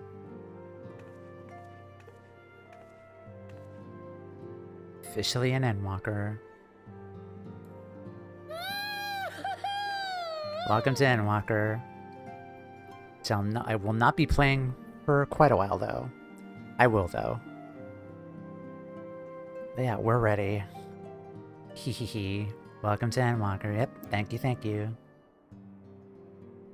God, I freaking loved Endwalker a lot, so much. Despite the very rough parts of the story for me personally, like the 83 MSQ. Like, time has passed and I've kind of gotten myself to watch like other reactions to it. I'm kind of like, okay, it was really good, like thematically, like after all, but still, it's gonna be interesting to go through it again, but with this character, because Marie is also near and dear to my heart as well, along with Tomeo. So we shall see. But again, I'm really excited to go through it again. And I'm also really excited too to finish Endwalker on Tuesday. Let me snooze this one last time. And yeah, thank you guys so much for hanging out here, helping me with the dungeon, and getting Marie to Endwalker. Thank you guys so much. Let me say goodbye here. Yeah, we are done for tonight. Gonna go make food and get ready to go to bed because I have an early work shift tomorrow. Yes, socials.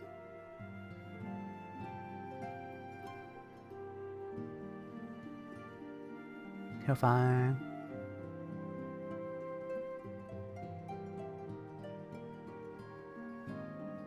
Just taking a while.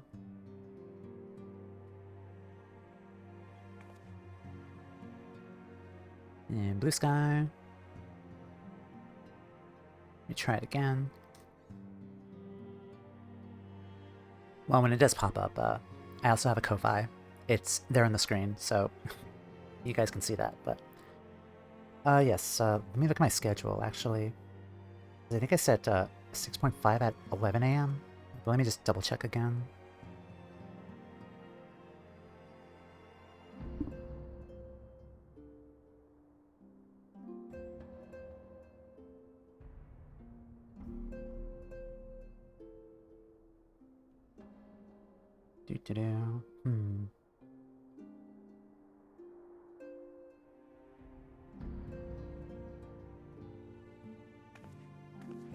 Let's see, announcements, and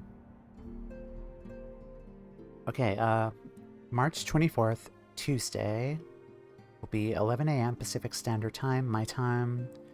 Be doing 6.55 and the last of the Endwalker quests I want to do. And then the week after, I will be starting a new game, which I'm really excited to do. But yeah, thank you guys again so much. Let's find a person to raid. I think I know who I want to raid here. You guys would like more Shadowbringers. That's a raid message.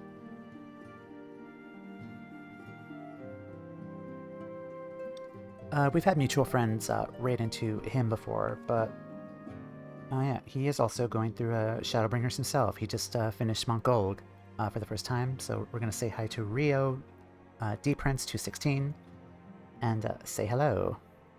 He just finished Mount Golg and the Exarch reveal. We're gonna go say hi, so let us go do that. Raid.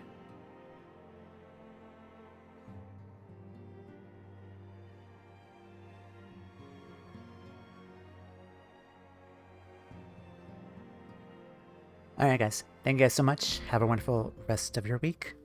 Start of the weekend. I will catch y'all next time. We will finally wrap up Endwalker 6.55 on Tuesday. Take care, and see ya.